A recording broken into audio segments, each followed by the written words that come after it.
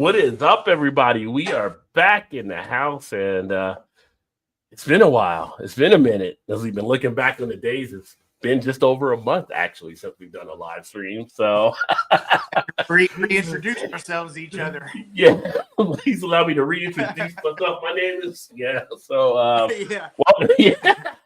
I can't play the song because then I'll get like the mark from YouTube. But welcome back, everyone.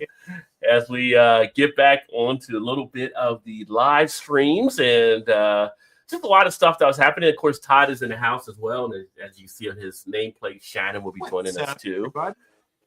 And between some different. Next door decides to go ahead and start doing some yard work. I don't know is if that Jay out there? Is that Jay out there? He sees me live and he's making noise. He must be. I think Jay's neighbors have moved up north. Like, what are you doing? Start. Go inside. Those were the classic videos of Jay out there, 8 o'clock in the morning, doing a beer review, and the guys start hammering next door with all the machinery. Like, who gets up at 8 o'clock and starts doing machinery? That is kind of funny they did that every time. But, yeah. Well, and then the second question is, who gets up at 8 o'clock in the morning and drinks a beer? Yeah, well, that was around 8 then, but in the grocery store, it was like, 6 or 4:30 or 5? Yeah, that he was in there real early. Yeah. True, I forgot about that. It's like, so what do you do the rest of the day if you're doing like beer reviews like that early, right? So, but so a lot of stuff been going on. So I've been kind of doing some different things here with the channel, but now back up, had a chance to get a live stream in, of course, and wanted to catch up with all the folks and everybody coming in. And Friday nights is going to definitely be the target for it. Although I will say next Friday probably will not be one. I know just back 1 week and going, right? But got some stuff that's happening here. Got to handle next week. And then the following week, I'll talk about here in a bit. I'll actually be, that Friday night, I'll be back the next Friday night because I'll be coming back from CBC. So we'll talk about that in a bit here as well and some of the stuff taking place. So hopefully you get a chance to connect with some pretty good breweries there. And I'll have a part here talking about if you have stuff you want to maybe find out from breweries on how you might be able to reach out to me and I can get your stuff posted to them as well.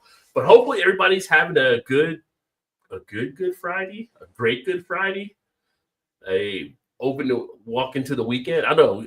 Is it supposed to be a good Friday, or is it like, are you supposed to be sad on Good Friday, happy on Good Friday? I know people that got the day off are probably happy on Good Friday. Yeah, I did not, however, so it's a sad Good Friday for me. Yeah.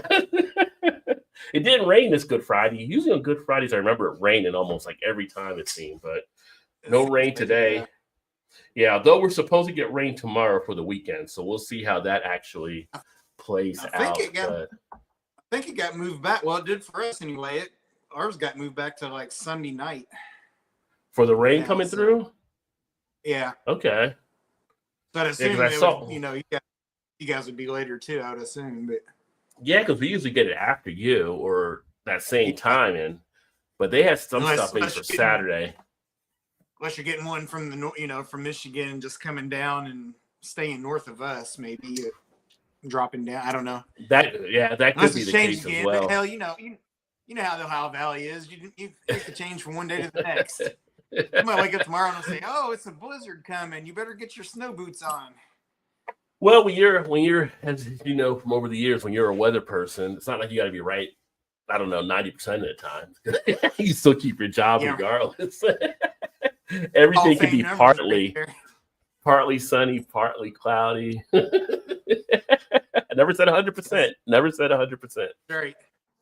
Yeah. They're Hall of Famers, if that was baseball or something, it'd be record breaking. Right? 90%. Damn, you're good. You're good.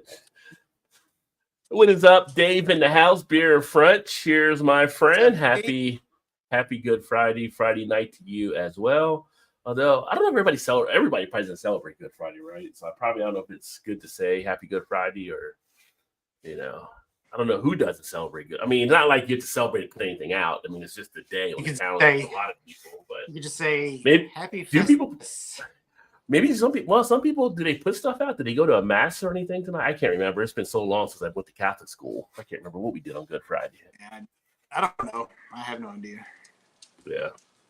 But anyway, it's the weekend, so hopefully everybody's set to have a great weekend here.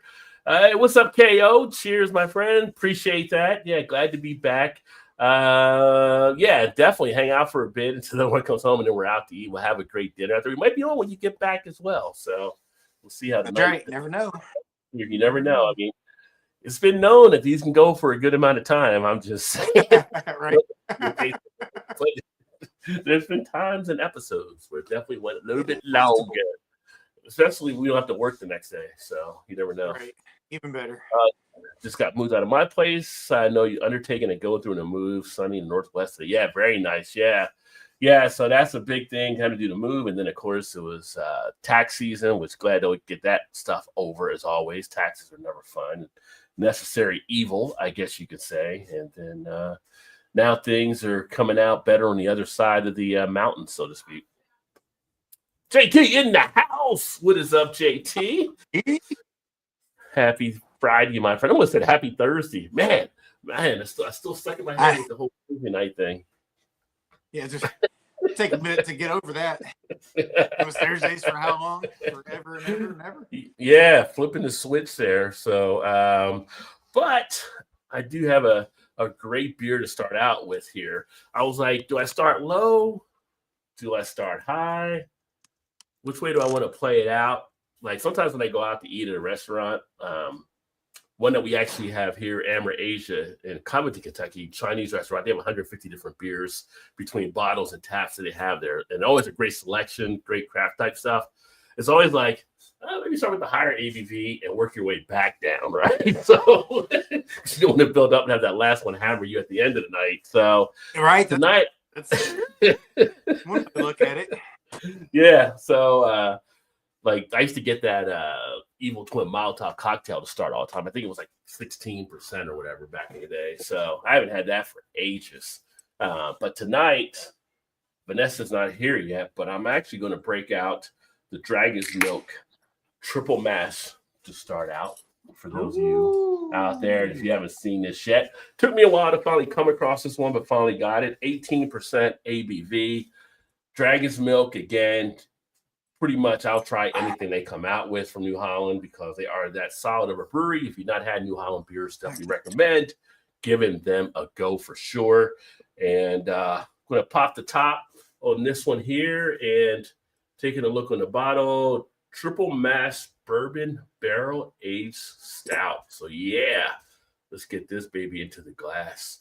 18% ABV. Yeah. Oh God. Get the party started. What's up, Shannon? What's going on? What'd you say? What? I said, what's going on, Shannon? What's going on? But then you were like coming back to me like Kung Fu Theater there for a second. I'm good. I'm always good. If I wasn't, I wouldn't. If you wasn't, you wouldn't. What? Right. Say what? I said if Are I you wasn't, I wouldn't. I think you're fading out because your lips are moving, but the sound isn't coming out. I'm going to say, because you spin every once in a while. Are we spinning on our end? No, it's just a little blurry there, though. I don't know. People watching, are you picking up anything different from my side or Todd's side? Probably dirty screen. We got the producer extraordinaire working over there. It's hot in here. I am. I'm turning the air on. We're going to play the Nelly song there pretty soon. I think it's hot just rolling out of bed when it's 40 degrees outside. So yeah. Let's see. So there is the triple mash. As expected, it's dark. I don't expect the head to hang on as long as it's starting to break down already with that 18%. I'm actually using the RIP Taft Brewing, their glassware here for it. Right glass style, not right brewery, but that's okay. Oh, that smells really good. That is boozy though, but chocolate, that bourbon, man. I guess triple mash, you should be getting a ton of bourbon. That's what you're getting. And it's got that decadent sweetness you're accustomed to from Dragon's Milk. Taste-wise.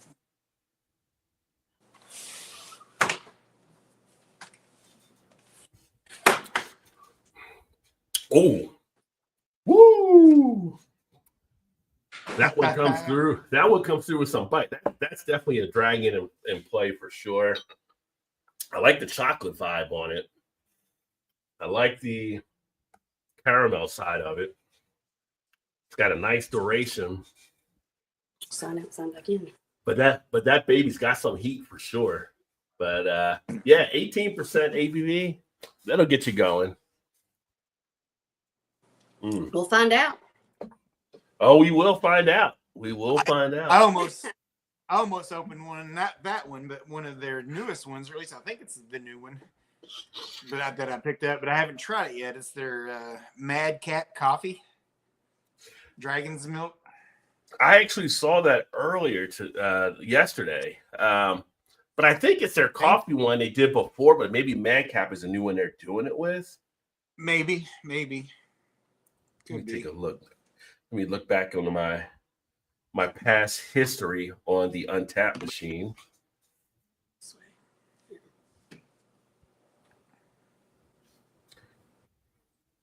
Dragon's Milk coffee. I feel like anything with coffee in the name of the beer should be allowed to be drank in the morning at work. Part of your, breakfast. If it's a coffee cream ale, you should be able to have that at work. It's still got coffee in it. I mean, Uh-oh. And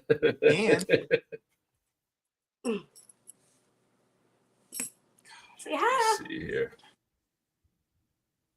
Roger Johnson wants to say. them dogs all over the place there when I was there. I'm like, whoa, get mobbed. They love people. They are definitely people pets for sure. Yes, they are. They love people. I had the coffee chocolate, so that is a different one, maybe. Okay, I'll say I'd never seen it before. Yeah. No, yeah. Well, you know what? People were showing that as the coffee chocolate with Madcap, so maybe it is the same one. So I'm seeing some people check it in there. That one there, back when I had it, I think it was like a 375 when I had it back then. Not a bad one. I mean, because it even says Madcap on the bottle. Yeah, it says Madcap Coffee on the bottle, right? Yeah. Let me see. The one I had was I don't know. 20. It may be just a remake. Then. I had the 2023 version when I had it. Okay. So yeah. they could have, because they could have used somebody different for coffee back. Because a lot of these places will switch it up. So. Right. Yeah, it's possible. Yeah. Oh shit! I made it. But I'm sure it'll still be tasty. I mean, it is Dragon's Milk. Heard a rumor that everyone's kung fu fighting, but I could be right. I've heard that same rumor there. We know about the kung fu. Did you miss the floods last week, Todd and Shannon? Hopefully so. I know some folks that got flood waters in Kentucky. Yeah. Well, we got flood here too, KO, in Cincinnati. So.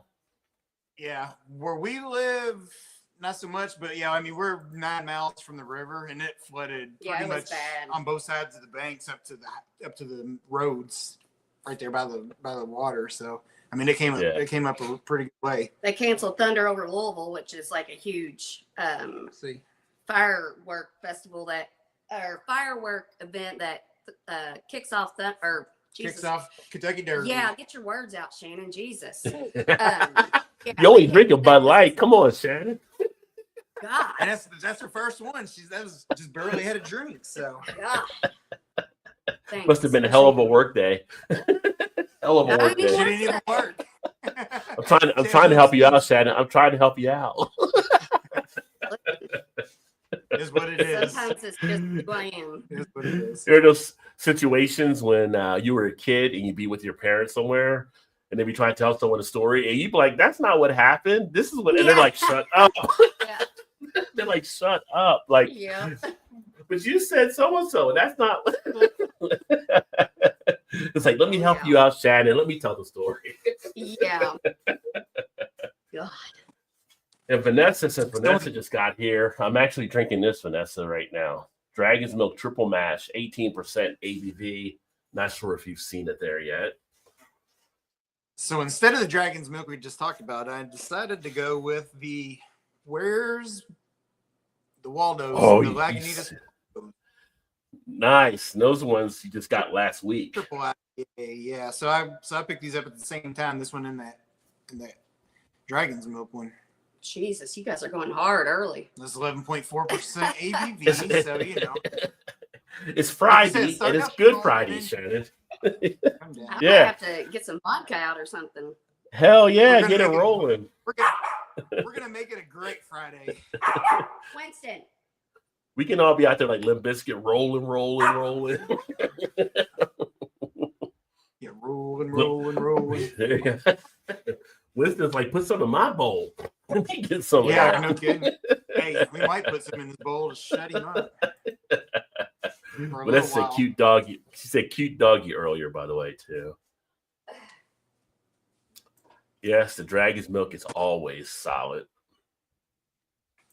Snow last Sunday, 80 tomorrow, but back in 50 Sunday. Oh, wow. That's the crazy northeast weather for wherever that's up there in Connecticut. So well, sounds like here. Yeah. Yeah. It's well, yeah, because it's like get up to 80, I think, today, but we're supposed to be back down tomorrow in the 60s, I think, and then a little bit of a cold front coming through. Yeah, it was supposed to be 80 today. That's our thermostat. It is hot in here. It said it was 76 degrees. I had it's 77 on my phone right now. Yeah, so spring needs to get his act together. No kidding. And let's get this shit settled out now. But yeah, the Waldo's. Go ahead. I was gonna say we're pretty much staying in the 80s pretty much all the week on. There's a couple days it dips, like Monday 71 with rain. Yeah. 74 and then back in the 80s again. So yeah, we're supposed to get to the cold front. It's supposed to warm back up by next weekend here too. So but I was gonna say, yeah, so the Waldo's came out, and so I went to hit with my one spot to see if they actually had it there. And they didn't get it yet. Their other store got it, but they're supposed to get it over there this week. So he's going to let me know when it gets in, so I can go over there and grab a 4-pack of it. Yeah, I was wondering. That's like, I was wondering if he's, because I know when I mentioned it to you, he's like, I haven't seen that one yet. Yeah. If I went to Jungle Gyms or over to like the other Cappies or a couple other spots, Party Source, they probably got it in. But like Party Source and Jungle Gyms, it'll be going like that day or whatever. So like I just look at the off the beaten path places because they'll hold them longer usually. Yeah. Which I went over there and I got a treat coming up with my next beer or beer after next. I don't know. We'll see how this beer goes first. I might have to hit an NA in between the way it goes. But it's one that I picked up here and it was the last 4-pack, but it's something we both like, a little peanut butter. So I'll break that stout out here too. That'll be a little lighter at 12% ABV. Baby steps. You can't just drastically go from that to NA. You got to drop down a little. You gotta work it in. You gotta have But what I did find out here, so like my one store, they're actually doing the THC drinks as well. So they had the THC ones there. And this was actually where I told you go when you came up here, that Cappy's over here by Xavier. Yeah. And they had the one I saw, they have the one drink there, it's a THC fruit punch, and it is 16-ounce pint can, but it's like 50 milligrams, which is like the highest. What's that? 50? 55. 5050. Uh-oh. Who called 50? Yeah, 50. That's insane. That's insane, right? Because usually you see stuff around 5 or whatever. And the 5s are like, okay, you're a little mellow. But 50? Like, all right, let's see what it do, I guess. So yeah. But they have some bigger ones, like some were 25. Some were like, I think 15, 20, somewhere. I mean, they had different ranges that went all the way down to like the regular 5. But I know Ohio is trying to look at cracking down on the THC levels. So I don't know how long it'll last for. But I saw 50 or something. I was like, that's crazy. That's a little... that might get you Get you there quick. Yeah, and then the guy at the store that I was talking to, he was like, yeah, like the 5s, that's like, 2 hits off a joint or whatever. And you're like, okay. That 50, that's like a blunt. That's like you take that, Right. you take one of those, you're done for a bit. That's like a Jay and Silent Bob blunt right there. It depends though, because I mean, I don't know, maybe since that's like regulated by the government or whatever. But I've had some that say 50 milligrams or 30 milligrams, and I thought they were just gonna like totally take me out, and they didn't. Yeah. Then Well, I've it depends had on it. I think it depends on the milligrams what they actually are of though. Because some of the milligrams on there, but it's going to be more the Delta 8 than Delta 9, or it's the CBD. Okay. Like this is like 50. This is like 50 milligrams Delta 9, which is pretty much weed. So it'll hit harder than like if you had a 25 or a 50 of a mix of the CBD type stuff. That Delta stuff that you buy at the gas stations. When we took our girls' trip to Michigan, I drove on the way up, and my 2 friends that were sitting in the back, they took one of those things, and we got maybe, I don't know, 2 hours from the house and stopped at the gas station. They could barely find their way to the damn door to the gas station. I mean, I'm like, I've never seen somebody so, effed up. Yeah.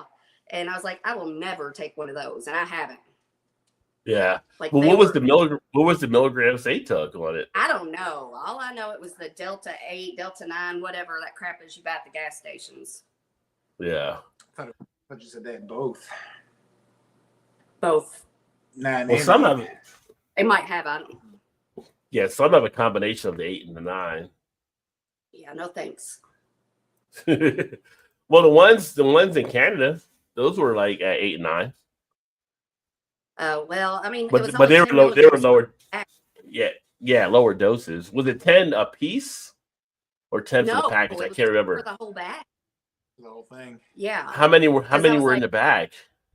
10. Like 5. They were each a milligram a piece. Oh wow! And that's why you did the whole bag. Okay. Yes. Yes. That's why she didn't share with nobody. No, I tried to share, but nobody ever wants to eat edibles with me. Nobody likes to do that. No, I know. Well, he said I didn't share. I tried to share. No, I said you didn't. I was just teasing. I tried to share with everybody. But that stuff hit me really hard, and that was only 10 milligrams. So. Yeah, they were definitely lower dosage up there in Canada compared to what we see here for sure. Just like beer are higher ABVs versus some spots. Let's see. I tried putting a tablespoon of fresh, high-quality coffee beans in a fresh, open bourbon stout, and then putting the cap back on for 12 to 18 to make a coffee stout. Turned out well. Yeah. Well, there you go. Very nice. Nice. Well, a cool thing you can actually do as well is if you take like a shot of whiskey, put a shot of whiskey in the beer glass, and then put the stout on top of it, and that can infuse the bourbon flavor through the beer as well. So it's a little way. It's not a barrel aged thing, but it's definitely a way to get a whiskey stout too, if you want to do something like that. But I remember with the coffee stouts that people were putting coffee and beer into the the hard press, the cold press things. Mm-hmm. And then they would like press it down, and that would come out to be like their coffee type beer. Huh. Yeah, I don't know if people do it as much now, but for a while, people had a craze out there where they were buying the press. I was gonna say that seemed like that was a big thing there for a while. Mm-hmm. Vanessa's up at the trucking yard, picking up her brother. Then we'll be safe there. And JT said hello to Vanessa. Yes, the triple mash.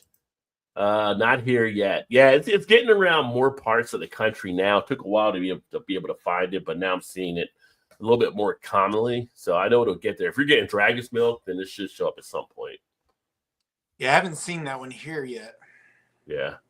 And this one is, I'm trying to think offhand, for the 4-pack, it might be, I want to say it's maybe around 24 or 25 or something for the 4-pack, maybe. So I was gonna say you bought that on the Ohio side this time though, right? This one, did I get on the Ohio side? I'm trying to think if I got it at Party Source or Jungle Gyms. It might have been Jungle Gyms. It might have been Ohio side. It might have been, yeah. Because Party Source will get this. Party Source will get some of this, I think, too. Yeah. I was say if you got it on the Kentucky side, then I should be able to get it. Yeah, because Kentucky can sell higher ABV beers, so 18 wouldn't kick them out of being able to be eligible in Kentucky. So this is an easy sipper though for 18% ABV. I can definitely say, I wouldn't recommend trying to do a 4-pack. If you get the 4-pack, I would try to drink them all in one sitting because I'm sure you'll probably feel it at some point. But it's smooth as can be as it warms up here.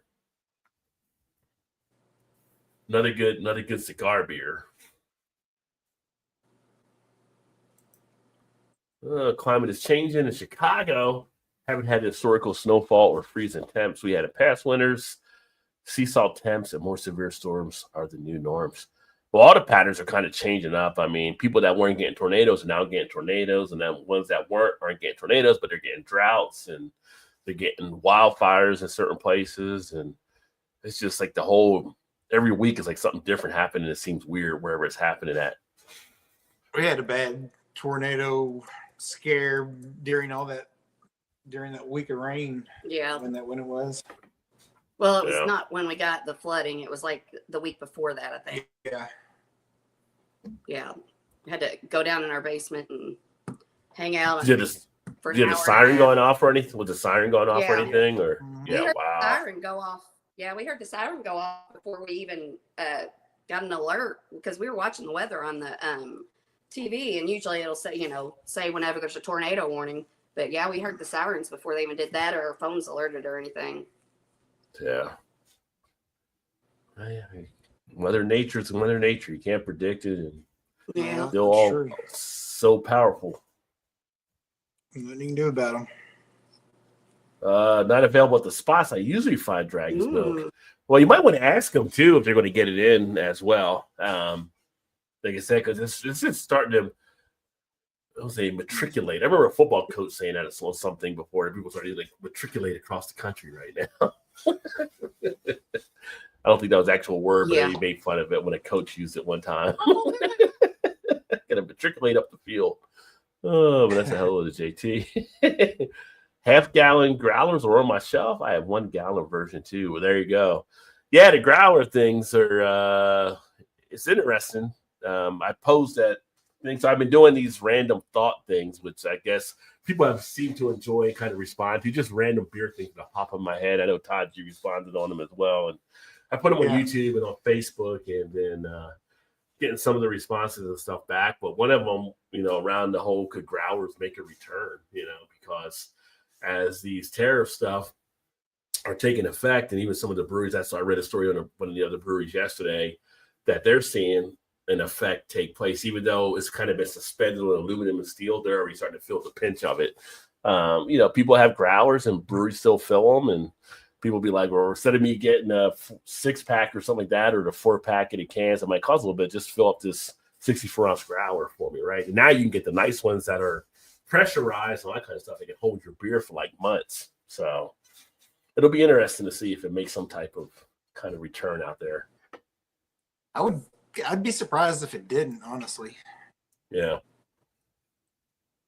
Just to bring it in and fill it up there. I mean, some of your growlers, depending what you're getting. But some of your basic type beers, you probably get a growler fill for anywhere between like $7 to $10. So yeah.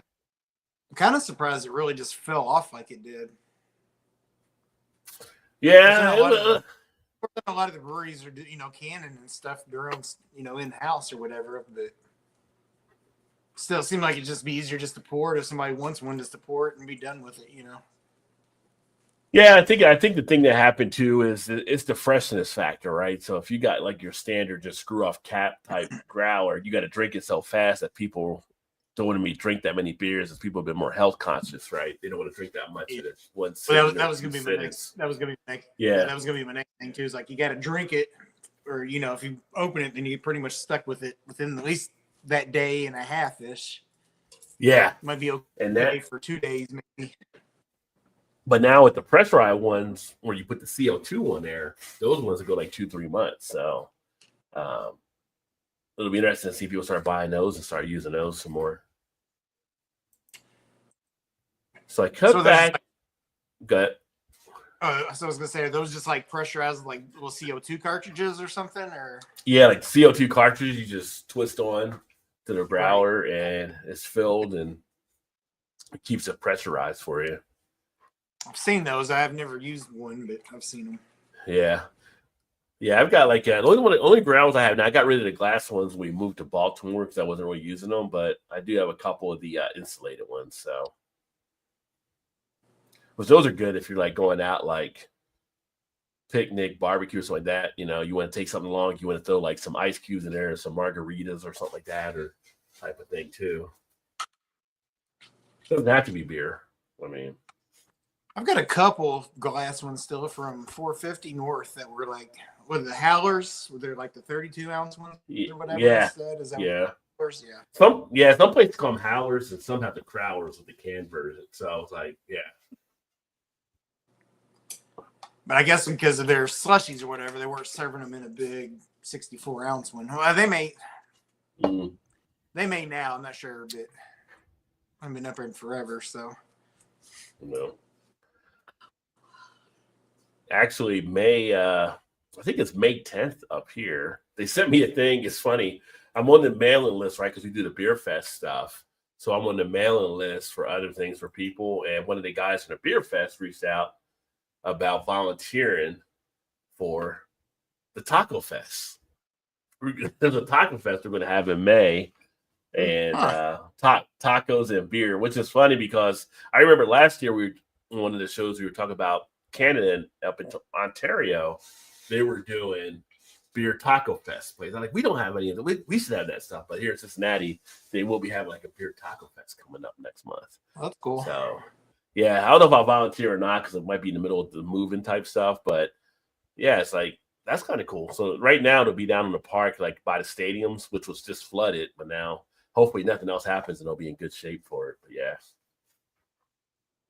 I know they've been working their tails off here to get ready to get it all cleaned up for Kentucky Derby next 2 weeks, I guess. Yeah. Wow. Can't believe it's already here. 2 weeks. Yeah. Because isn't the Saturday before Mother's Day when it runs? Like it's the first Saturday in May. So it'll be the 3rd. Balls. And then Mother's Day is like the 11th, right? So yeah. It's the week before. So yeah. You should have a derby party. Woo woo. Plan it. Get it together. Go ahead. All we gotta do is invite people. Well, yeah. There you go. Have a derby. Be like Animal House. Toga. Yeah, forget that. That early. So if you have a derby party, are you going to be serving mint juleps? Are you a fan of mint juleps? I've never liked that drink. We have redneck redneck derby parties. We don't have fancy mint julep derby parties. There ain't nothing legit about any of that. That's the Kentucky staple for the derby, though. So we'll serve some peppermints. Yeah. And some orange Julius or something, Yeah, the only thing derby about our derby parties is we have the cups with the horses where you put $1 in and you take one of the names of the horses out, and then whoever gets the horse wins a cup of money. That's about as derby as it gets. Yeah. No mint juleps. Somebody from Kentucky's going to be like, you insulted my character. Bring the stuff. They're welcome to, but I'm not making drinks. I'll hand you a beer, but I'm not making drinks. No bourbon slushies? No, there's the thing with those, nobody even around here likes those. Even, I don't think people that really drink them. I don't think people that actually drink them like them. Like, you never see anybody like a happy like mint julep fan. It's just like, it's just tradition at this point. Yeah. The only time, and they always say it when they interview them on TV and stuff, they're like, well, it's the Kentucky Derby. I got to have one. But I'm like, and the whole time you can just tell they're just choking it down. Like, ugh. Like, I don't really want it, but I'm going to do it just because, That and the Derby pies. I'm a fan of the Derby. They're okay, but Derby I don't pie. think I've ever Oh, had. okay. I've never had the Derby pie. It's Is like, it like I what think kind of? like pecan. It's like a pecan pie with like chocolate chips. And does it have coconut in it? No, I don't think it has coconut. I think it's just like a chocolate chip pumpkin pie almost. A chocolate chip pumpkin pie. That's interesting. It's like a pumpkin pie and it's got chocolate chips in it. Yeah, we don't have no pumpkin pie taste. Not pumpkin pie, pecan pie. I meant pecan. Pecan with chocolate chip. That still sounds interesting in itself. Chocolate. Pecan with chocolate chip. Yeah. Sounds like that was a mistake at Waffle House. Yeah. You spilled the chocolate chips into the pecan, but you know what? It tastes good. We're gonna make it a pie. Derby pie started with chocolate. Yeah, it's a pecan pie with chocolate chips. Yeah. That's all a derby pie is. I've definitely never had that before. I will say that. That's pretty good. Yeah, I mean, I'm not. I mean, you got like pecan pie. Yeah, if I'm gonna have pie, it's not gonna be pecan pie, but I don't mind pecan pie. JT said he cut back this month drastically with beer. He'd had 8 pints since March 5th, when he used to drink 12 or 16 pints per week. Wow, that's a big drop off. Yeah, if we kept track of how much beer we drink, we'd probably cut back too. If we had to look at the number on a piece of paper, yeah. Well, JT cut back at the same time. We haven't done a live stream, so coincidence? I don't know. I'm just saying. I think we weren't out there. We weren't enticing them. We weren't peer pressuring them into drinking. So maybe we'll find out next week if he tunes back in. Yeah. Like, oh yeah, I'm back to the 12, 16 per week again. Right. Damn you, Rod and Todd. Yeah. But tonight I'm enjoying some Goat Destroyers by Old Irvin Brewing. Nice. I'm old enough to remember when a growler was a person who got too shit-faced on malt liquor and started acting like a dog. What's up, Rod Todd? What's up, Emerson? Great to see you, brother. Yeah. I do miss Emerson's humor, so great to have you back, brother. That's funny. I saw a free pile a while back with a bunch of things. The 3 growlers were the 3 things that were still there a week later. Yeah. People get rid of the growlers. Totally down if it was a deals you would see under $10. Not many places do them, and you're waiting around $20 to spend now. Yeah, it's interesting. I've seen some growler prices that can get up there, and I've seen some that are pretty decent. We have a place here in Kentucky, Party Town, where they usually have some pretty decent growler prices. Let me take a look here and see what they usually charge for their stuff now. Well, and of course, it also depends on the type of beer you're getting, you know. Oh, yeah. Oh, Party Town. Come on down to Party Town. People actually go to Party Town and don't even shop. They just drink because you can drink in the store where they have the taps and stuff. So it's like they actually have a happy hour in the store. And nobody's shopping. They just come there to hang out with their friends and just drink like it's a bar. Why not? Why not? Kentucky is like one of those states where you see something like that. Yeah, why not? Yeah, I'm gonna go to the grocery store. Yeah. Like, why do you always come back empty-handed? Yeah. Well, that's like here where we went to the Mexican dinner. If you'd have went into that Kroger around the corner, you'd have been right there. They had taps there. Oh, you did? Okay. Did you see the bar area where they had the taps? Yeah. I don't think it wasn't open. Was there a guy playing music when you went in? What'd you say? Was there a guy playing music when you went in? Like anybody playing music? Like a live performer? At Kroger. The entrance or once you're inside? Right across from where the bar area is. They usually have somebody playing music there, like a performer. I thought I saw somebody. I thought I remember somebody outside playing music. It might have been. I don't remember. Like a hobo or something. Well, the people that get in there are hobos. Some of them look like they might be a hobo, but they're not. No, he was playing on the outside. He was playing on the sidewalk before we went in. Party Town. Just trying to get beer money. Kind of curious what their growler prices are now. But their website only gives you the hours. It used to be you pull it up and be able to See the shit. I don't know. Maybe you got some issues taking place. But anyway, they used to have some pretty decent growler prices over there. Oh, maybe it's a new one. Party Town. Nope, that doesn't work either. Anyway, oh well. But who knows? We'll see if people get back into them. There are no mistakes at the Waffle House. It's a church of honest intention, right? That is true. That is so true. Well, happy mistakes. I watched a video of Waffle House. Some lady, they were calling Karen gets upset about people being too loud or whatever. I'm like, you're at a Waffle House. Oh, how can you complain about people being loud at a Waffle House? No. Too many Karens. Quit being a Karen.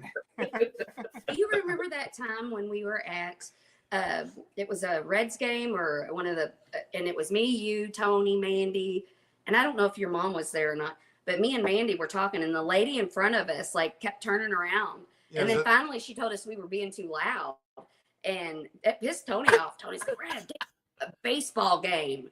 Yeah. We're outdoors at a sporting, is when he used to get tickets or whatever. Yeah, I mean, and I was like, I get loud sometimes, so that might be a fair statement. I wasn't that. I was like, but I was also kind of like, you're at a game. I'm like, she reached down and tapped him on the shoulders, like, hey, I'm trying to watch the game here, and you're all being too loud, or something along those lines. I mean, it's a sporting event. You cheer. You cheer at a sporting event, and you make noise. Right. Like they have things at the baseball game that say, make some noise. Like it pops up on the billboard, make some noise. Exactly. Like that person's the same type of person that gets.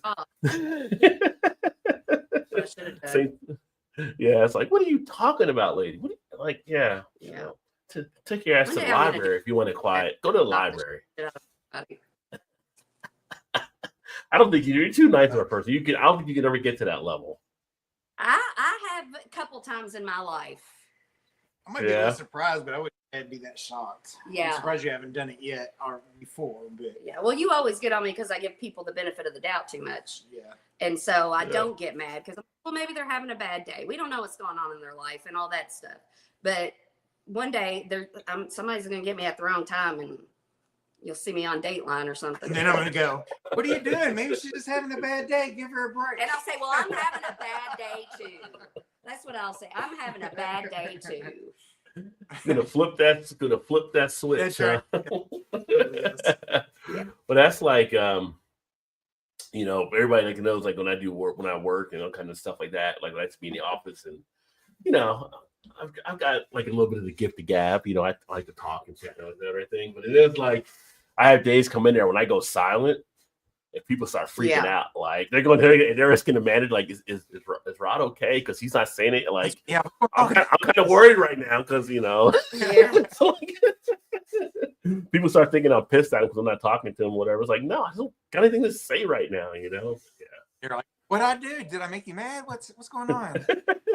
I didn't mean. But there are some days I have some people where it's like, I wonder if I can strangle this person. I can beat the rat of not going to jail. Yeah. It's like, Judge, see it from my side. I tell this person every day the same thing. He's like, yeah, it can get old. I see that. Yeah.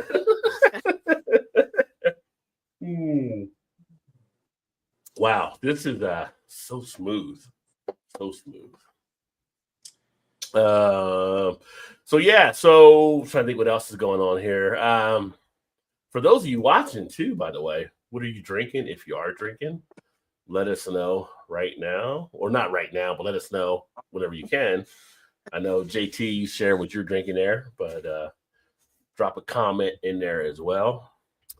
And so in a couple weeks, actually, wow. The week after this coming week, I will actually be up at CBC Craft Brewers Conference in Indy. Pumped and stoked to actually be there.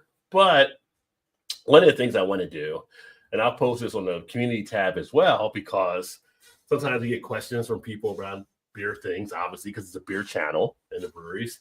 But if you have a question about some of your favorite beers or some of the stuff with breweries, email them to me. Email to Rod J at rodjbeerventures.com. put CBC in the subject, put your questions in the body. And when I'm there, because I'm going to have breweries from all over the country, if there's some breweries you're interested to find out stuff on, I can actually look to ask your question with them and maybe featured as an upcoming video, basically on your question being asked as well. So if there are people, so if there are breweries you want to know some stuff about or certain releases or what you want them to bring back certain beers or something like that and everything, shoot me a comment because I'll be talking to a lot of different breweries there, being basically media. So we'll be having a lot of different sessions and getting their views on stuff and be like, hey, my viewer, Todd, is asking, why doesn't Stone bring back blah, blah, blah? And I can ask a Stone person or whatever it may be, using Todd as an example there. So. Yeah. This question over here, she's probably going to come up with something. Give me a list of breweries that'll be there, and I'll send you a question for everyone. You can ask questions. I can't tell you which one's there. Just ask whatever ones you're thinking of, or any type of thing about beer. Just send a question. Like you might say, for Shannon's question might be, hey, if you see anybody from 450 North, ask them why the hell they can't stick with certain beers, so I can just get them anytime I want. And stop rotating them all the time, right? Yeah. Or, that might be a question Shannon may ask. See, or you may ask about Hop Butcher. You might do it Hop Butcher. You might be like, why can't y'all just keep a certain set and do stuff with the other side? But I can always know I can get this beer when I come to your brewery. Because I'm like, the questions I would ask, probably they wouldn't even be like, it's not that deep. Like, I'm like, okay, so love your can art. How did you get inspired about like what? See, that's a good question. Yeah. But then I would go, part B would be like, did the taste of the beer influence your can art at all? And like, or did like the ingredients of the beer, have anything to do with the can art or the name of it, and then they'd be like, some of them probably be like, or no, we just draw a picture and slap it on a beer we made. Or maybe, but that's still a good answer. It's just, they're being honest about it, Or could even go the other way, like maybe they already had the design in mind and was like, this would be a good beer to go with that. Maybe the art inspired the beer. Yeah. That's a very good way. Yeah, I never thought about that. I mean, because where you guys are, for instance, Three Floyds, so we always have some pretty good artwork. So that kind of artwork type question would be something perfect to ask, like Three Floyds on something. I'm sure they'll probably be there since they're in Indiana anyway, right? So I saw yesterday. I don't know when it comes out or if it came out yesterday, but I saw on Facebook on Three Floyds' page that they did a collaboration beer with Sun King. Oh, okay. And I think it was a pale ale, if I'm not mistaken, but it looked like it might be, those two, I think it's the second time they've done one. I thought that's what they said anyway. Oh, both of them would be in Indiana breweries. It makes sense for them to work together. And Sun King, sorry, are you going to be able to get to any breweries while you're there? Yeah, they got some breweries that are plotted out around Indianapolis area. So they got like a shuttle thing you can actually get if you want to. But a lot of the breweries, like during the big exhibition hall, there'll be a lot of beer there too from breweries. They've got I would say last I looked like 500 plus exhibitors. So it's kind of like you go there and they have like rooms that brewers have donated beer to, that you go to a room and try different beers and all that stuff. And being a judge for the Canby Awards again, they'll be announcing winners and stuff there too, I believe. So that's something that I'll be doing the Craft Beer Marketing Awards with again here next couple weeks or so. Is he playing with the Alexa?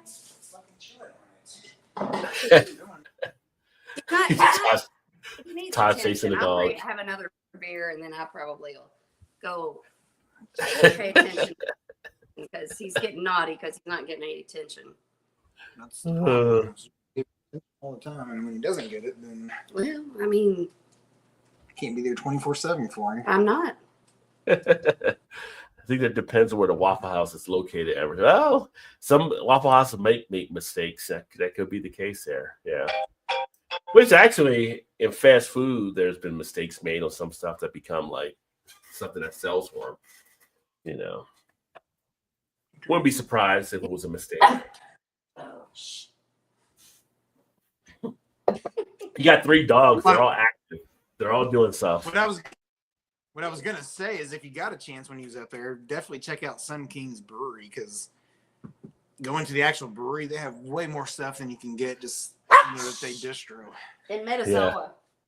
Oh, I didn't even tell you this too, because being a Colts fan. So I think I told you, like, we get into the whole arena where the Colts play. Forget the name of the field. What's the name of the stadium for the Colts? It's Lucas Field. Lucas Oil, yeah, Lucas Oil. Yeah. So we'll be in Lucas Oil, but also down on the field, there's like a contest for us to be able to kick field goals, which is pretty cool. Oh, nice. Yeah, so we'll be down in the field doing stuff and everything too. So that'd be I wouldn't cool. be surprised. I wouldn't be surprised if Pat McAfee showed up. Oh, Pat McAfee showed up. So I'm definitely getting an interview with Pat. Pat shows up. Like, Pat, he WVU in the house. WVU in the house, dog. Let's get this interview cracking. Yeah. And if they're doing this kind of kicking thing, you never know, he might be there for that. I could see him doing something like that. Yeah, he might be. You don't know. That would be awesome. That could be dangerous. 2 Mountaineers at a beer fest. Ooh, things could get crazy. Like, let's show these guys how to drink beer the Mountaineer way. Yeah. I got to get another beer here in a second, as a matter of fact. But done with that one. But I'm about Triple Mash.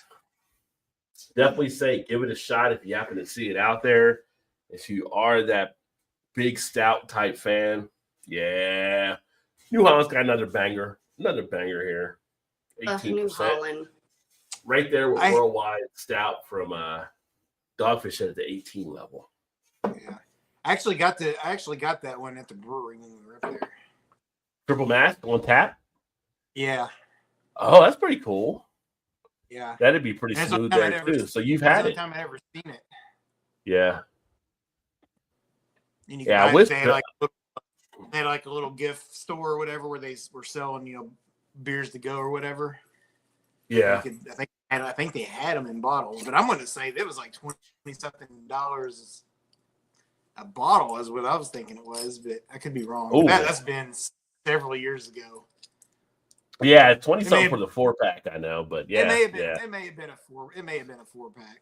I didn't go there and look, but. Well, I'm glad they actually are now branching it out where you can get it outside of it. I wish Bell's would do some of that stuff with their beers rather than having to be there to actually get some of their stuff. They got some pretty good stuff on tap. You guys went to Bell's, right, when you were in Michigan? Or not? Did we go to Bell's when we were in Michigan? I didn't know Bell's was in Michigan. No, we didn't go. We didn't go there. Yeah. Really, went to a couple of locals and went to New Hall. Well, we had Kylie and Madison with us too, so. You guys didn't go to Shorts Brewing in Michigan when you were there, right? No, that was one I did want to go to. There in Saugatuck. Yeah, Saugatuck. Heather and we went to we never a brewery. Did get to that one either. What was the one we went to that had Shira in the back of the toilet? You went to? And Eric was with us. Yeah, that's the one I went back to whenever when I went on my girls' trip. We went to that one. Yeah, that wasn't one I'd never heard of before. But okay. When like one of the big. It was like in downtown Holland. Might not have heard the name of it. Yeah, I might too. I think they had a Hefeweizen I liked. You are the Hefeweizen fan. Yes, I am. New Holland. Our Brewing? I think it's Our Brewing. Oh, that sounds familiar. Yep, that's it. Yeah. Our Brewing? Like O-U-R? Or is it a letter R? O-U-R. R. Okay.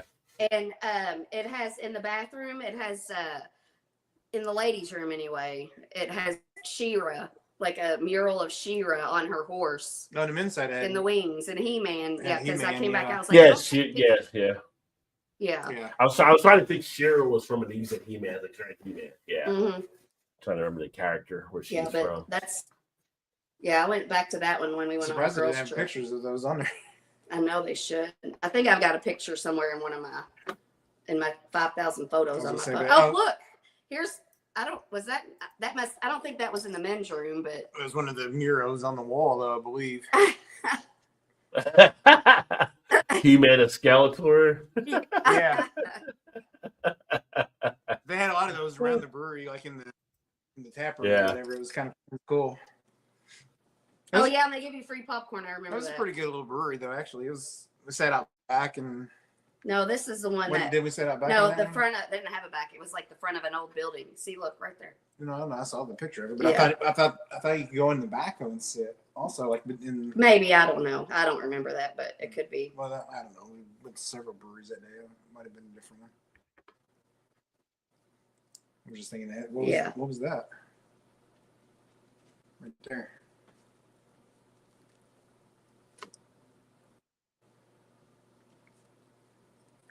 There you go. Yeah, I'm pretty sure we sat out back there, and we very possibly could have. At the brewery. I'm not always that crazy. I told you you might be right. I just didn't remember it. I don't remember anything. Yeah, once I get resettled, I reached out to what was her name, Todd? I can't remember her name from the Bachfest. Tall redhead. From Newport Brewing. Yeah. I reached out and can't think of the hell her name is now. What'd you say? I can't remember what her name is offhand though. Oh yeah. I've gotten to my thing, but I did send her an email and a couple of other people, but until I get everything all moved and stuff, I'm going to try to wait to get everything set up in the new place. Not Newport. Portland. It's just Port something, isn't it? Is that what it is? No. What is it? Damn it. Let me take a look here. The woman-owned brewery down in Portland. It's down in Portland. Newport? No. I don't know.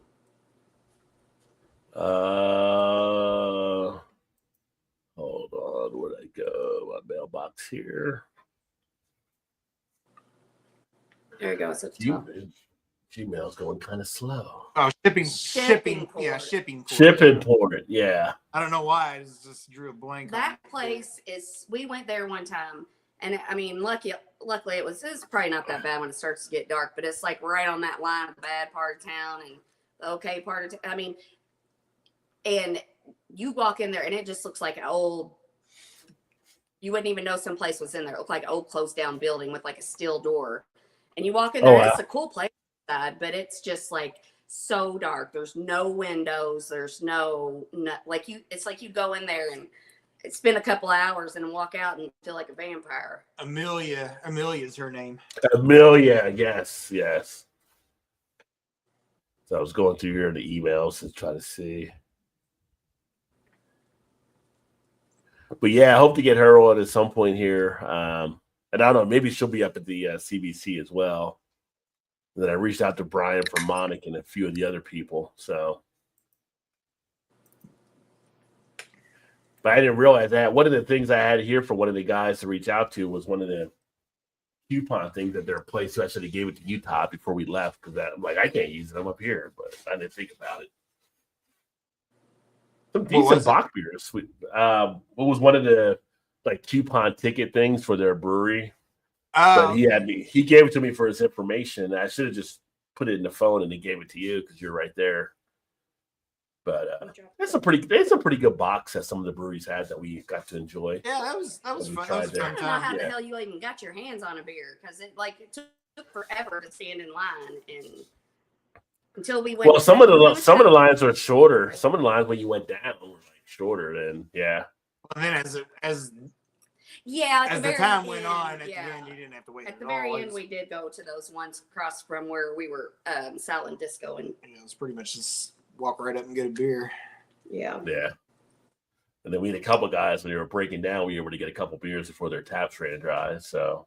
Oh yeah, that's right. Yeah. It was a good time. It was a great time. Oh God, that was such a good weekend. Yeah. You'll have to come up for it next year. Oh yeah. Silent we got to get you guys got to come up for Oktoberfest. So. Oh yeah, I definitely want to do that. In September. Yeah.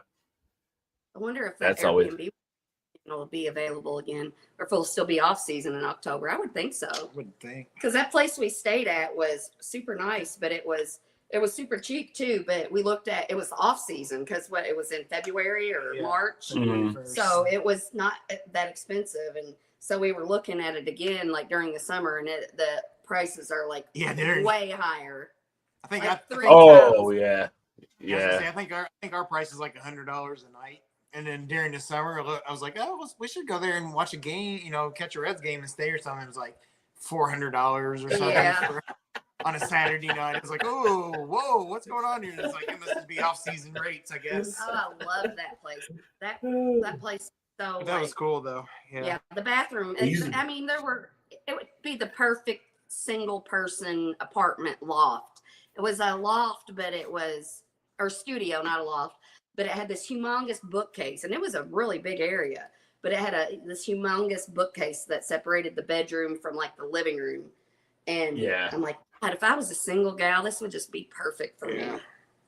And you said it was like a carriage house or something, right? Like it was the carriage house of this mansion. And you can stay in the mansion too. It's like a historical mansion. And then they made like the stable house, like 4 different apartments, I guess, because there was like 2 on the bottom and 1 on the top, I think. Yeah, the one on top, I think, was the one on top. Somebody actually lives there. Yeah, lives there all the time. Yeah. Yeah, it was super cool. And the cool thing about it was we didn't even take advantage of it. It was just like 2 blocks from Listerman. Yeah, it was right there too. Well, Listerman was right there, and then the beer store I told you about was right there. Oh yeah, they both were there, and we just didn't. Yeah, because we got there kind of late the first night, didn't we? We didn't do anything the first night, did we? Well, and then well, the first night we went out to dinner. Yeah. No, well, that's the second night. No, we did. I think we went to dinner both nights. First night and the third. First night we went to Mexican, and then what did we do the other night? The second night was after the beer fest. We went to PF Chang's. We went Friday and Friday and Saturday. Yeah, and we left Sunday. Yeah. So we went to dinner Friday and Saturday. Oh my God, that PF Chang's. Oh, that was so good. And then the Mexican place, Yeah. No, so Rod, do you remember when we were sitting at the bar when we first walked in, and we were talking to the bartender, and I think I said something. He said something, and I was like, oh, and I can't remember, but I was like, I love to talk about like religion and spirituality and all that stuff. And he's like, and he gave me his card, and I really didn't look at it. Well, then I came back and I looked at it, and he's like a witch doctor or something. Yeah. Really? And I looked up his website, and I was like, what the hell? Yeah. An actual witch doctor. Or a witch doctor or a shaman or something like, walking around with a shrunken head in his pocket. Yeah, right. He's like, oh, here, by the way. It's like, oh, Shannon, you can pick them. I don't like boring people, so why would I want to hang out with? Why would I want to attract boring? I was going to say, the Emerson thing, I think it cleared up a little bit. It said, Todd and Shannon, you're a little blurry. Did Katy Perry take you hostage and drop you off on the International Space Station? Oh, God. Blink once for yes, twice for no. Or are we still blurry? I think it's better now. It's better now. I think Shannon's a little blurry, but then Todd's not as blurry. Well, I know you wouldn't sign out, sign back in to see, or if it adjusted, or if you go ahead. Well, now you just look fine. So it's weird. Probably because it might be because the cameras. Yeah, maybe you need to push it closer. Yeah. Oh God, not that close. Yeah. It's like 2 inches. Just screwing with you. Well, here, how's that? Is that better? Yes, that is much like the old movie. I'm ready for my close up. Yeah. I don't know if that was any better or not. Yeah, I don't think so. Very possible. JT says that. Katy Perry may have dropped them off. We'll jump off real quick and then come right back in. All right. Yeah, that was interesting with the whole women going up in space and women coming back down type thing. So, although for some reason they said some people were giving like backlash on it, or like I don't know why. I mean, it's just women that have the means or the connections, they got able to go up into space for 11 minutes or whatever, or really to the edge of space. So. There you go. Oh yeah, that's better. Yeah. Is it really? Or are you just saying? I think so. No, it definitely is. It's good. Yeah. No, much better. But yeah, what did you think of that whole? situation with the women going into space, Shannon? Like, where you're like, I think it's the you think it was a cool thing? They didn't even go to space. They didn't go. They were gone for 2 They went to the minutes. edge of space. Yeah. Yeah. I was gonna say, I don't think they got any higher than an airplane would fly. Well, I think they went out of the atmosphere, but they went to the atmosphere. They went to the edge of space, like for 2 minutes. But then they came back down. Like Katy Perry was kissing the ground, and people were like mocking her, like, you didn't go nowhere, but like they were saying the thing you were saying, like, it's not like you were up there forever. I'm not sure who the girl was that did when she came off and gave him a big old hug, like, oh, so glad to be back on, back on Earth again. Like, but I mean, imagine you're gone in literally 15 minutes. Which I don't mean to, but I don't think it. I think it wasn't stupid, but I just feel like a bunch of rich women paying a bunch of money to go on a 30-minute ride or whatever when they could do, like, I just feel like it's kind of like what's the word I'm looking for, where it like privilege. What'd you say? It was like privilege, but also just caring about yourself. Like, it's not like it's going to fix world problems or anything. Yeah, it was just like, I mean, and I get that. It's like rich people, like when they went down in that damn submarine shit and they all died. I'm like, that's rich people having so much money they can't get a thrill out of anything else, so they got to do dumb shit. And I don't know. I mean, I don't lose sleep at night over the women going to space or whatever, but I'm just like, that's just stupid. Like every time. Yeah. Every time. Don't get me on my soapbox. Every time I hear this sub story, I mean, not to laugh at the people that died down there, but it's always just hits me comically, just like you guys have all this money. You got all this money and you got a Logitech controller as your steering wheel. What the hell's going on here? I'm not getting this. I'm like, just saying, like, the whole using a game controller. I'm like, nah. Right. Like, it's like, I'm not getting this. So are you crazy? Rich people problems. Yeah. It's like taking one of those old like box cars they used to make for Boy Scouts back in the day and running it out on the highway or something. You know shit's gonna happen. Like, you got nothing there that's prepared for it.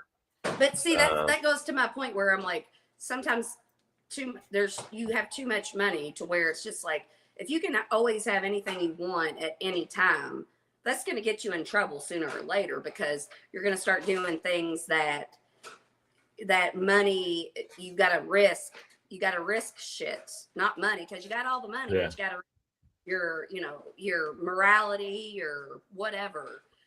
Because you get too much money, you lose your common sense. Yeah, your conscience. Yeah, like you want to get a thrill somehow, like not being able to pay my bills this month, and God, can I scrape together all the money? And then they scrape that's enough adrenaline for some people. But then when you have all the money, then where do you get your adrenaline from? Doing stupid shit.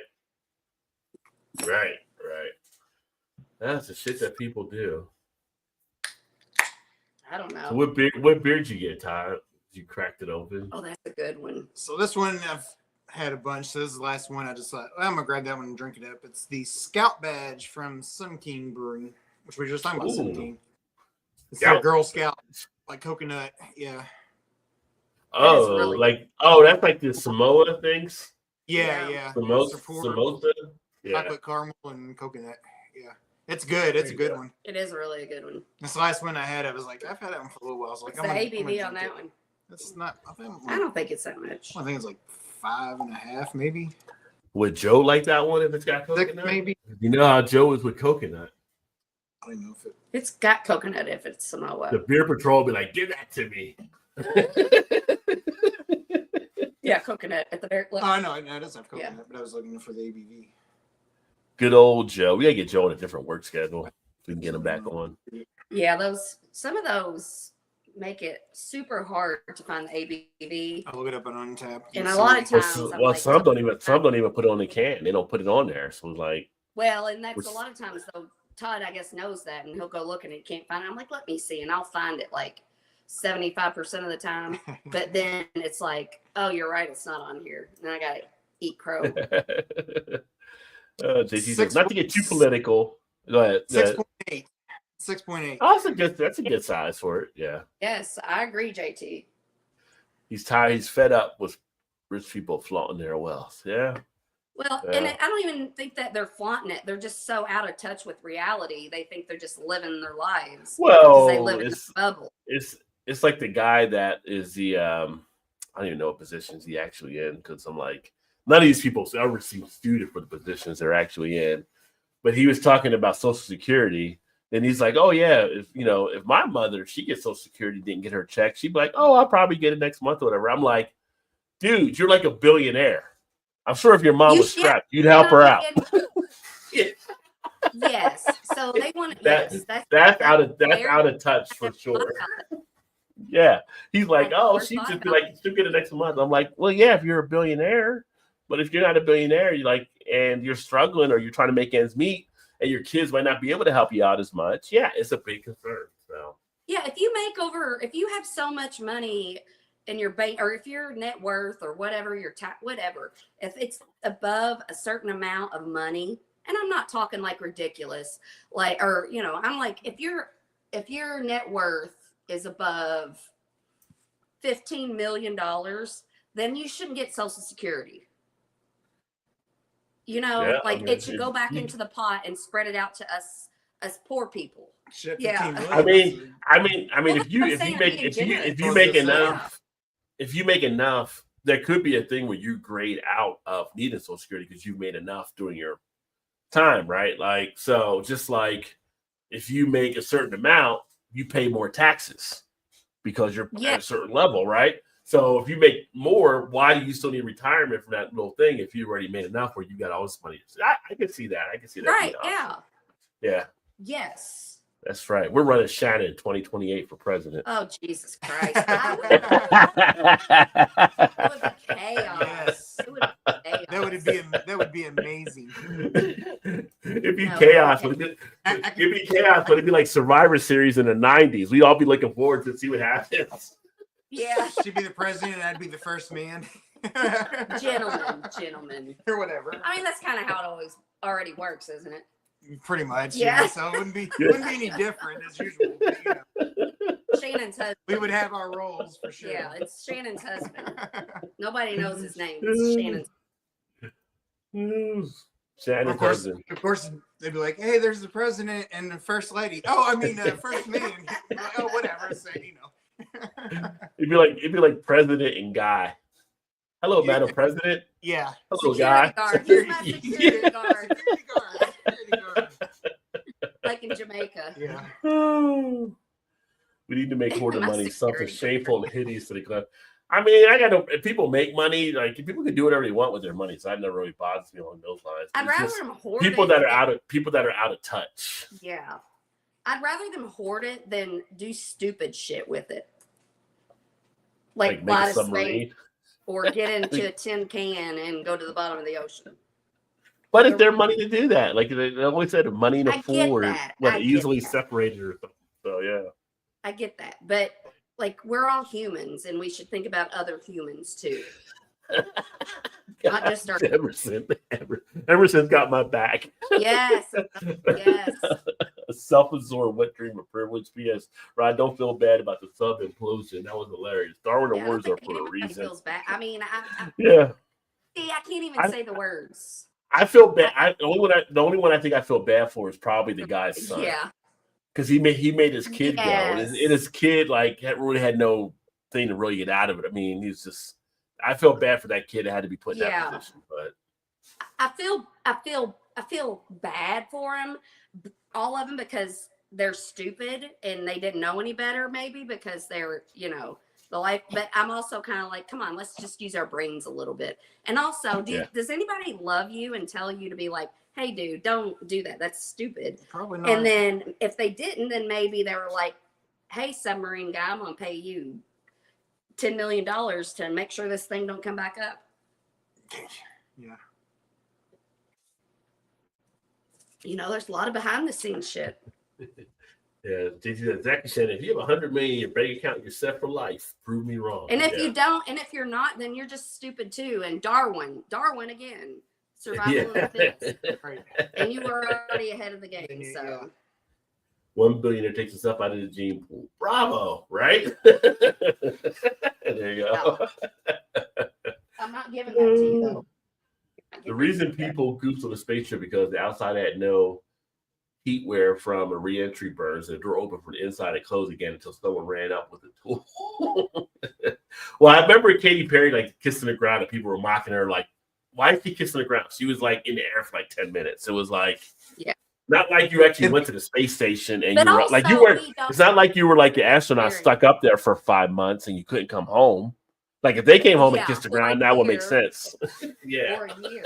Yeah, I mean, there was a lot of things that video just kind of makes you like, did it even? See, I've avoided do watching anything? anything about it. Like you said, like the door. He went to shut the door. Like, oh, it's like, well, you're on. You're loud. Like, what are you doing? Yeah. Yeah. Like, no, too late. And plus, I mean, I didn't know that part about you can't get out unless somebody opens the door from the outside.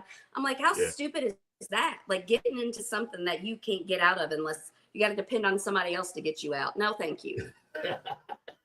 So once we lost the key, we have to go get another. It'll be about another 5-6 hours, but what gets you out there? It's interesting, but I mean, you know, people got the money, they spend money the way they want to spend money, or you know, I don't even know they spend that much money. Bezos might have used the publicity stuff. They all might have got a discount or something. You know, he might have just picked some people. They got something, I'm sure. Yeah. Now his ex-wife, she's been spreading the money running like crazy, like helping out all kinds of groups. I know, I love her. She's been like a saint out there doing stuff. Like, and she's got a new interview out with somebody, and they were asking her about the divorce. I haven't got to watch the whole thing, but it was basically like, I couldn't consciously live like that anymore. Like to Bill Gates, it's Melinda Gates, right? Well, Melinda Gates was Bill Gates, but the other Jeff Bezos' wife that he divorced, she's been doing stuff too. Oh, yeah. Yeah. So his wife's been doing stuff, but Melinda's been doing stuff too. Yeah, they've both been. Yeah, they both been like, you know, kind of like a pet. It's like a penance. Like they felt like, I don't know, like they felt like dirty or whatever like that, but they felt like they had to do this now to make up for stuff. All the shit that they had to do to get that money. I don't feel like you hear much about her though, as you do Bezos. No, she's no Melinda. Is it Belinda or Melinda Gates? It's Melinda. Melinda. She has a new interview out with somebody. I can't remember who it is, but she was talking about like they asked her something about the divorce, and she was just like, I couldn't live like that anymore. My conscience couldn't let me live like that anymore. Like having all that money and I don't know. I didn't get to. I don't know if it was. I don't know what.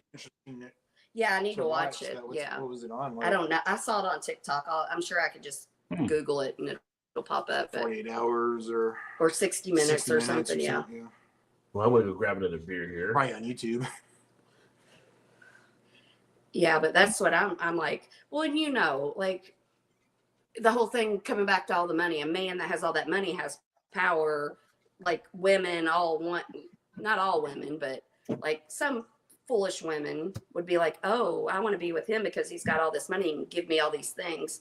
I mean, as long as she's using him like he's using her, that's fine. But it's like NBA players, big sports people, rich men, whatever.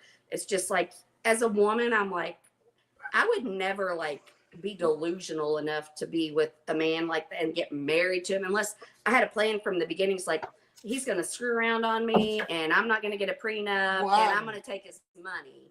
I got to think that majority of those women that they know that going into it, they just want to live that lifestyle and whatever. And they just look to turn a blind eye. And if that's, yes. No, I'm not sure that's a good majority of it. And I hope it is. I hope these girls aren't dumb enough to think that this rich man that's got women. They probably know that 80% of the guys, when they go on the road, play away games or something, or doing whatever the hell their money can buy them when they're away, you know, and I'm sure. Yeah. So I got one beer. We're not going to crack it open. Actually, I wanted to get it warmer. I didn't think about that earlier, so I got it warm up first. So I got another beer to fill in the gap. And it's an old classic, so to speak. Sierra Nevada, Atomic Torpedo, 9.2% ABV. Like the What is that thing around the like a physics or a atom? Like what is that thing called? It's an atom. It's an atom. That's why it's atomic. Like. Oh, there we go. Yeah. There you go. It's a classic 19.2 ounce can, 9.2% ABV. So I take it down a little. I don't know how you do it. Were they? Would you say they're the first ones that started doing those? No, it was Oscar Blues with Dale's. That was like one of the things that came up on one of the thought thing. Yeah, I forgot about that. Yeah. They were the first one with the stovepipe, or what they call it. You don't see the Dales? I don't think so. But let me smell that beer. I mean, their 1050 and all that stuff is still out. 1050 is a good stout. I mean, now that the Indians own all our liquor stores around here, it's you rolling around with some curly-haired blonde? Maybe. Uh-oh. You trying to get some extra dollars in the house, Shannon? Oh, he's giving away dollars if he's sleeping with some curly-haired blonde. Why is that so true? Well, you're not bringing any money in by doing it. I promise you that. Why he got me? Maybe he's the desired part of that. Right? See? Yeah. So if you're paying for sex or they're paying for sex, always. then I mean, I need to cut. It's a commodity. It's a commodity. Oh, you're gonna be a pimp now. You're gonna pimp Todd out. I need a cut. You get a cut. You always get a cut. Shannon's gonna be the pimp now. No, let her fool you. Yeah, that's right. Yeah, you're my pimp. Shannon would be a funny pimp though, because she's so nice on stuff. So I can't see her having to put the smack down on somebody. Like she's like, I really should smack you down, but I just can't find myself doing it. She'd be like, oh, you can't pay this week? Well, that's okay, honey. That's all right. Just make it up next week. It'll be fine. No, I'm gonna really need you. She'd be like, I'm gonna really need you to shake that ass next week, because right. No, I would not. Twice as much. No, I would get all the girls together and be like, hey, I got this amazing plan. If you're okay with it and you want to use your body for money, you can, because that's your decision. Shake. But we're gonna make a big deal. We're gonna corrupt, or not. We're not gonna corrupt. We're gonna be like a movement. We're gonna get all these guys and we're gonna get them to pay for sex, and we're gonna take a bunch of money, and then we're gonna blackmail them and make us give us more, and then you won't even have to sleep with anybody ever again, and then you'll see unless you want to. Oh, you're devious. Then you'll see it on the Lifetime Network. That's what you're like the guy. I don't know if you saw the trailer for the new movie coming out from the guy that did the. I forgot what the name of the show was. My wife watched it for a bit, but it's called The Amateur. It's a new movie coming out, and so basically, if the guy's wife gets killed, he's a CIA analyst. Yeah. So he wants to take revenge against people that killed the wife. Oh, it's got the guy from iRobot in it. That's what I was thinking of. That guy. Yes. And he's like, but he's not able to actually kind of. Yeah. He's not actually able to actually kill him, kind of in the way you would kill him, but he's smart. So he comes up with other ways to devise one of the machines or whatever would kill him and stuff. You got to be slow and methodical. Like if I had to be, I could like ruin some people's lives and they would never suspect it. Yeah. Yeah. Because I would be like, okay, well, I'm gonna wait. Like when my daughter was dating this guy, I was like, if I'm gonna have to take him down, I'm gonna have to take him down. But you can't say it out loud. No, I'm not gonna tell you my plan. Yeah. I'm not gonna tell you my plan. But I had a plan. You thought it out. You already had it designed. Just like, okay, we'll see how happens. I do. I'm like, because you can't be obvious about shit. Yeah. You're knocking at the door already. She's not here, officer. She's not here. No. That's the worst thing, though, when a person does like that, and it's kind of like, if you're going to carry something out, it has to be like a secret type thing, but everybody's like, I got to have somebody acknowledge my success, right? So everybody's like, I got to tell somebody or whatever, right? So, yeah, no. It's hard for people to live like in the shadows of maybe accomplishing something nobody actually knows that it actually happened. Like, even the people that, like, in wartime, the people that took out, Hitler? The dude from not Hitler, but the dude from 9/11. Osama bin Laden? Osama bin Laden, right? Like they're like, oh, you'll never know who SEAL Team 6 is, blah blah blah. And then years later, you're seeing SEAL Team 6 members doing interviews because they're like, I want people to know I was the guy there, and writing books. Like, I want people to know I was the guy. Like, you know, you're right. So yeah, exactly. It's hard for people to keep a secret. Rod, it's funny you bring that up because I totally would be like, yeah, that was me. I follow this guy on TikTok, and I don't believe everything, so I take everything with a grain of salt. But I try to only, like, when I see things, I look who it's from, and I kind of analyze. I'm like, how much of this can I believe? Like, what's their agenda by telling me this stuff? But I follow these certain people on TikTok, and one of them was talking about like the top 5 professions of narcissists, and number 1 was Navy SEAL. Really? Yes. See, I would put like the president. Yeah, no, It was like Navy SEALs. You would think. I mean, military was, but Navy SEALs were at the top of the military. It was like cops, surgeons. I can see cops, yeah, surgeons. I can't remember the other 2, but yeah, Navy SEALs was like way up there. What about Preacher? Was Preacher on the list? No, Preacher wasn't on the list. Should be. They don't participate in studies. They don't, right? Some of those preachers, yeah. I got a visitor coming. I can't do that interview today. Yeah, they have more than one mental illness. And I guess you can take that either way. I don't know. it was like Creflo Dollar was like, God, I talked to God, and God told me I need a new jet, so y'all need to contribute more to the plane here, so I can get my new jet. Yeah. I don't want the jet. God told me I needed the jet. Told me, I didn't really need it, or did I want it? But I didn't say that. But I saw. I got to do what he says. So I'm gonna try that. I wonder if that, I'm gonna do that. I'm going to the office on Monday. I'm like, I'm not saying I need a raise, but God told me you should give me one. That's right, exactly. And a promotion while you're at it. No, no, you want the raise, you don't want the promotion. You want more money for the same job you're doing. You don't want to have more responsibilities. I read a report one time. I read a report one time, and they said people are promoted to their highest level of incompetence. Like people get promoted all the way up until they're incompetent at that job, and then it stops. Oh, but they're still in that job, but they're still in that job when they're incompetent, really. Yeah, that because like when I got promoted, I was like, I do not want this job. Like people believe in me more than they should.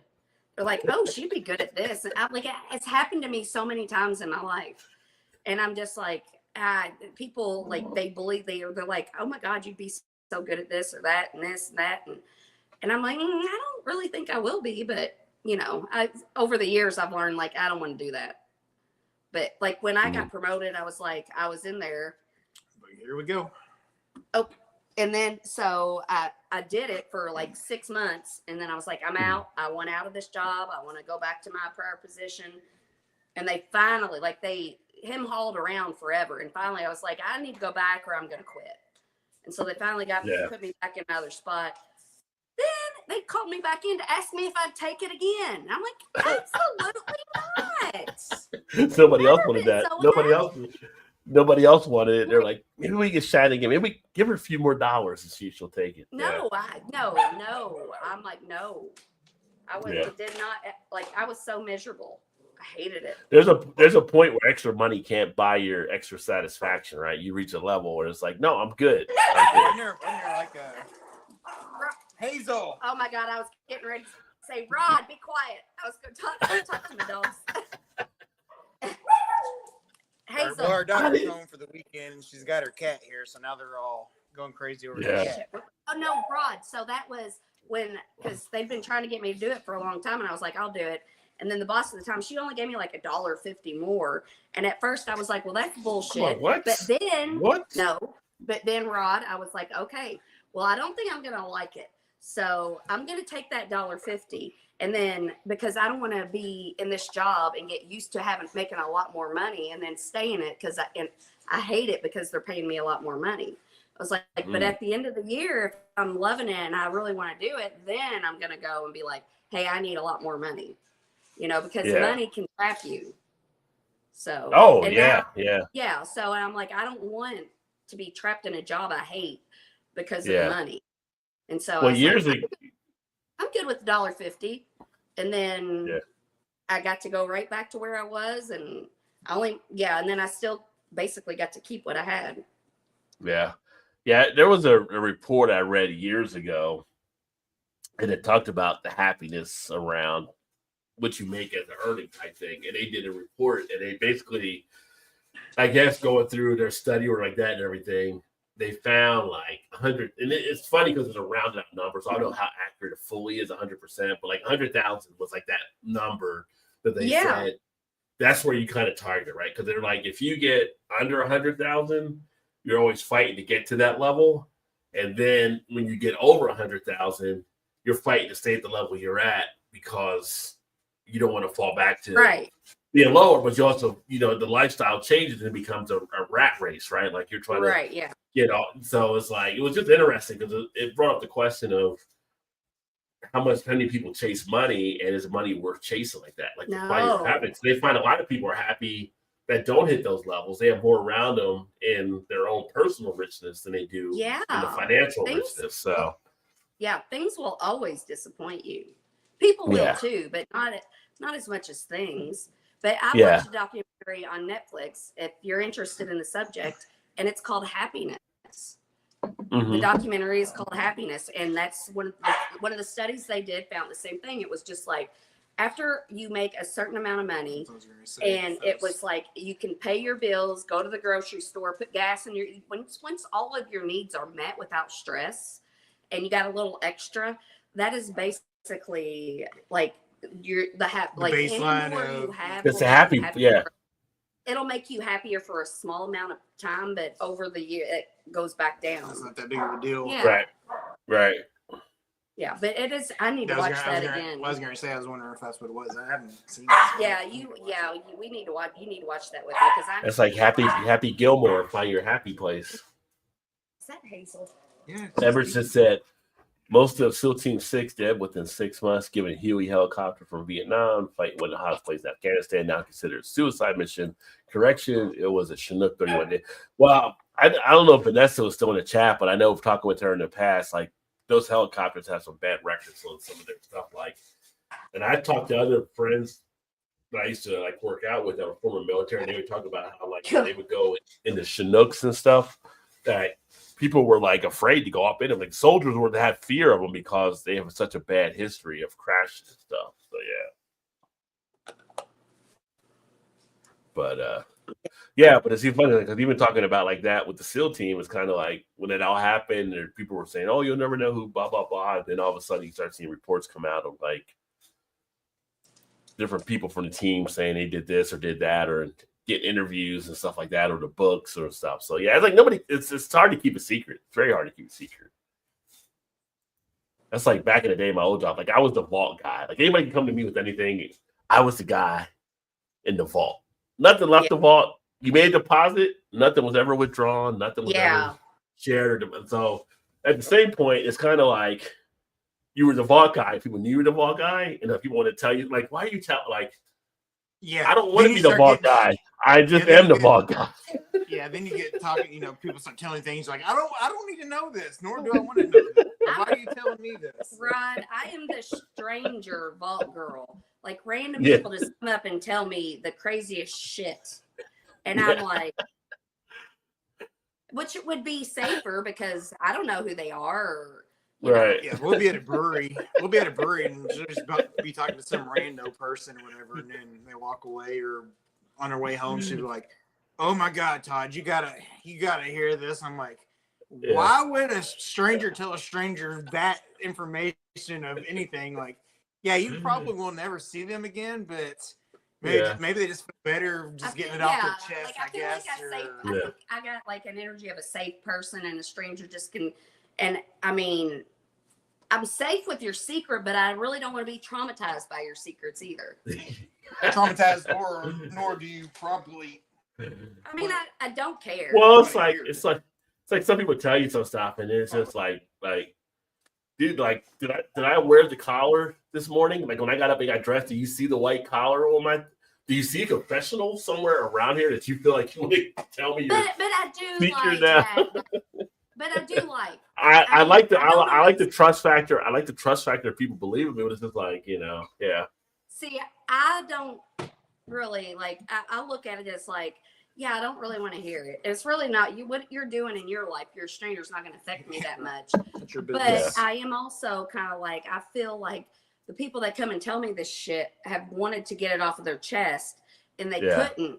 And so I feel good that they could do that with me. And then maybe they felt a little bit better when they got it off of their chest and walked away. Or maybe you're like the priest behind the screen that people want to get, the confessional. Yeah.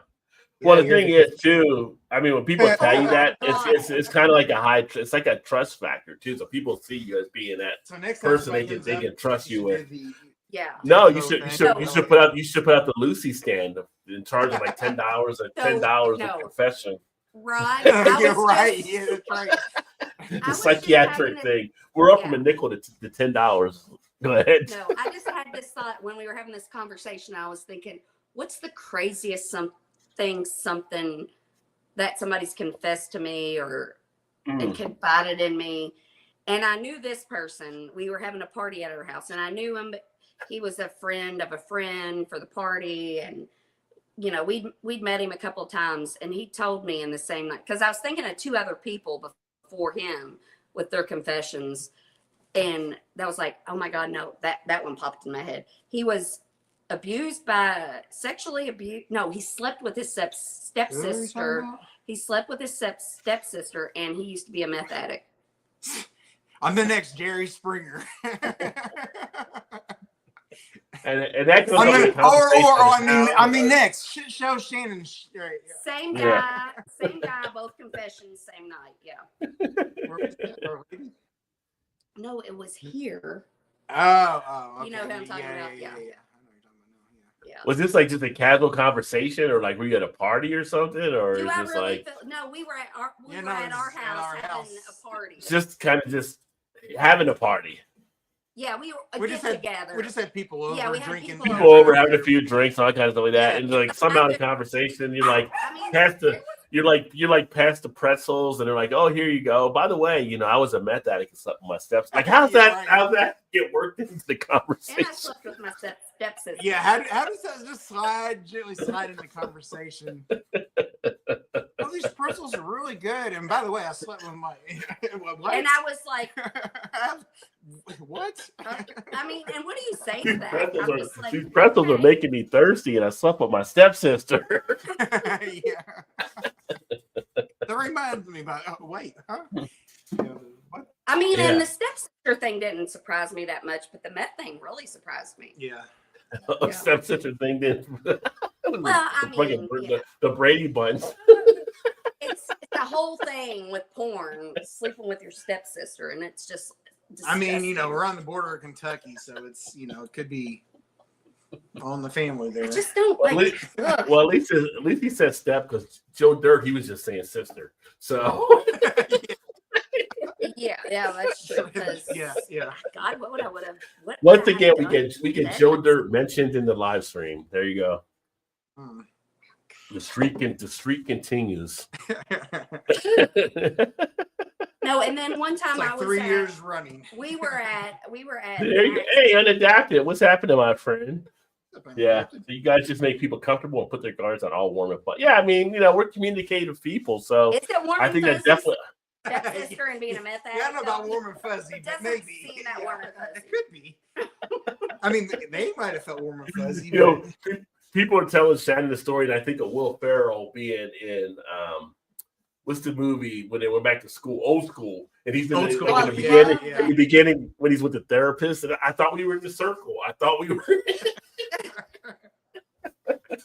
The therapist's like, we're in the circle. You're okay. And another one was we were at this little bar, hole in the wall bar, and I went outside to vape, and this girl was sitting there, and she's really pretty. I mean, she was a woman. She was like my age, or maybe like a few years younger. She was a woman. She's like, me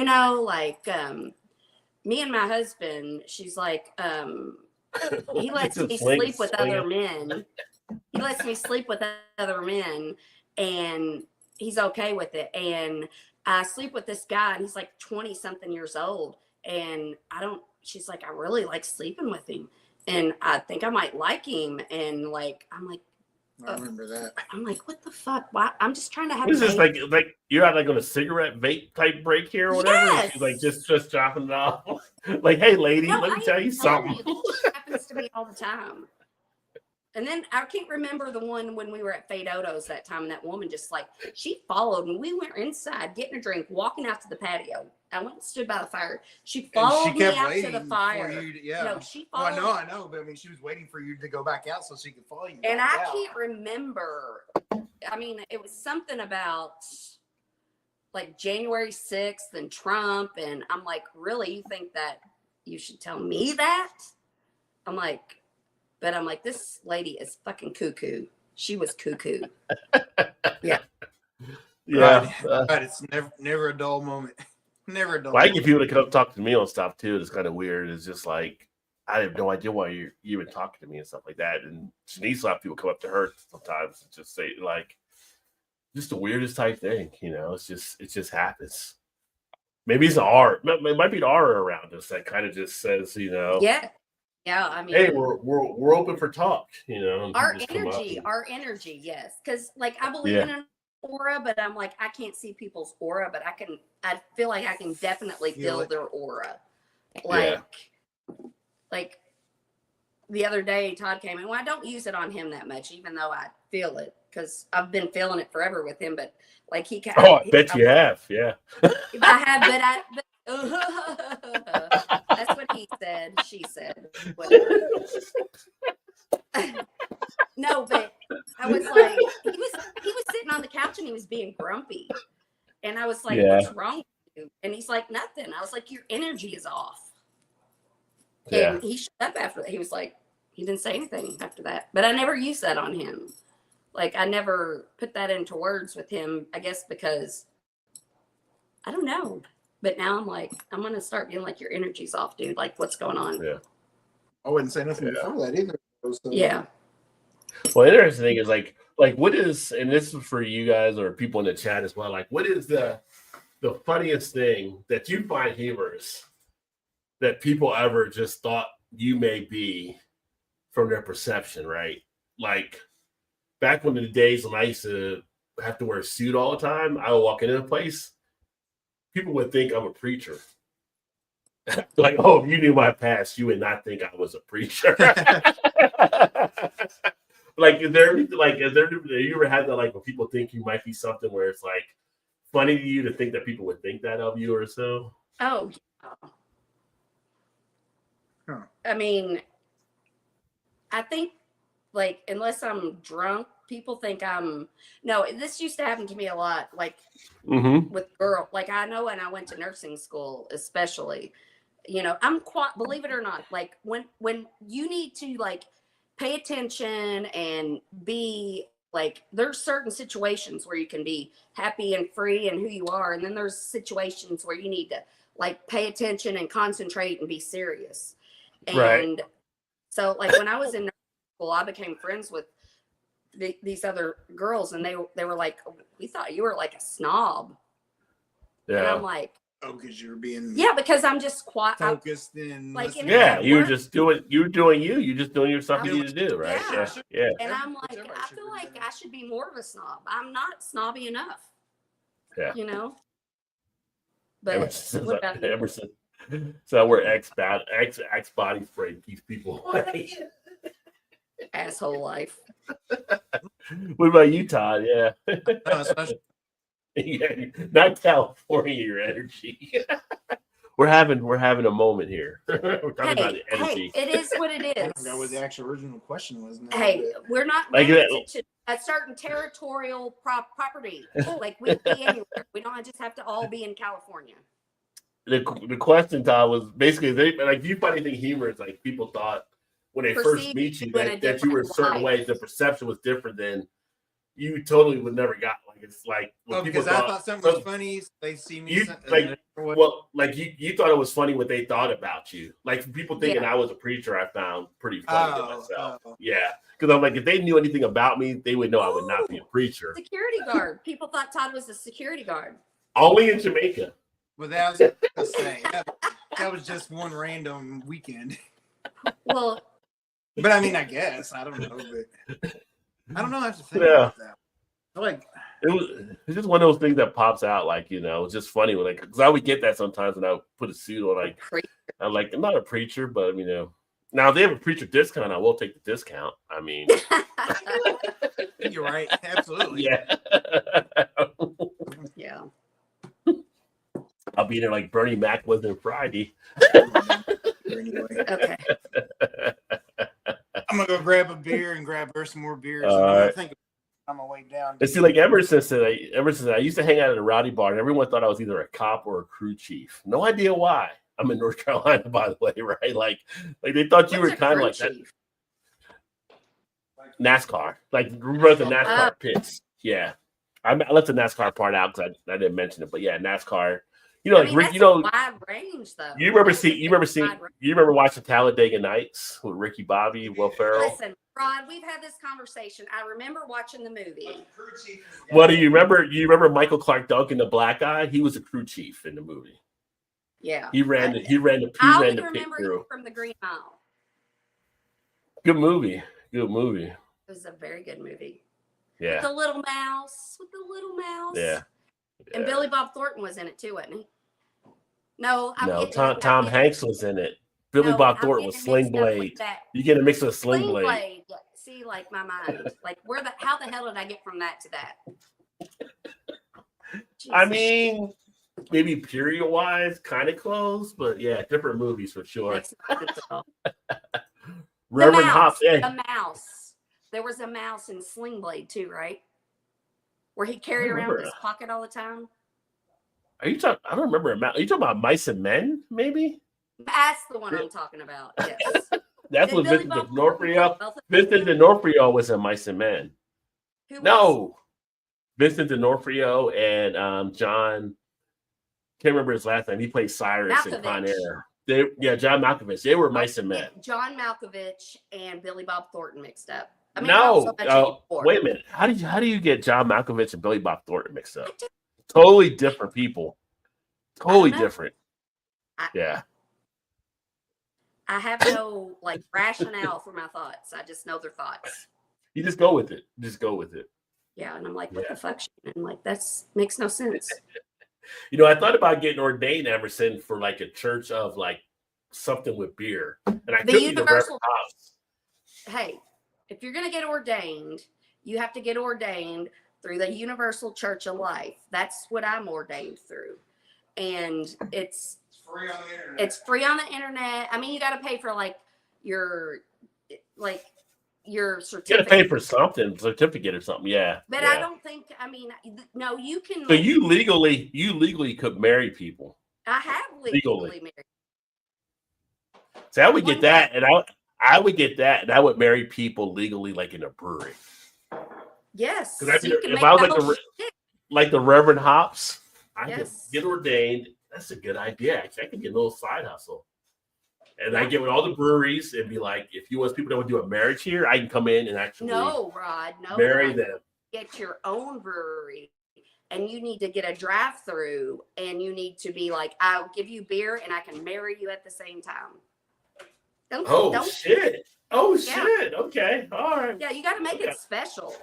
We got Shark Tank working up in here. Yeah. They could steal your idea and be like, oh, hey, I wish we could have somebody married, and then somebody could just go get ordained and be married there, but you got to make a whole thing out of it.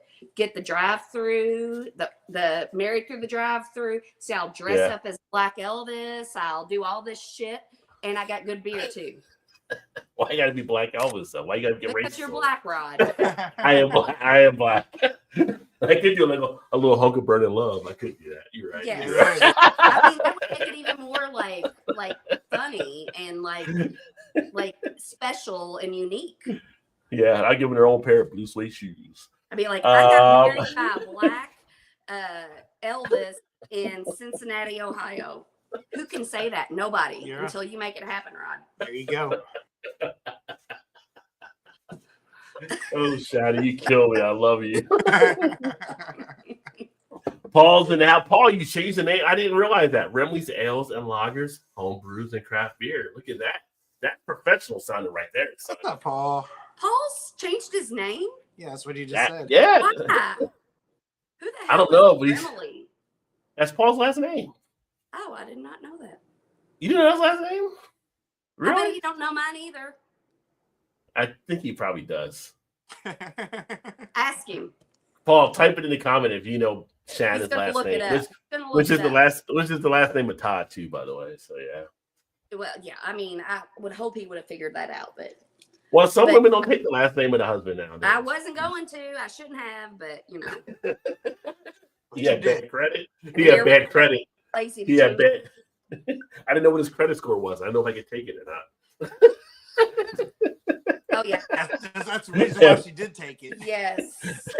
Emerson. That's why she did take it. Emerson. Shannon thinks all people look alike. Yeah. I mean, close. John Malcolm. Really do. John Malkovich and Billy Bob Thornton totally do not look alike. But John Malkovich. Yeah, John Malkovich. And Billy Bob Thornton do not look anywhere near like 90s, but in the 90s, did they look alike? No, never. I was gonna say I don't think I ever. You talking about Sling Blade and Cyrus the Virus? I mean, no, yeah. Sling Blade and the Mice and Men. Mice and Men. Sling Blade and Mice and Men. Yeah.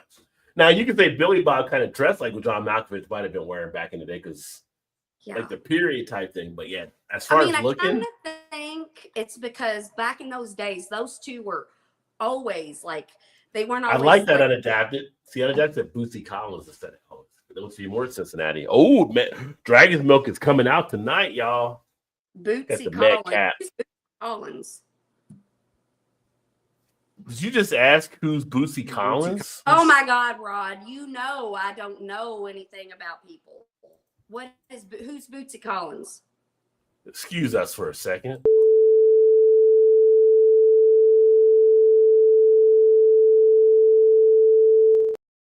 So you don't know who Bootsy Collins is? Bootsy Collins, Cincinnati fame, Parliament, yes, Funkadelic. I remember now. I remember who it is.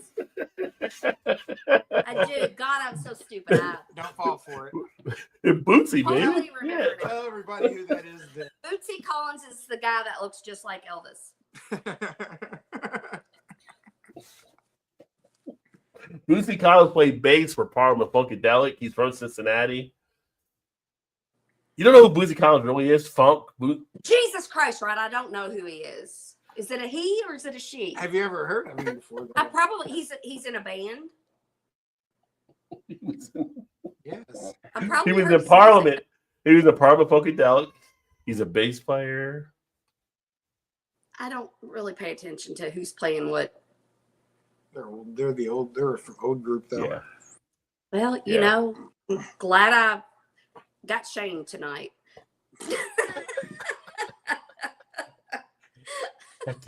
How's it feel?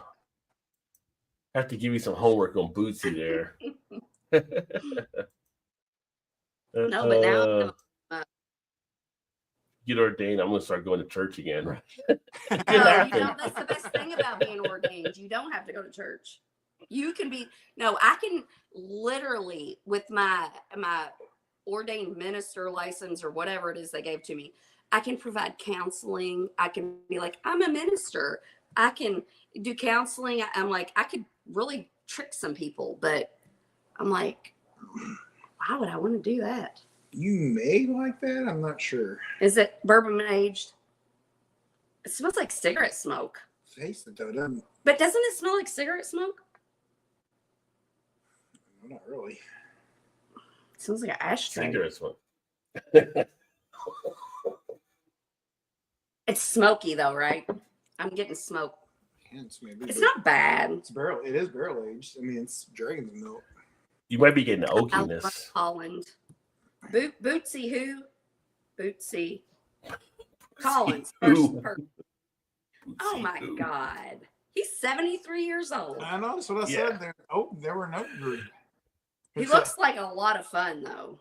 He's a legend. That picture looks like Macho Man Randy Savage. Does he sing? No, I'm not gonna say it. I know it's not them. Rather be with you. Get up off of that thing. Doing it to death. People get up and drive your funky soul.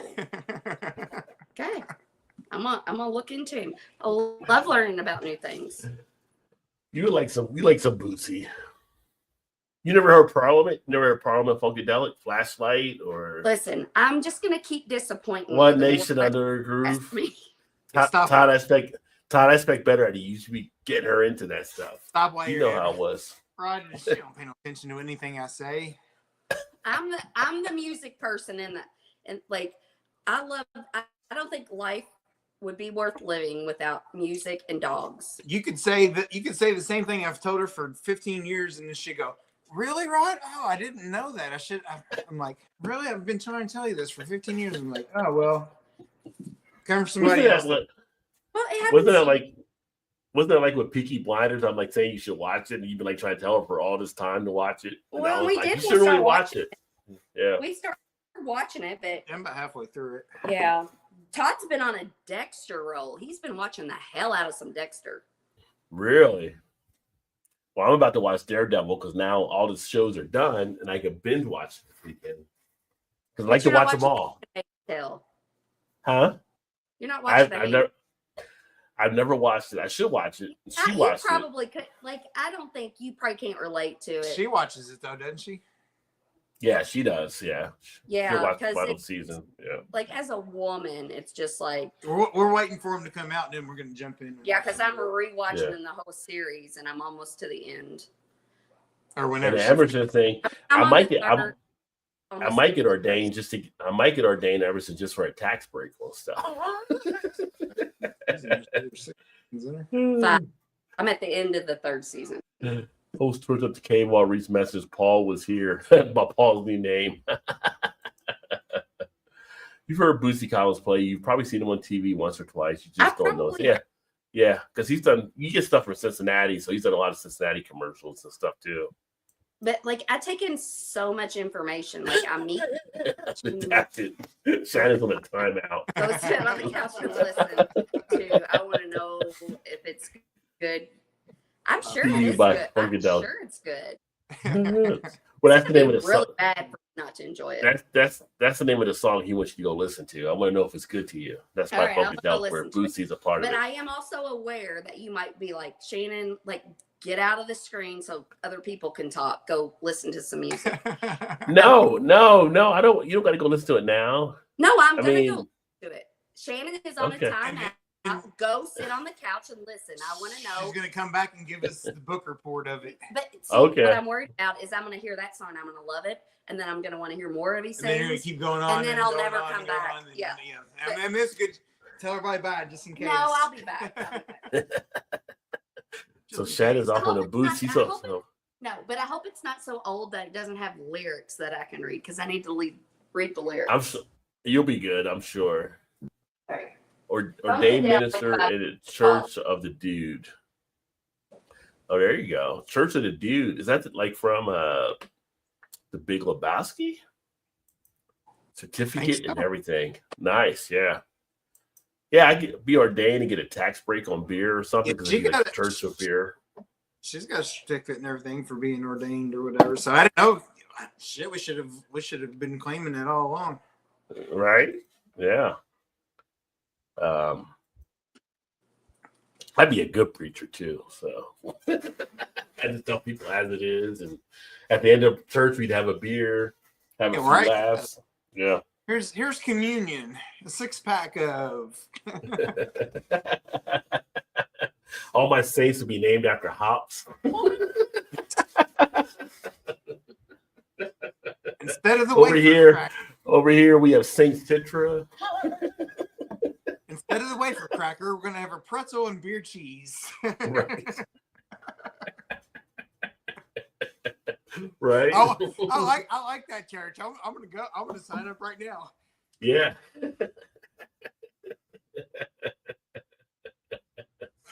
Oh my goodness. Yeah. Had Funkadelics as your orchestra right there. Like, all right, let's do it. Yeah. I'd have to create a beer. Well, I have a beer Bible actually, so we're going to read from the beer Bible, so I will have that actually read. So be like, now, folks, we want you to turn to page 435 in the beer Bible, and today we're going to read the passage of Hops or whatever that is on that page. It is about No, that's the band that was in Blue Jacoby Budvar. Parliament. Page 435, where you want to be. They have That's what I told her. Funkadelic. I told her Funkadelic. Funkadelics is the band, is the name of the group. Yeah, I should get ordained because we do have a beer Bible. I just be carrying that around. That would be Can I talk to you from the words from the Lord of the beer Bible? This was passed on to me by Jeff Alworth. That's Funkadelic is the name Of the song?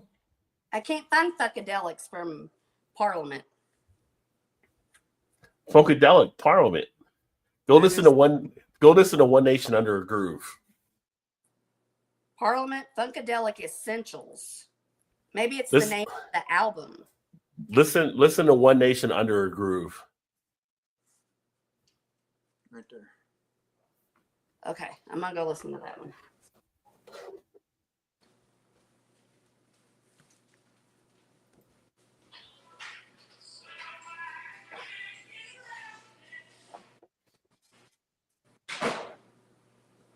Did she go in the other room? Yeah, she went in their bedroom and shut the door. As she was playing it, walking in, I was like, she ain't gonna make it there. I figured she was gonna start dancing. Yeah, that is funny. She started dancing already, listening to it. Oh. No, I thought she was going to, and I was like, shit. Now we'll be able to hear the music, and then you get banned. You get your oh yeah, they hear the music hit on it or whatever. Yeah. Yeah. The dude abides. Yeah. Yeah, when you said the Church of the Dude, I was like, oh, that's Big Lebowski, right? So yeah. That's a good movie to watch for sure. I haven't seen that in forever. I can't think of the last time I actually Need to watch that. saw that one either. Something I need to watch again though. Yeah. Classic flick. They were supposed to be making a sequel to it based off of the John Turturro character, Jesus. Or Jesus. Oh, really? Yeah, but I don't know if they ever got anything to do that. Yeah, I was saying if they have, I've not seen that. Let's see. I still hear you. I just gotta fill the dog. Oh, you're fine.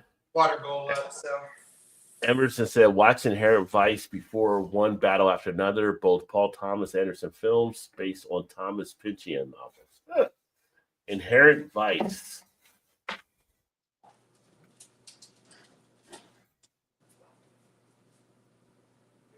I have not heard of that one before.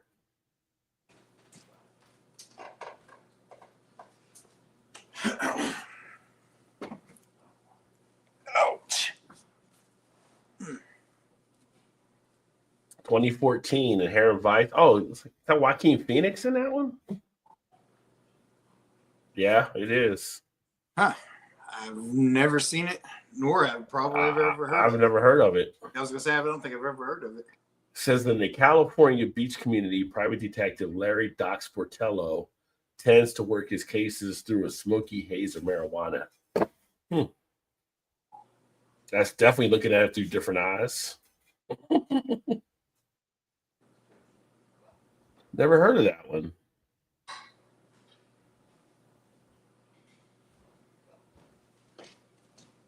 Wonder what they got for a rating on here. Reviews. Oh, that's not. Well, no, 3.6 it looks like, but it's out of 5. I thought it was out of 10. That's not terrible then. I mean, that's like average. People like the cast in it, I guess. Who's all in the cast? Joaquin Phoenix, Josh Brolin, good actor. Owen Wilson's in it. Martin Short, Benicio del Toro, Reese Witherspoon, Maya Rudolph. Pretty good names in it. Eric Roberts. Eric Roberts, once in a while, will get into a movie that's not that B level. He'll make it to the A. He's got a lot of people in the cast, actually.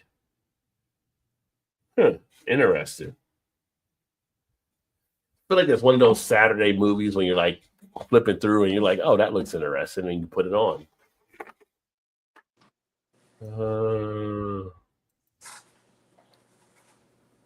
John T. did make the flick The Jesus Rolls 2019. That was as a remake of the 1974 French film Going Places. Oh, okay.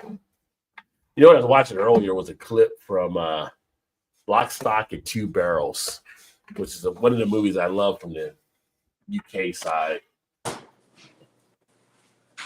Oh, here she comes. Let's see. Okay, hang on. You got bad reviews, but it's a film made for a thinking crowd, not for. Okay, gotcha. Which that can actually happen. Some of the thinking crowd goes over people's heads, right? So I hope this is actually the artist you told me to listen to, but I listened to this song called "Give Up the Funk." Funkadelic. Funk. Yeah, so that's what I landed on. I was like, oh, I've heard this song. So you didn't go listen to it. Told you I could. Well, I started listening to it, and I was like, boring. Let me see if they got anything else. What was boring? Which one was boring? Told me to listen to. When They Under Groove? Yeah. Oh my God, boring? Are you kidding me? But I can't way out the funk. That's good too. But When They Under Groove, that's like any summer picnic. That gets on. People start dancing. But I probably didn't get deep enough. No, but see, that's if it doesn't catch me in like the first 15 seconds. If I would have got into it, I probably really would have liked it. But you didn't get on a good foot. You didn't get on a good foot with it. Yeah. That's when grandpa's cutting in and trying to dance with all the women out there on the floor. And so you got to go listen to Aqua Boogie. Listen. Aqua Boogie, baby. Linda, listen. Never learned the meaning don't of the fill her head stroke. with too much. Send me an email, a text. Tell me what songs I should listen to because I love listening to new music. So, Dickie, what is happening, brother, down in Vegas? Cheers, my friend. Vegas. Hopefully all is going well. Rod, where the market has dried up with the Elvis marrying people, but it's not even been approached here in the Ohio Valley. So for what? Get marrying people as Elvis, and you're a black Elvis. As a black Elvis. Yes. So that's even better. Well, probably in Vegas you probably do it too. I don't know what the black Elvis. Yeah, but we're not in Vegas. We're in the Ohio Valley, so But in Ohio, people would know Boosie too, though. Well, I think you think they do, but probably not as many people that know who Elvis is, though. Boosie's from Cincinnati. Fair. He's pretty popular. He actually had a bar here for a bit, but I think the bar's not there anymore. So yeah. There definitely would be a market for a black Elvis for sure. God, if I would have totally kept fighting Todd. No, when we were going to I'd have been down for that. What was the movie like? What was the movie like? 5,000 Miles Up, something to Graceland. Wasn't Don Cheadle the black Elvis in that one? Yes, I think so. 3,000 Miles to Graceland. Graceland. About that, yes. So they would hit you for infringement or copyright issues. Yeah. I want to know, is a face melter? I want to know, is that from Funkadelic? Yeah. I think his name might be a song name. I think it's a song name. Yeah. Oh, I want to know if it's good to you. Yeah, that's Funkadelic. Yeah. Funkadelic. See, I thought Funkadelic was the name of the song by Bootsy. It's the that's album. A group. There was Parliament, and then a Parliament Funkadelic, then Funkadelic. It's a group. Parliament Funkadelic it's a group. Right. Yeah, it's like two. Right, but what I'm saying is two names in one. He wanted me to go And so he wanted me to listen to the whole album on the couch. No, just that one. No, he was just saying the one I song. was trying That's to tell all. you were looking up the name that was part of the band name. And I was trying to tell you that. It's like it's Parliament Funkadelic is, and you thought Funkadelic was the name of the song. I did think Funkadelic. And I was trying to tell you that wasn't what it was. It was Not doing gasoline. That'd be a flaming Dr. Pepper, all right. Isn't it sad? Like you can't even buy like Bacardi 151 rum anymore. Probably Like, good. how's that happen? Like, I had a rough day with flaming Dr. Peppers. Oh, was that barf between you weren't the car? only one, I'm sure. Yeah. Yes. I mean, I drank like 6 of them in about 45 minutes. So You know, it's funny. So one night years ago, me and a few of the other guys I used to work with back in the day, we decided to go up to Michigan to a Michigan football game. Because one of the guys was alumni there, we went to go watch Michigan against Rice. And so we went up there and we stopped at Bowling Green the night before because one of the guys was alumni from Bowling Green and we like drank and all kind of stuff. And then we went up to Michigan to watch the game and all kind of stuff. And then we drank after and we're driving back next day and like we went to breakfast that morning or whatever. And one of the guys like, pull over. And he's like, he had to go puke from whatever from the night before. And he's speaking stuff. I'm like, it looks like it's orange juice or whatever. He's like, I didn't have orange juice. He's like, He's like, how dare you? No, but I have a question. So, like, when I drink too much, which I've gotten, like, I don't even remember last time I threw up from drinking, but like, I've always get sick the night I've been drinking. I never get sick the next morning. Like, have you ever gotten sick the next morning after you've been drinking? Or the next afternoon, whenever you wake up? Like, and throw up that morning? Yeah, like the day after. Throw up the day after. You got really drunk, you went to bed, you wake up, you got a hangover, and then you throw up. I always throw up the night. Years and years ago. Yeah. Like you went out, you drank, you came back, and all of a sudden you had to throw up that morning or whatever. Like that was years ago. No, you went to sleep. No, you went to bed and then woke up. Right. That's what I mean. You woke up and then it's like you had the sensation where you just throw up like years ago. Yeah, it's been a long time. Yeah, I've never threw up the next day. I feel like I did like you said, a long time ago. I don't ever remember throwing up the next day. Well, the time that I had it was so I had actually had like I forgot what injury it was, but I had basically been taking Percocet for a bit. Yeah. Percocet. And I forgot I had like been taking Percocet. Oops. So because it was like you were kind of going down in the winding stages. And you don't have to explain. We get it. It was still in your system, and so we had a Christmas party at one of my old jobs.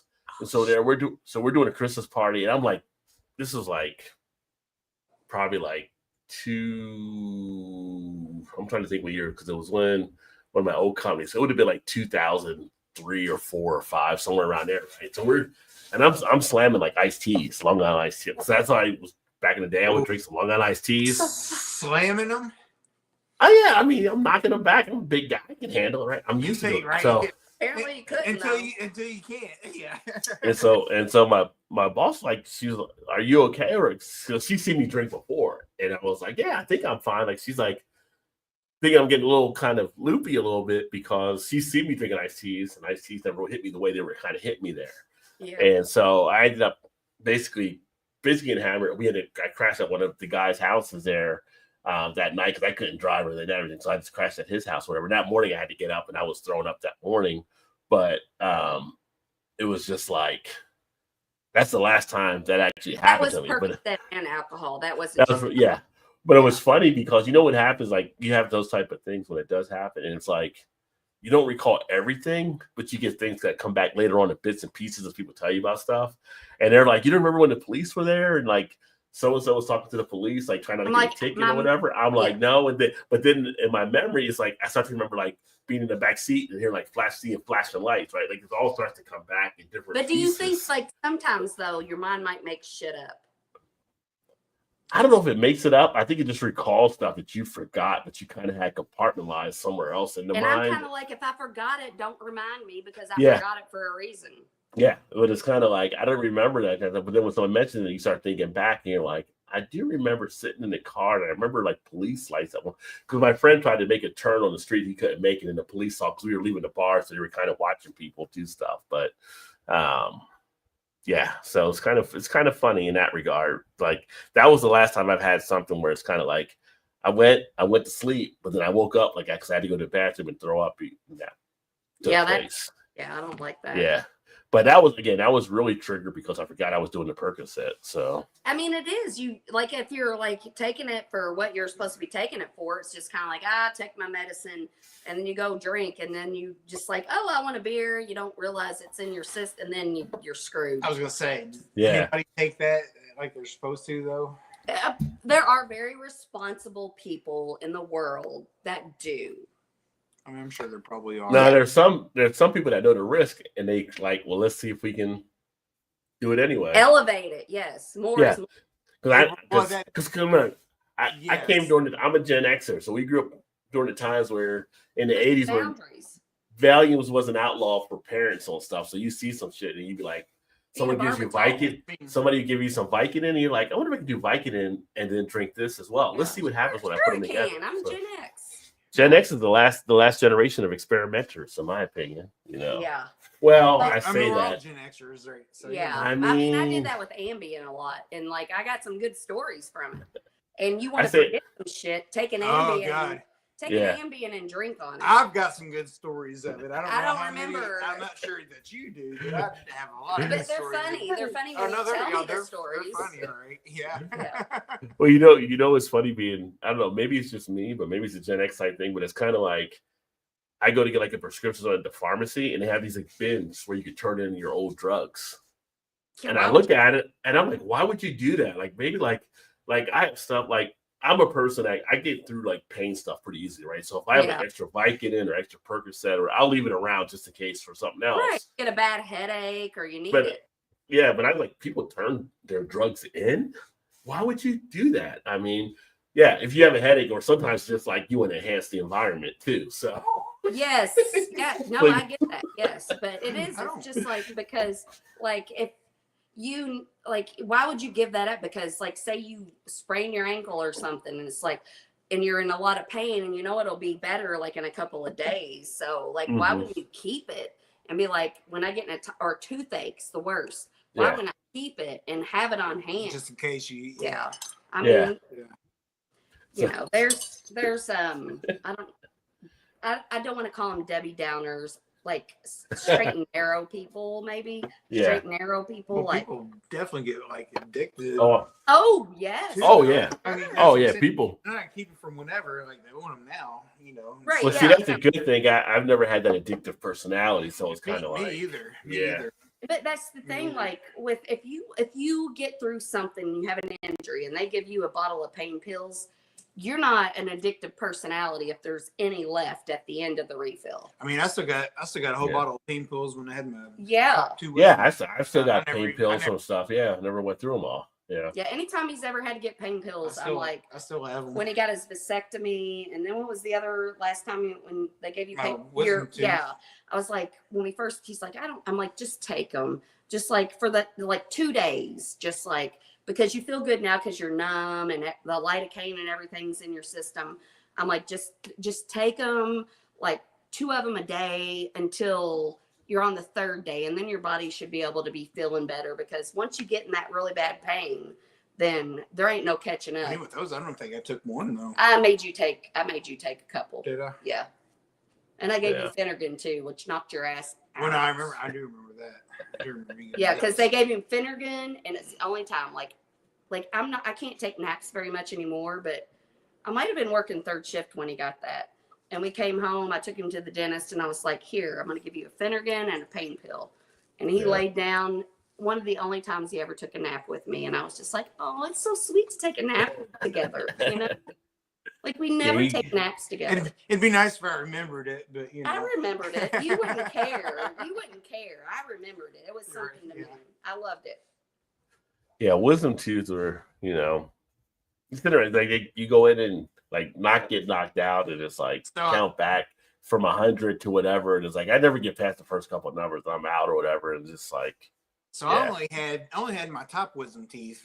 And forever, like my dentist is like, as long as you can reach them with the toothbrush or whatever, like you don't need to get them out. They're fine. Like overcrowding, whatever. So I had them forever until about was it like maybe a year ago? year and a half ago ish, like maybe. That. I can tell. So I had one in my back where I guess I wasn't reaching very good. It was starting to decay, and I was like, yeah, I think I probably should get this out. So I went and took them both out, and I mean it was easy. Like they knocked me out, but I didn't even knock you out and stuff. Didn't even know what was going on. Yeah, it's like they gas you, you're out. It's like it's funny because it was 5/10 last year. I've had year yet.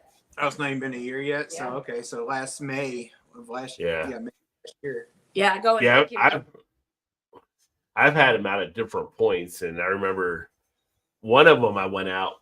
One of my buddies took me there. He actually drove because you had somebody there to drive you out when you're knocked out or whatever, right? And it's kind of like, your good friends are good for good shit, but then they're also like just hilarious when you're doing bad shit too, kind of type thing. Right? They took in the moment. Right. Yeah. So, as as a nurse or whatever, like I come out of anesthesia or whatever after the surgery, I'm kind of in the post-op or whatever, recovering. And he's like, "Oh, you were hilarious in there." He was telling me. I'm like, "What do you mean?" He's like, "Oh, because at the time I got the one out, he took me. It was like after Goodfellas came out." And he's like, "You're just in there all quoting Goodfella lines. You're doing Goodfella jokes." And people are like the nurses are cracking up and all kind of stuff. It was like, so you had me there looking like an ass. He's like, "Oh, you were killing it, man. You were killing it." No, I love seeing those videos. Thanks for the entertainment. Yeah. No, they should have paid you for that instead of I wish to God that the world, like, I wish you guys knew my dad. My dad is like the funniest man that has ever lived, and I took him. I mean, he's funny just on a normal day. He's just. I'm gonna say ever lived. He's still alive. Yeah, he's still alive, right? Okay. Yeah. So I still got. I still ever lived like he was dead. Well, like he was dead. Yeah. So anyway, I took him to get a colonoscopy, and my dad is like the macho. He's so funny, but he's like the machoist man, and all that stuff. And so he's like, "Take me. I got to get a colonoscopy." So I took him, and they were like, "You can come back. He's in recovery." And he drinks beer, but he weed or anything. He's just like, no. So he starts waking up, and the nurse comes in. It's like, Mr. Plant, you're done. And he goes, "You're kidding me." He thought, and then he goes, I need, and it wasn't pills. It was through his IV, but he's like, "I need some of those pills. I want some of those pills you all gave me." Like, he just was like, I'm like, and then like every nurse he's like, "I need some of those pills." Yeah.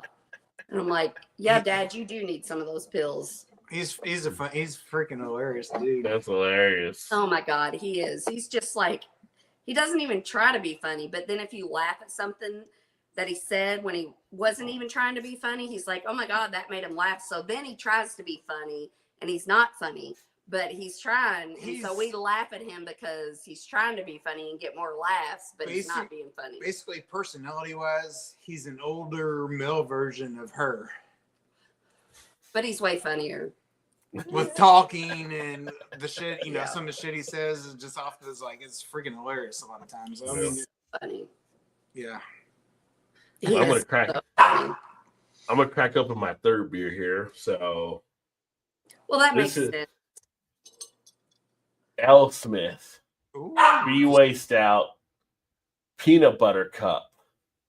Oh yeah, that's what I'm saying. I know you like this one. Yeah, I knew this one was going to catch you on here. So Peanut Butter Cup. I've never seen that one. 12% ABV.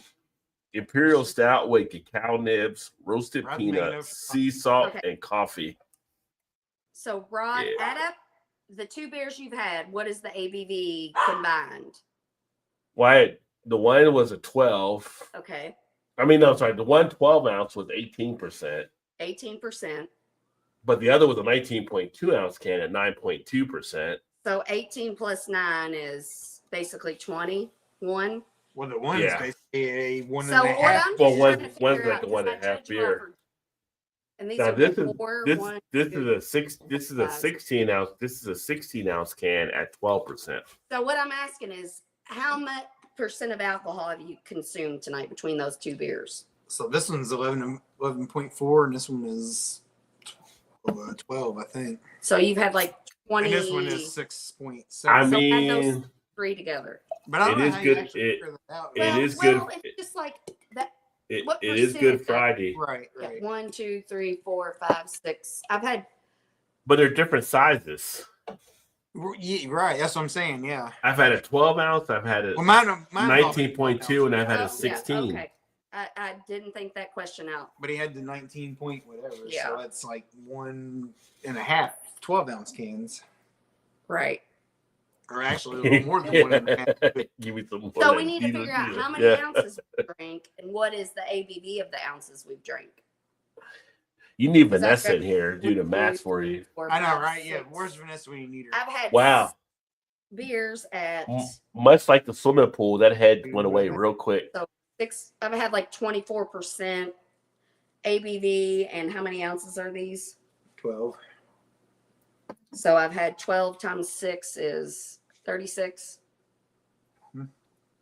12 times 6 is 36? Yeah, listen, I'm not good on math. I realize that 12 times 6 is, I don't, I 7, regret 7, asking this question. 70. I've had 72 ounces of beer. Oh my, I've had 72 ounces of beer. Well, no, and then some. No, well, that's that ain't pretty very cool. much there yet. I've had 72 74 ounces maybe. and like 24% at 24%. I've drank a 72 ounce beer that was 24 ABV, basically. Slide above water. How'd you get 24 ABV? How was it 24 ABV? Because I've drank Drink Bud 6 Light. Miller Lights. No, she's trying to figure out. Like, that's not how it works. I'm not sure how it That's works. not how it works. Yeah, the math doesn't work that way. Hey, we're not gonna lose we're not gonna lose a paycheck or be labeled. Well, like, we'll see. Well, listen here, Arthur Anderson. That's not how accounting works. Or just the one that he drank. Right. That's what I'm trying to get at. I know, but that was only 16 ounces, and this is 24 ounces. And then in those 4 beers, I had what? Or no, 48 ounces. 4 times. So I've had like 16 ABV. Listen, I regret even mentioning it because it makes no sense. I was gonna say you're gonna have a headache and like I'm out. Yeah. I'm out. I'm going to bed. Yeah, you're looking like Drake in this battle right now. So That's also a good question. Is like, how does that actually balance out and to figure it out? I don't think that there's an answer. Oh no, there's an answer for sure. Well, the physicists at NASA are. Now, do we have the getting answer? it. Yeah. I don't know if we do or not. well played on the physicist. Mm. That was a good call there. Physicist. I love, like, I know My question is this much about physics. Like, I know the theories, but I don't know how do you get a math? Did you problem? take physics in high school? No. God, no, hell no. I just you just sounded like who? you know that one guy that does the Do questions. I look like I took physicist in high school? Physics. The one guy on TikTok where he's always trying to like the words and stuff. He's like, no. Yeah, No, that's what you just sounded like. No. You know what I'm talking about? Yes. Yeah. Where it's like from, like, he's like pointing out the words. How do you spell this word? Yes. Yes. Yeah. Yeah. No. I'm trying to think back to high school because biology was 10th grade, chemistry 11th, and physics was senior year. Yeah. So I think physics. I think physics, chemistry, biology. You know, I took biology in high school, medical biology. And I remember them talking about, like, I still remember this. This is why I couldn't, like, learn anything. Because they were like, okay, here's the atom. And then they build. And I'm like, yeah, but where did the atom come from? I need the backstory of the atom. Like, I need to know where it all began. And I'm just like, I couldn't get past. I'm like, you're just starting at the atom. Like, what else made the atom? Like, and then Atom's the smallest part. Yeah. Yeah, but I'm like, but I'm just like, you can't just say, here's an atom. I'm like, well, the atom had to come from somewhere. So, like, You're just Oh, skipping ahead. I bet the evangelical people love you on that. Like, what do you mean? You just started with Adam and Eve? Like, It's the Big Bang. well, you're like, who made God? Like, you can't just the Big be Bang here. Theory. It's the No. Big Bang Theory, right? Yes. But I was like, Sheldon's be like, oh, let me tell you. I couldn't understand what was going on because I needed the backstory of what they were trying to teach me. And they couldn't give me, and I never said anything because I'm like, fuck it. Like, I'll figure it out or I won't, you know. And then I went, geometry was I think I took algebra. I don't remember. Somehow I just slide by. Like, in geometry, my teacher called me Sleeping Beauty because I just sleep all the time. But then when the test, I was like, I take the test and I'm like, I'm lucky. I mean, did you know isosceles triangle? Because they would tell you. Who cares? Because they would tell you.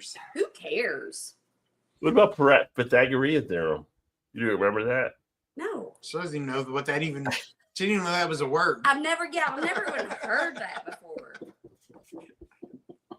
She's like, the who? Rod, how do you use that in your daily life? The pathological what? What do you mean? I don't, but I was told you use it sometime in your life, but I never have proven that when that happens. Say, yeah. Like most of high school is like, yeah, you never gonna use that ever again. Yeah. I'm trying to think. No, but I will say I have used calculus. The calculus you do use, but most people don't realize it's calculus. I think, like if you're calculating stuff and you're doing things around the house to measure things out, you're kind of using calculus formulas. Don't call it calculus. But yeah, here is what they actually should be teaching you: taxes, mortgages. That also, but so do balance a checkbook. So do 4 of these equal the one beer that you started out with? Yeah. Look, you just said that. Yeah.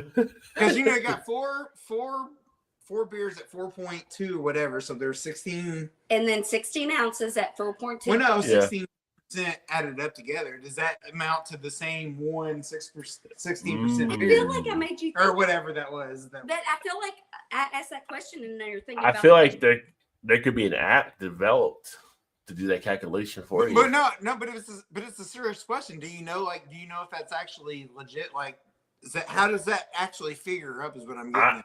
I don't know, because I mean, if you have like those are like 12-ounce cans, so if you have that's 48 ounces. 48 ounces of a 5% beer, what does that equate to versus someone that has like an 18% 12-ounce beer? Like, I don't know. Right. That's yeah, but I love that. I brought up something and you were like, but I've always that might be a Chat GPT question right there. But then I'm like, how did I start a question that asked about?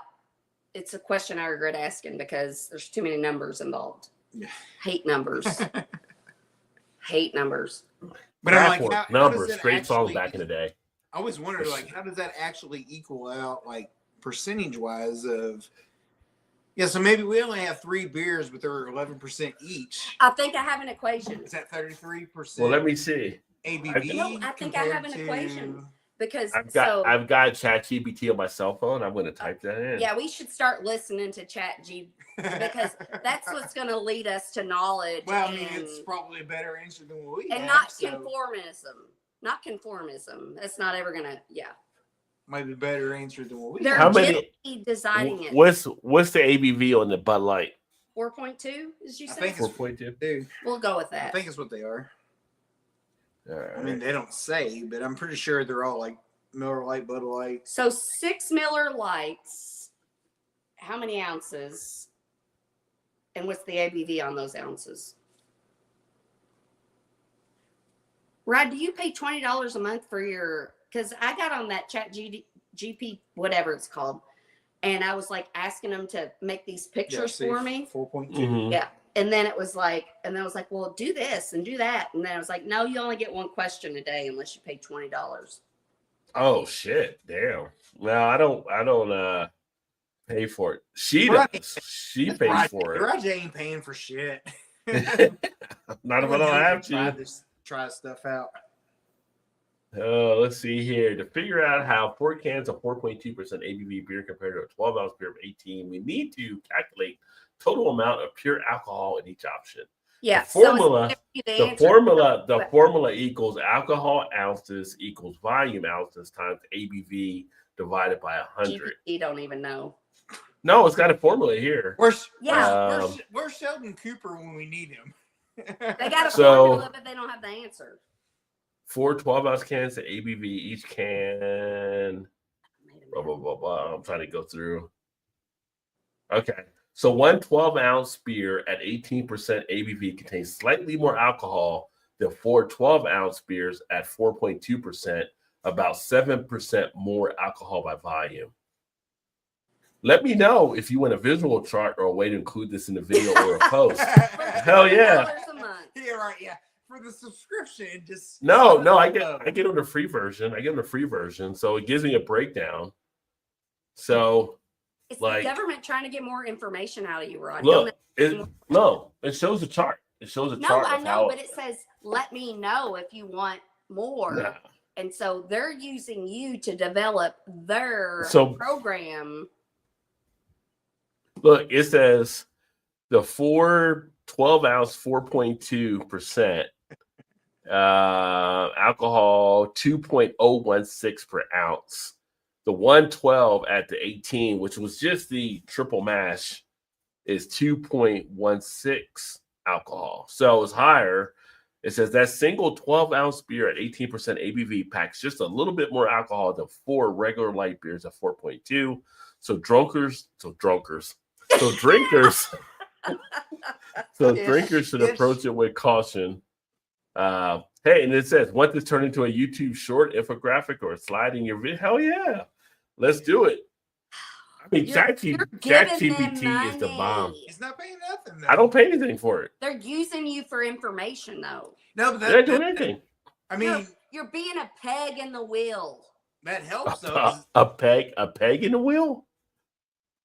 A peg. Is there a peg in wheels? A peg in a wheel. Ask GBT what a peg in a wheel is. Are you saying in a wheel or in a well? Wheel. Like a car has wheels. Like a wheel on a bike. I don't think there's pegs. I don't think there's pegs in the wheel. Ask GBT a peg in the wheel. Ask him if that's a phrase. Is there a phrase being peg in the wheel? Wait a minute, it's designing a whole YouTube video for me here. Yeah, good. I'll Google it. Yeah, I'll have another famous last words. Last words is one more. Peg in the wheel. What is? Look, see, Rod. This show is all about learning. Everybody's gonna learn some shit tonight. What is a peg in the wheel? Bootsy, whoever, but now you know what the peg in the wheel means.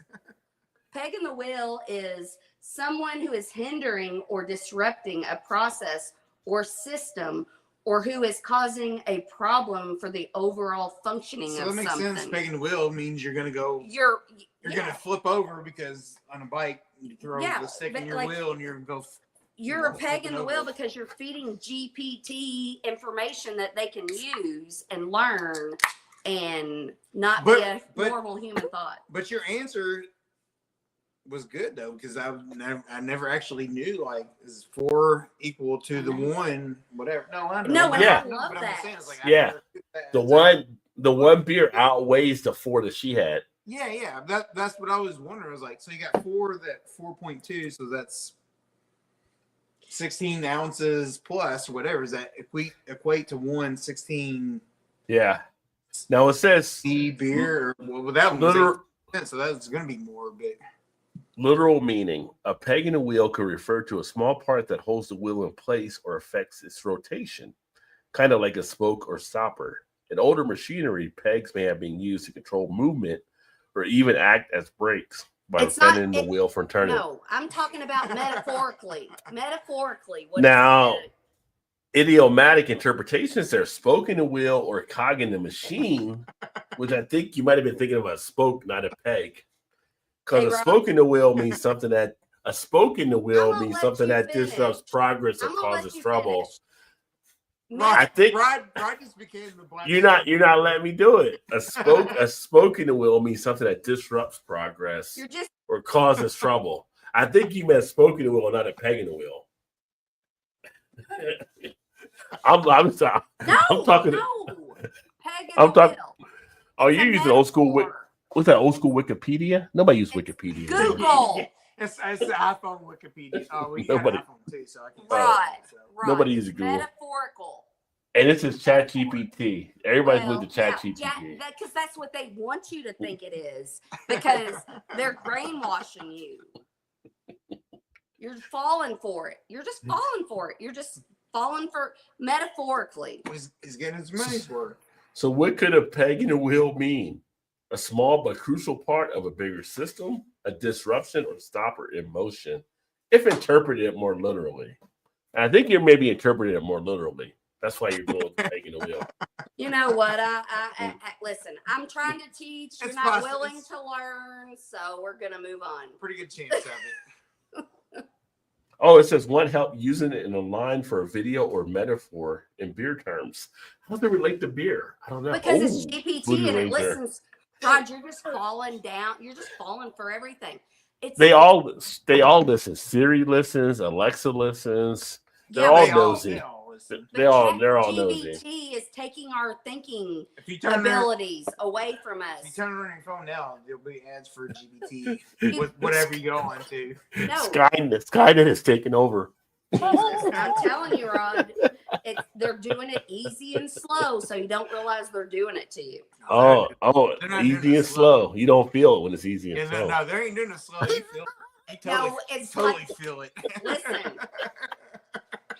No, it's like a frog in a pot when they boil it. It's like when you start out and it boils. He wants to jump out. No, he doesn't realize he's being boiled. That's what GPT is doing. The Good Friday stands for Griff. Ask me during office telling hours. During office hours. You know, there was a video I saw earlier that said that Luigi guy that shot the United CEO or whatever. He got put into the prison with P. Diddy. Did you see it? Saturday Night Live did a joke on it and on a news update. I did not. And they were like, and P. Diddy's response, Christmas came early. Was it the newsroom with Colin Jost and oh my God, sorry. Every week I save it, like I go through TikTok. They're freaking hilarious. I go through TikTok. Or I see it before she and we always save it. And then we're like, Todd, look at this. And Shannon's like, look at this. Like, and it's the same skit from I haven't seen that one though.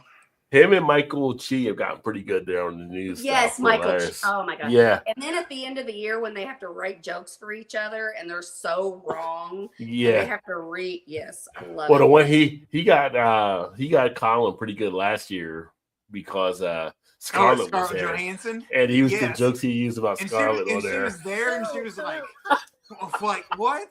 What is happening right now? It's like And if God wins evil, But Shannon, isosceles is such a cool. It is a cool word. It's a very cool word with a very boring meaning. Yeah, I am going to do this by the isosceles triangle. What? Yeah, I mean, that class. I'm gonna confuse when people start trauma dumping on me. I'm gonna be like, yes, but have you ever heard of the isosceles theory? Yeah. What do you think? Like, yes, it's so funny that I'll be like, tell me about it. Carry on with it. Like I'll be like, oh well, that's not what I heard. Play both sides of it. Yeah, you know what the sad thing is? We talked the most math here, and Vanessa's not here. Vanessa's not here to talk the whole math thing with us. I know, right? I know. They should teach critical thinking, but no politician wants. No, they don't want to educate it. They're in a bubble. Like I believe this about most politicians. I have theories. I don't know anything. I have theories about politicians. Yeah. Some of them grew up in bad situations and wanted to improve life for other people that grew up in bad situations. Some of them grew up with a father or a mother that was a politician, and they were made you need to follow my footsteps and you need to do this. But either way, they start out bad or they start out good and they become bad after they're in the system for so long. Well, what is it? It's what was the old quote? Something. Can't think of it now. Absolute Basically, when you're in that situation, it corrupts you. Absolution corrupts absolutely, or something. What's the quote? Oh, I love quotes. No, that is, and it is just like, no. And so I was going to say this, Rod, earlier, like, when we were talking about the Navy SEALs and Osama bin Laden being killed. Power tends to corrupt, and absolute power corrupts absolutely. Yes, it does. Yeah.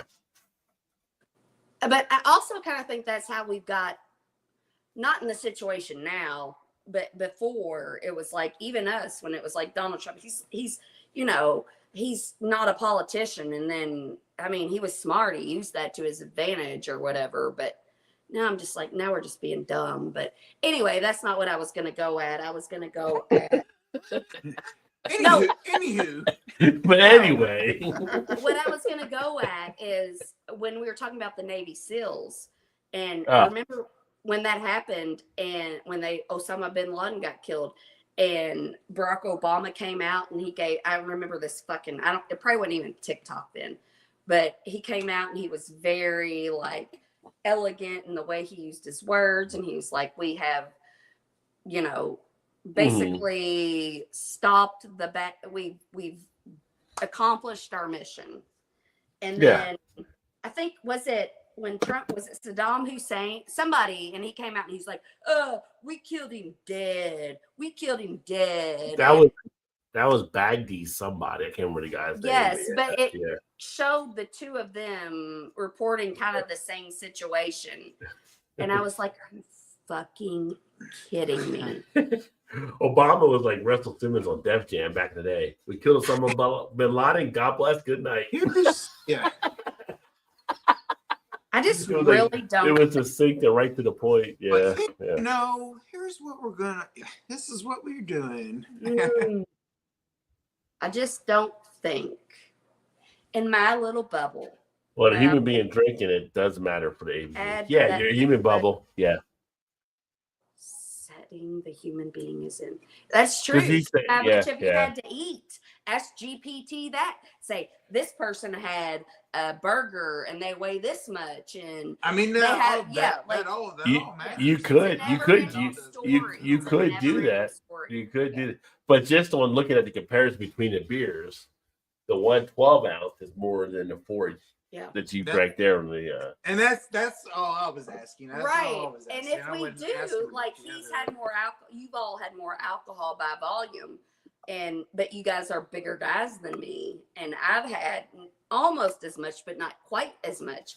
But I'm smaller, and so what are the effects? It's something that we have to go to the doctor. Cheers, CB. Yeah, go to the doctor. What's up, CB?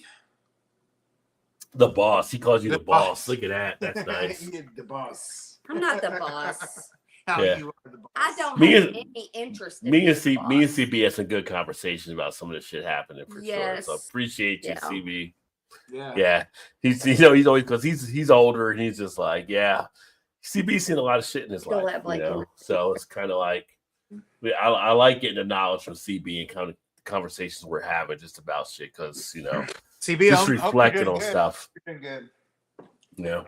I haven't heard from him. Well, of course, it's been the first time for a month, so I haven't heard from him for a while. I'm outraged about shit that's going on, but I'm like, it's always about the money. They always follow the money. No, don't always. Money doesn't. No, it's about the money. All the stuff that happens is about the money. It's a part of a capitalistic. Part of a capitalistic society is always about money. Everything's about. And that's why the people in charge shouldn't be in charge, because they are chasing the money. They're not chasing. All about the Benjamins, baby. He said a sprocket and sprocket. Talking about the whole going back to the wheel type. Hey, I know what you mean. Or is that the? Let's say I can't do it. I can't really do it. Is that the cog in the wheel? Cog in the wheel, very common. I used to be able to do it. I don't know. I can't do it unless it's crooked. I can do it crooked wise. I can't do it straight up. Like, yeah. I wish I could play the whole Ralphie May type thing, but I can't. I don't think I'm a conspiracy. I think I'm like, I wish I What's up, ads? I think conspiracy theorists believe. Are you conspiracy theorists? In something. Aaron, you know, she's always getting conspiracy on us. No, but I believe conspiracy theorists believe 100% in crazy shit. And I believe 100%. I mean, if you're going conspiracy theory. Yeah. Like, I don't believe anything. That's my problem. I don't believe anything. But I'm like, I question everything. I believe in nothing, but I question everything. The truth is out there. No, it's not. It doesn't exist. There is no truth.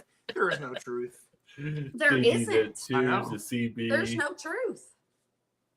The truth is what the truth is. The problem you have is there's facts and then there's things you believe to be true. There's facts and there's opinions.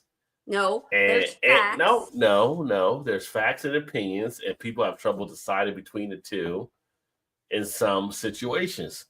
If I say the sky is blue and you look up and it's blue and you say it's not blue, if the fact is if it's blue, it's a fact. It's just like it is. If I say I give you 2 atoms of hydrogen and 1 atom of oxygen and it makes water, that's just a fact.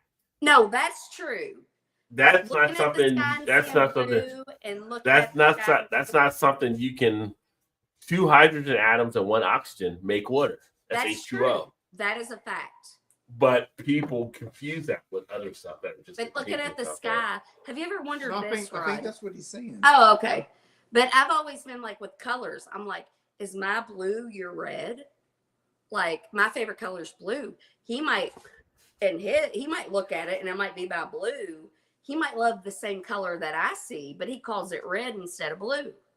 I mean, red and blue are totally different contrasts. I mean, unless you're colorblind, right? Which I'm not, but I mean, yeah, if you are. Now I can say if you were blue and if you were blue and he said maybe that was green, it might be a little bit of a fluctuation in it, right? I'm just saying because the red and the blue are hard. It might be a little bit closer. On the wheel of colors for sure. Okay. I'm going back to art. Maybe, but not blue, green. No, but let me say this. So we live in our own bodies with our own perspectives. I see something, I feel or think or know that it's this. You might look at the same thing, feel, no. So I'm like, yes, I think this is blue, but that's through my eyes. Yes, but there might be somebody out there that looks at this and is like, their blue is red. They look at this and they call this red instead of blue. They might see the same exact color we see, but they call it something else. It's just like, those people are crazy. But we're not the same, is what I'm saying. We all have different. No, I'm just teasing. We're not. Yeah, we're not the same.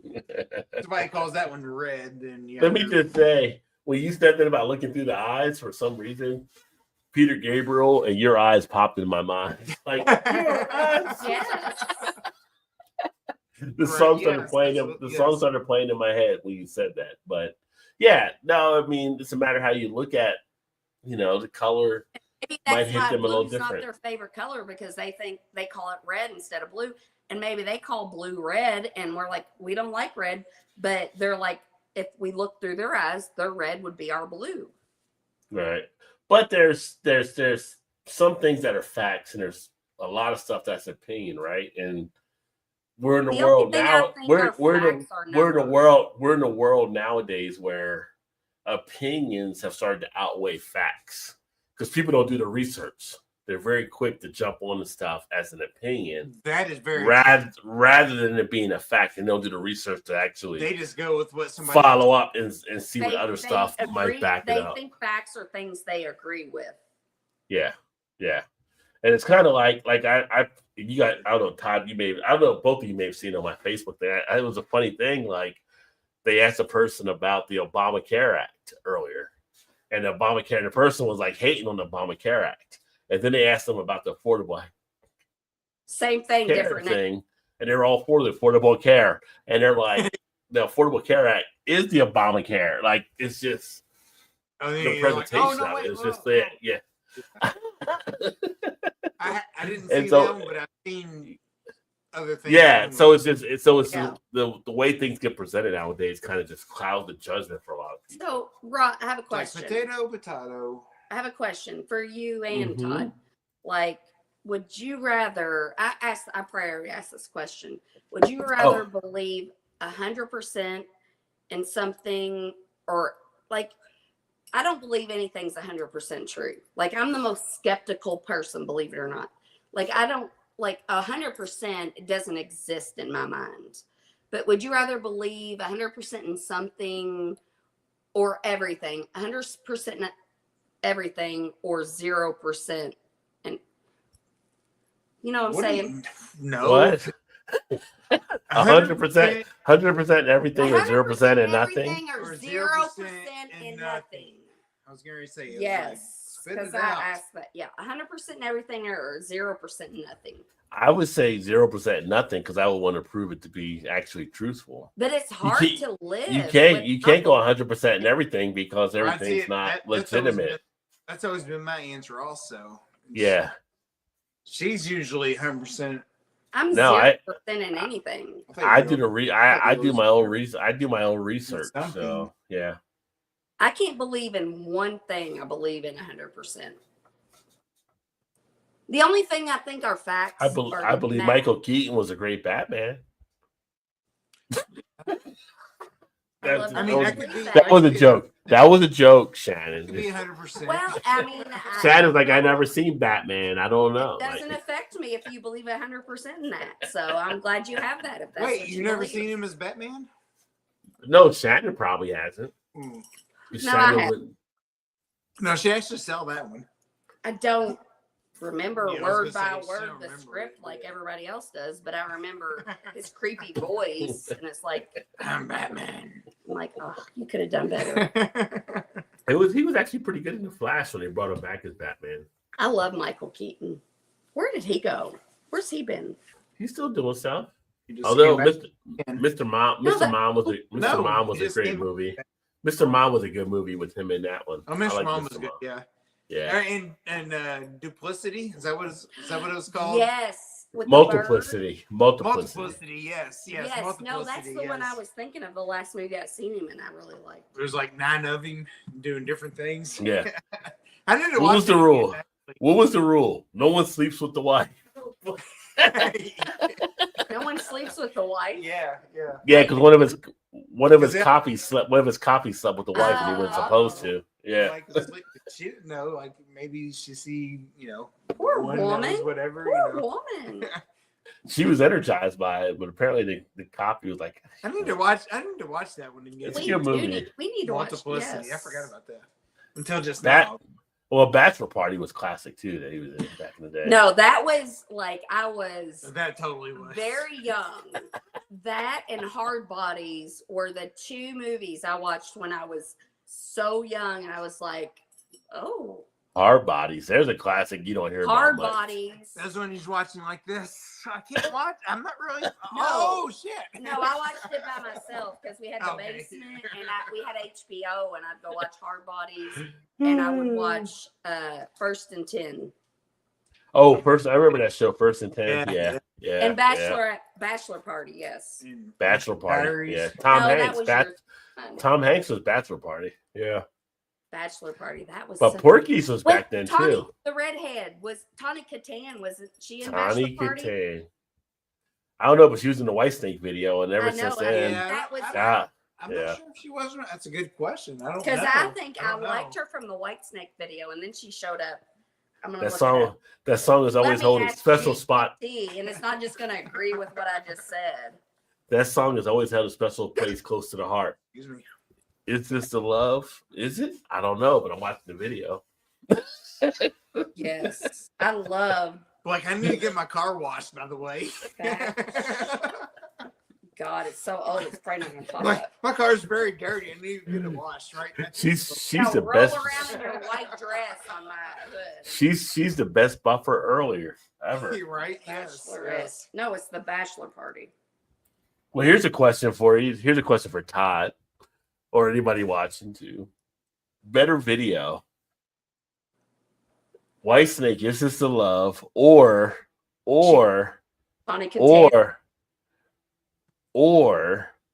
Billy Idol, Cradle of Love with Alicia Silverstone. Cradle of Love, or what was the first one again? No. Whitesnake, Is This the Love. Alicia Silverstone wasn't in Billy Idol because she was like 5. No, Rock the Cradle of Love wasn't that her? That was Alicia Silverstone, I believe.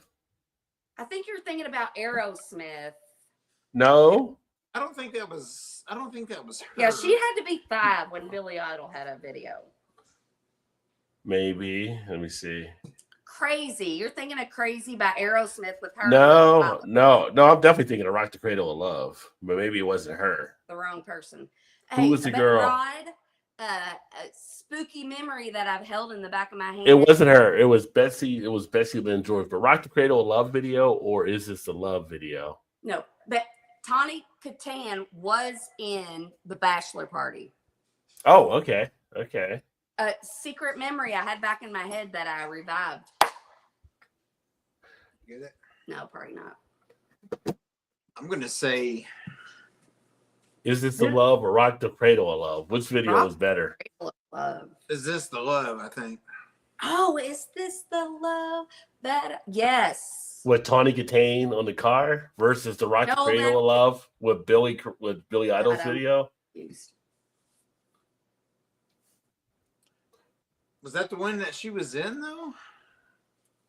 It wasn't Liz Simpson, it was another chick. But Rock the Cradle of Love, when he's like set up the big speakers and he started doing it, and this. Tawny Katan, was that She one? was Here I Go Again by Whitesnake. Oh, I'm sorry. Here I go again. Here I go again. I don't think that was it, but Tawny Katan. Here I go again. No, she wins that one hands down for sure. Against the Cradle of Love. We don't even remember it, so that means it wasn't that special. Well, Todd, you better remember. Todd might remember it. You might have had a moment with it. Maybe he's got to look it up. Now I need to look it up just to see, make sure. Like, oh, maybe I don't remember that good. I'm pretty sure. Remember people that seen Rock the Cradle of Love with Billy Idol remember that video. That's all I'm saying. Rock the Cradle of Love.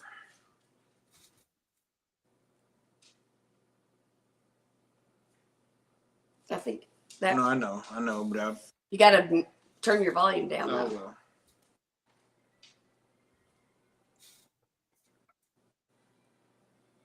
Oh my God, she's like 5, Rod. Yeah, but 5 in the video. We were 5. I mean, she looks kind of young in the video, actually. Well, that's the thing with the video back then. She was definitely younger, and that was the question of the song. Yeah, pretty sure it is. No, that's who he's talking about. Oh yeah, that's the same person. It's fucking creepy as hell, Rod. She's 5.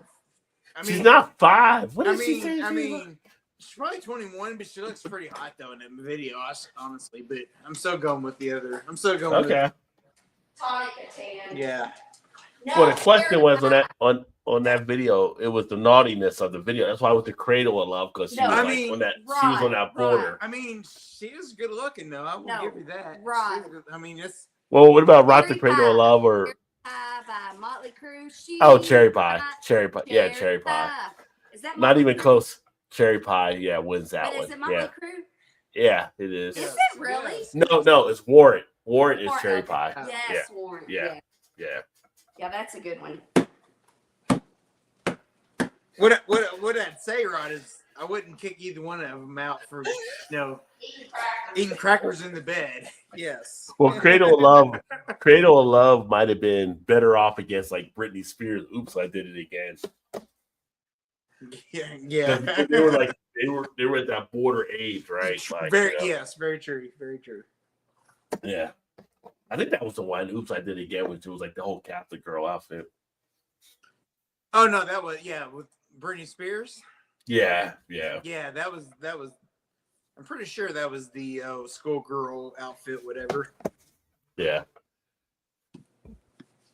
it was funny. Like we grew up in the age where MTV actually played music videos. Like you don't even see music videos on MTV anymore. It's crazy. It's literally in your name, MTV. Now you got to go into MTV2.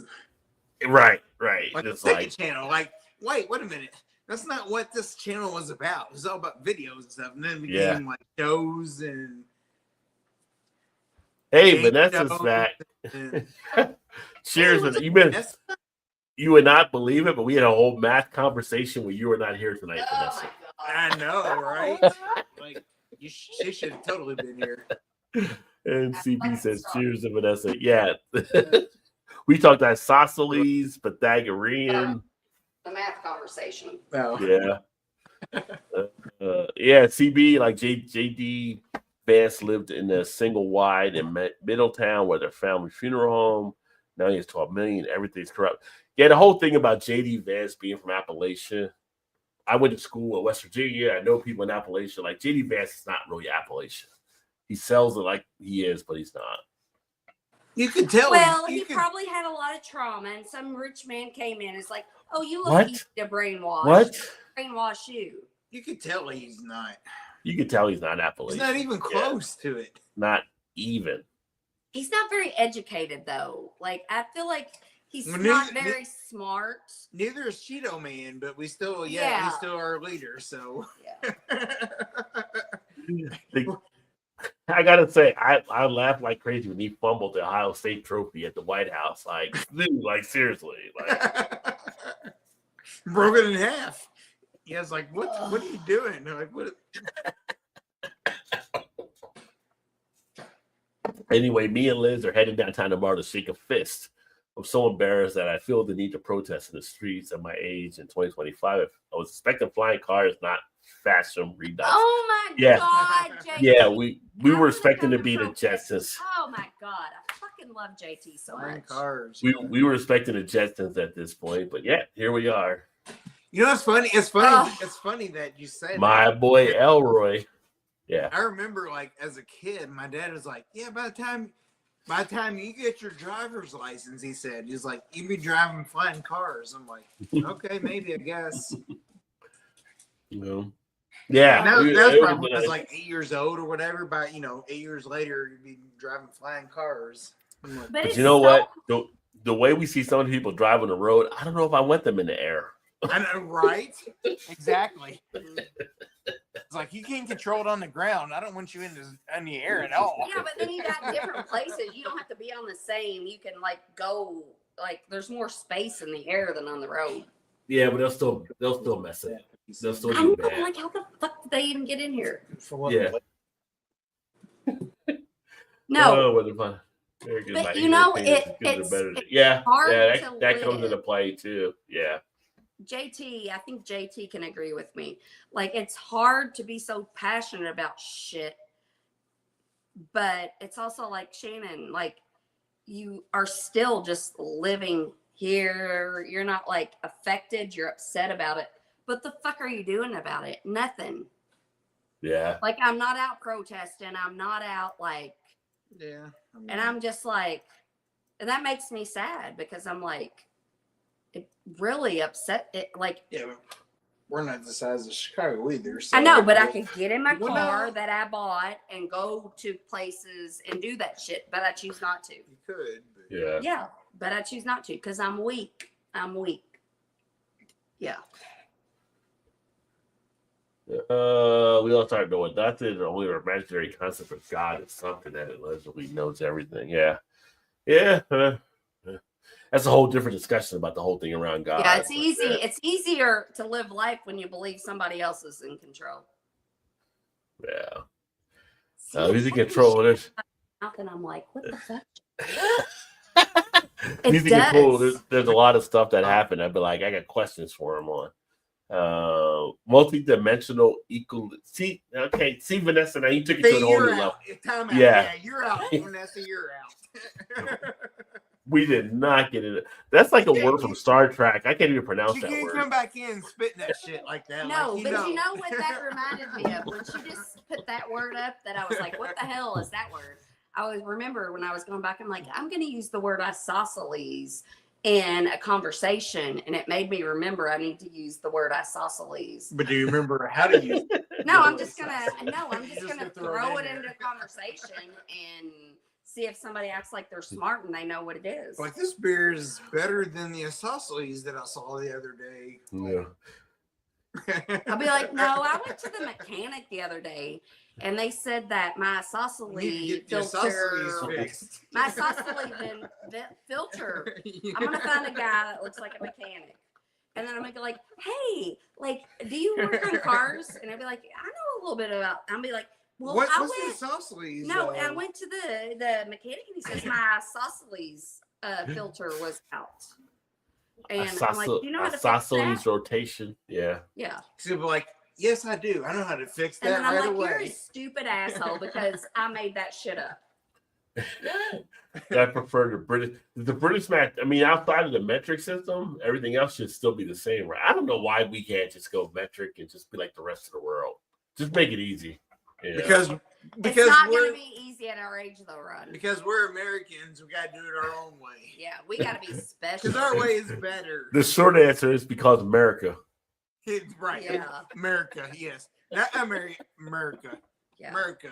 We got to try to make everybody conform to us. With the flags flying. Well, we're getting close to being North Korean here. Is it North or South Korean? I think it's North Korean. North Korea is the bad guys. Yeah, we're headed that way. Yeah, well, yeah. We're Kind headed of that way.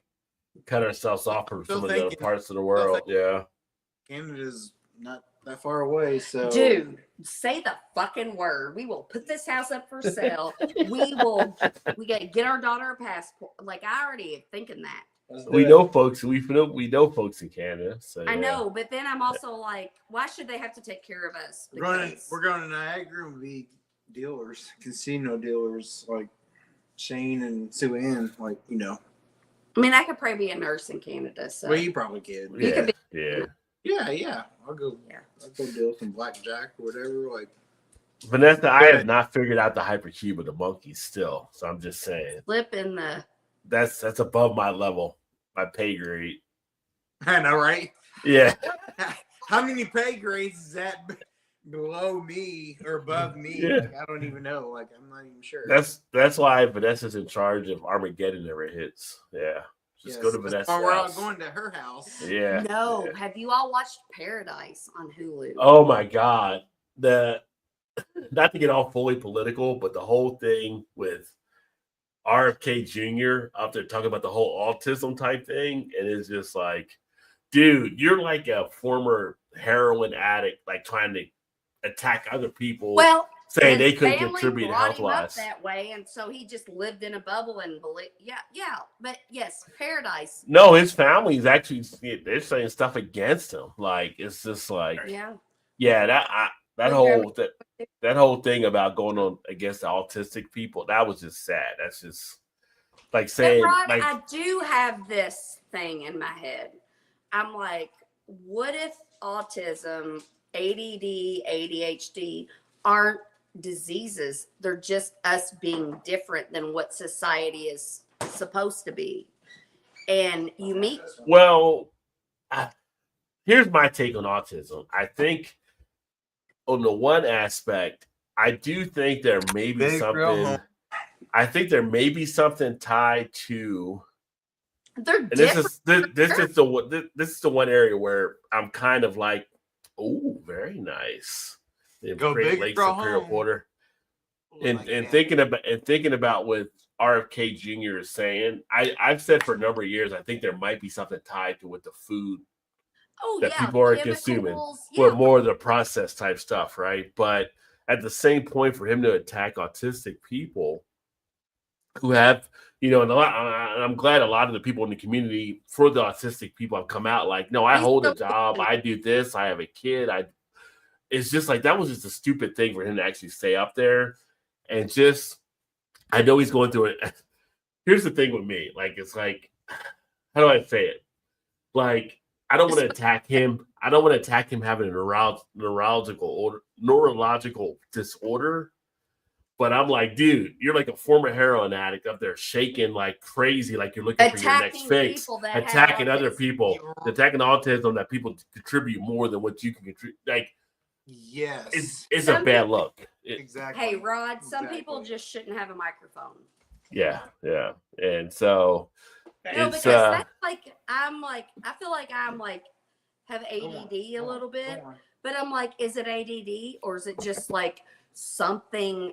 People are different than what the world wants you to be. Maybe you're just different. I feel like there's too much of a, and you know this from the medical profession maybe, but I feel like there's too much maybe diagnosis of people like 80. Like I feel like it is. I agree. I feel like we slowed down the education system in America. That a lot of times we're in stuff where we got people that are at a different higher level, and we're holding them back. We're holding them back for the people that aren't Like it used to be before. It's just more like they find out a lot of kids that are ADHD aren't challenged. But are they? Or they're just not challenged enough, and they're like, and they move to another level, and they're like, you're giving them stuff, and they're bored.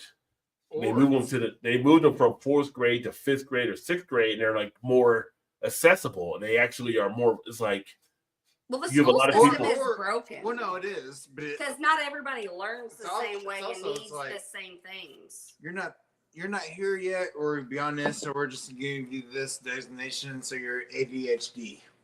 Yeah, you may or may not be, but they're going to tell you that you are because they don't know what to tell you. You know. Yeah, it's too much of a diagnosis along those lines. I think a lot of kids just aren't challenged. I can remember being in school myself, and it'd be like somebody would ask a question in class, right? And it's like, how does this person not know this answer type thing, right? And it's kind of like, can we move on? Like, talk to that person after class. Oh, I hate those people that make things longer than they have to be. Yeah, longer than they have to be. And it's kind of like we're holding up other people that are at different levels for the people that can't catch up, right? And not to say those people we shouldn't help, because everybody needs to be able to move through, but we have people at different levels. I think they get diagnosed sometimes because they're not challenged enough. So they're sitting there doing whatever they're doing in school because they're not being challenged. And they're fucking bored out of their mind. Yeah, and they're bored out of their mind. Yeah. Like, but in the tackling the autistic people, like there's a lot of autistic people that have jobs, they have families, they're paying their bills, and for him to say they're not going to be any worth to society was crazy. Autistic people that are brilliant, like they right. Whatever, and why can't we just say they're brilliant instead they have autism? Well, no, but like, another level as far as like they're different than what the world wants us to be, and so we give them a diagnosis and give them a pill and therapy that they can take money away from them. And I'm like, maybe there's nothing wrong with them. Maybe they can help society and have different ideas than what everybody else wants. Well, it's like you just said it. You just said it. That's all it comes down to. It's all about it was like a few months ago. I had went back and it was on TV and I rewatched One Flew Over the Cuckoo's Nest. I don't know if you guys ever seen that with Jack Nicholson. Great fucking movie, right? And I want to read the book. I'd rather read the book. And Jack Nicholson was kind of on a different wavelength. Like Jack Nicholson kind of knew the stuff that was happening, and he's like talking to people like, "You're not crazy. You shouldn't be like, you shouldn't be in here," and all kind of stuff. And it was kind of like by the end of the movie, you're like, Jack Nicholson basically was ahead of everything, but then he got penalized because it was kind of like he knew how to get people out of stuff, and it was really a different movie at looking at it now versus what it was years ago. Yeah, and rewatching it. But when you watch the stuff, Jack Nicholson's like picking out different things where people are smarter and they understand stuff. But for the hospital, it was kind of like they had to silence them type thing, Right. So, is it not plugged? Is it not plugged in? Oh, it may have come on. No, but that's my thing. I'm like, I don't know if I have ADD, but I've watched TikToks and they're like, these are signs of ADD. And I'm like, well, maybe it's some fucking made up shit or whatever. But I'm like, I don't want to be. Yes, I would love to take a pill that made it's charging, Todd. It's charging. Oh, is it? Yeah, I would love to take a pill that would make me be Susie Homemaker, come clean the house, cook the meals, have do my lawn. Like, I would love to be that person. But I'm also like that. I feel like if I took a pill to make me do that, then I would just be a shadow of myself. And I'm like, I don't like, yes, I would love to do those things, but then that would take away a part of me that I like. Because nobody's perfect. Nobody's got a great personality and they cook, they clean. Like, none of us. We all have. And they're like, oh, here's a pill we can give you to make you better. It's like the Stepford wives are pretty solid. The what? The Stepford wives. Well, get a fucking AI computer. Keep talking to your phone and you'll have that lady one day. CB, yeah, from Middletown. Yeah, he didn't do any of the stuff like your Frown Week for sure. It's a farce on the whole Appalachian type thing that he sells as part of it. And people know that, and people call him out on it, like from the area and stuff. So mathematical learning was pretty good for what I choose to and where. They'll go to Harvard and take and always try to say he grew up poor and dispute.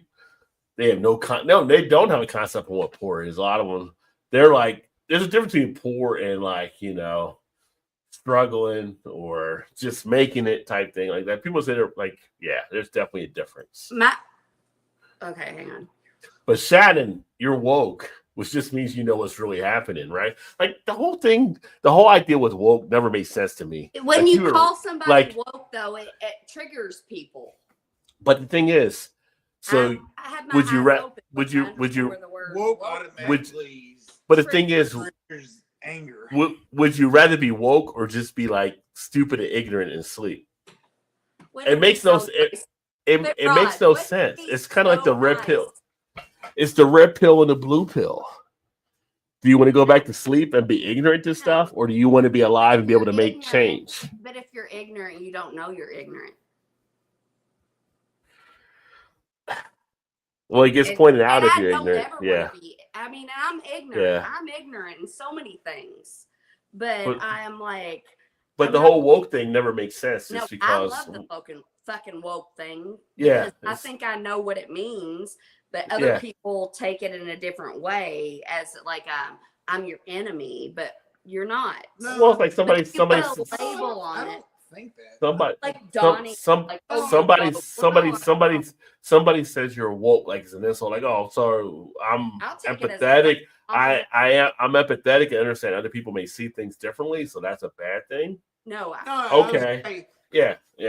The definition of woke is different from different people. For you to say is like, no, I would totally be woke. What your brother would say. Because I love that. I think I'm woke. He would say that, which is good for you because you're opposite of what he's thinking. Yeah, like I love that. I think I'm woke. So he would but say, then I'm well, that's like the whole thing. Go back to like people don't understand the whole thing about woke when it started was basically understanding that your perspective may not be the perspective of others for what they actually have endured or what they actually see. Yeah, because how would you know you right, and so basically you have an empathetic feel to kind of look at things through their eyes versus maybe yours. Yeah. How that's a bad thing, I have no idea, but that's what people are trying to target it. Politicians have used that word they've used that word as a what's the word I'm looking for? You know what I mean? But yeah, like my brother, he does not like that word and he's like, I'm like, why? Like, what's the problem with the word? He's a constipated Christian. What word though? Woke. Well, what's woke got to do with it? Why would he not? Because he doesn't. He's ignorant. He don't understand it. He doesn't understand it. Then. He doesn't. Yeah. Well, no, he understands it to the point of fits him. Well, I mean, there should be no misunderstanding. It was like no, you're right. Yeah, ignorance though. Ignorance. Yeah, ignorance. But that's what I tell him because he's like I love my brother so much. Like I think if I left this world, one of the people that would be most affected by it would be my brother because we love each other. We have completely different beliefs, but he's like he talks about being a Christian and all this shit and blah, blah, blah. And I'm like, I'm glad. I love my brother. I'm like, I'm glad you had that. But he talks about like, I'm not giving money to blah, blah, blah on the side of the road. And I'm like, well, I'm not going to give him my last dime, but if I can give him $20 and I'm going to forget I gave him $20, I'm not going to go home and be like, oh, damn, I need $20 to go to the grocery store or whatever. Then, Right. and he has said that to me. He's like, well, you're more of a Christian in that way than I am. So baby steps, you know? Yeah. But I mean, he's a good man, but we'll never, and we don't understand each other. Yeah. But well, I mean, there's a lot of stuff out there right now trying to get people's attention. So depending on what you're looking at or hearing, or because I am also, Rod, you can look at anybody, meet somebody, and you can find something you don't like about them, or you can find something to connect about. Yeah. I choose to find something to connect about because if anybody looks deep enough at me, they're going to be like, I don't like that about her. I don't like that about her. You know, nobody's perfect. No, and that's an interesting thing because I'll go. No. Yeah. I mean, that's one of the interesting things. Like I said, being a part of the beer community is we have factions from all over different stuff. So when I go to these conferences, it's kind of like it's the beer that brings people together. We have like open conversation. I wish more people had open conversations like we have. Instead of judging each other. Instead of judging. Yeah. And the ideas that we exchange at the different stuff at the beer things. Absolutely. Like everybody should be able to do that. Like I see people that respond to stuff and I'll get messages on stuff. Like people are asking and they're like, you know, why is it like, you know, they'll say like a Demetard or Republic Thug or like why can't you just like why can't you have an idea without attacking the other people? Right. Yeah, like you don't have to attack the other people to have an idea or a difference of opinion. Yeah, just whatever your opinion is, express it. But you don't have to attack the other person because they have a right to their thoughts as well. Right. But people have a hard time of expressing if their opinion's different than theirs. Yeah. They can't handle that. Yeah. But that's the thing. Like, I mean, not everybody, but a lot of people are like, it's like express your opinion, but you don't have to tear someone down to actually express it. I mean, right. Tearing someone down most times shuts down the communication process. Yes. Yeah. But I have the ability to talk to somebody that believes differently than me. And if they're like getting like very passionate or angry about it, I have the ability to be like, okay, and walk away. I don't like try to convince them the way I feel. Like I love talking about the thing, religion, like whatever. You're not supposed to talk about religion, politics, or money. And I'm just like, I don't mind. Which I always love to talk about because I'm like, break down those walls. I'm like, you know, I never said like, oh, you should ever talk to people. Like, why not? Like, that's how people kind of grow to be better. Yeah. But you have to talk, like one of you has to be like, this conversation isn't going to go anywhere. You've given me something to think about. And I'm not going to get defensive and I'm not going to tell you why you're wrong. And usually the people that want to talk about that shit, they want to tell you why you're wrong. And like, if I talk to someone, they'll tell me why I'm wrong. I'm like, okay, well, maybe I am, maybe I'm not. And then I'll go talk to somebody else. And Todd ends up having to talk to him. Vanessa was breaking down the isosceles earlier.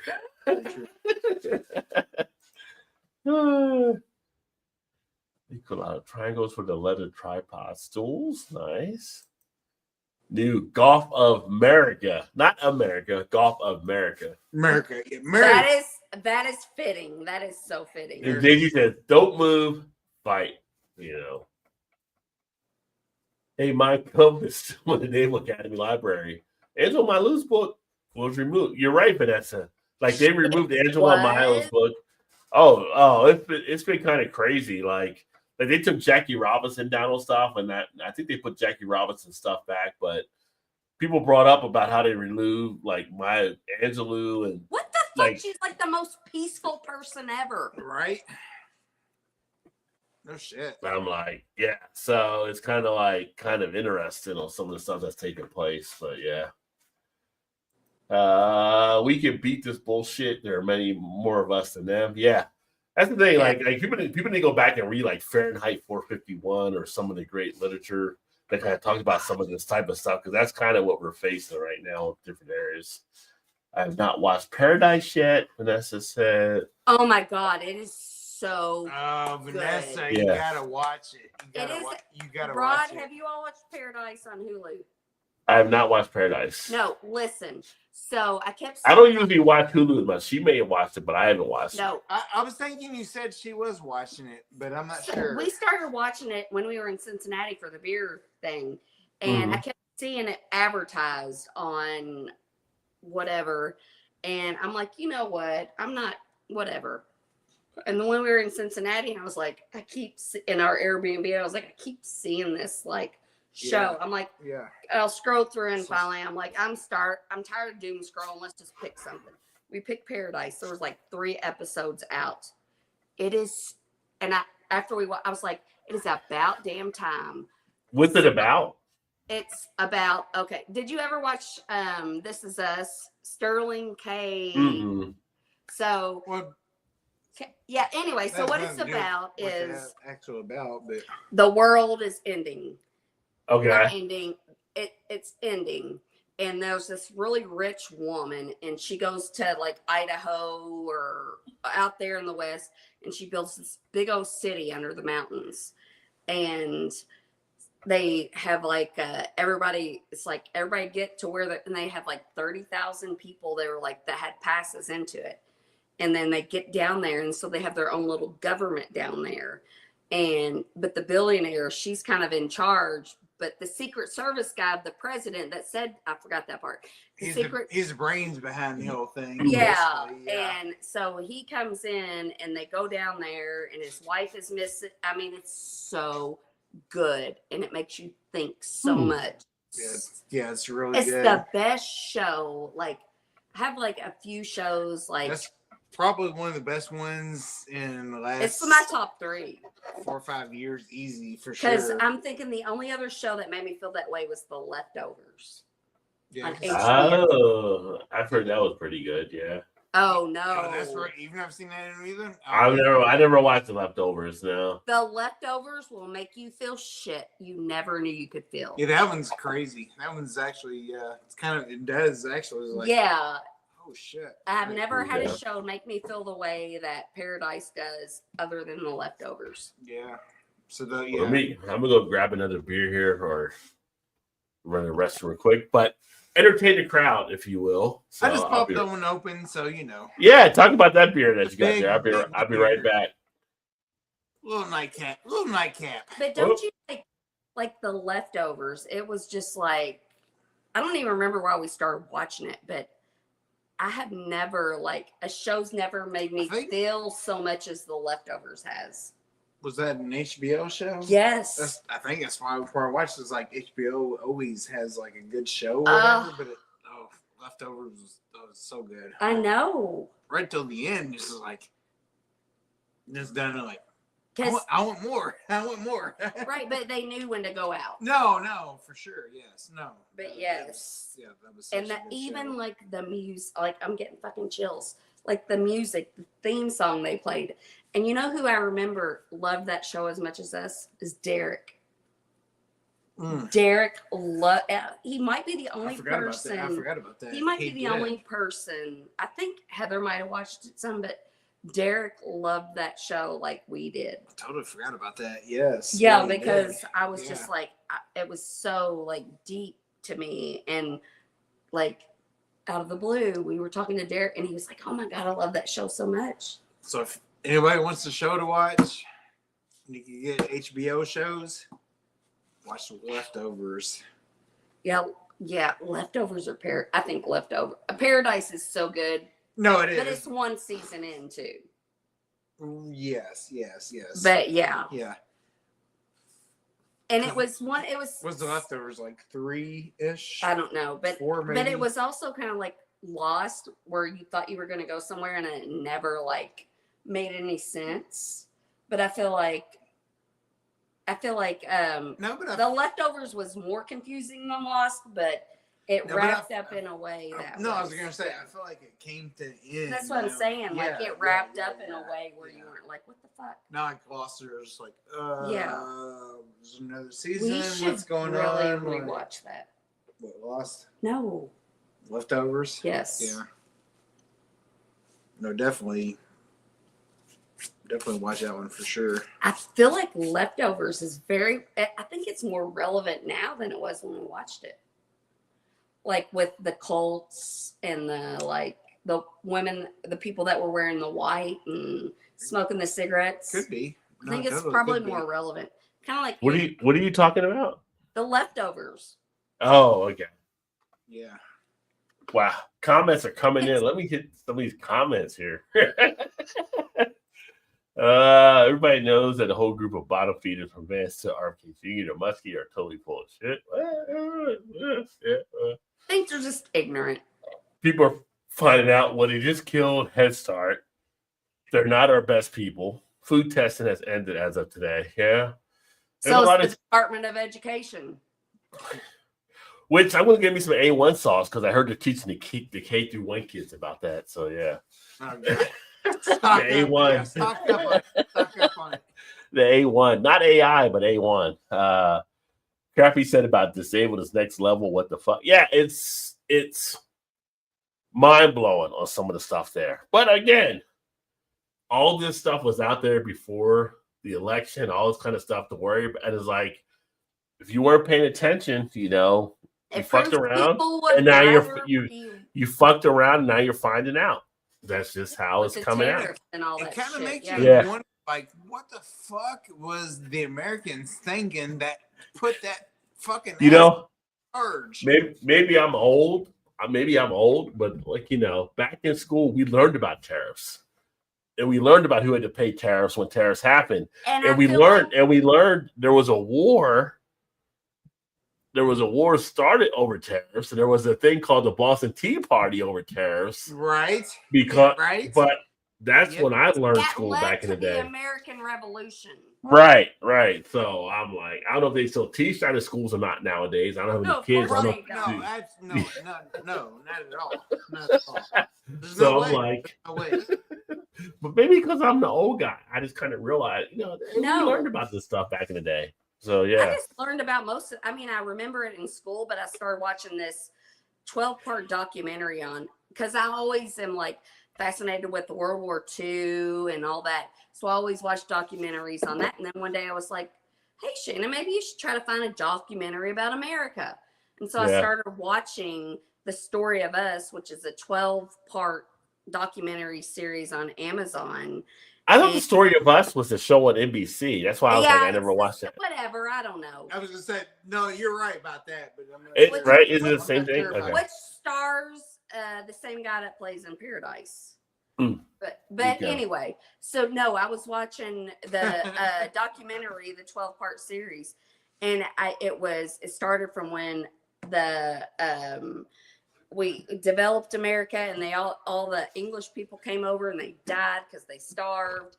And then they brought more people over, and then the Indians didn't like this other group of Indians. So they were like telling the Pilgrims, like, we'll help you grow soil and tobacco, which was the backbone of America, which like especially in Virginia. Yeah. Yes. Yeah. And they were like, well, if you help us kill this movie right now? No, I'm telling you what I learned.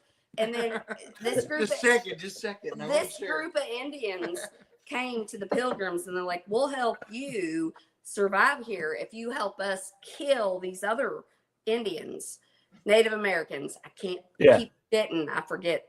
I mean, at the time there was Indians, so I mean, Yes. Yeah. And then skip ahead to when New York started being built, where the steel guy learned how to heat stuff up so much and make the steel production that much faster and that much more monetary. Was that Carnegie? Yes, it was Carnegie. And then boom, Rod, boom. Yes. Boom. And then they started building all Give me the boom. The high-rise buildings, and then they were making a shirt factory in the Triangle Shirt Factory. And then a fire happened, and it was basically sweatshop conditions. and then a bunch of people died. It was before 9/11, it was the biggest debt, like the worst people died was at the Triangle Shirt Factory before 9/11. And that was like in 1920 something. And then that's when OSHA came in. They weren't called OSHA then, but that's where the fire codes came in.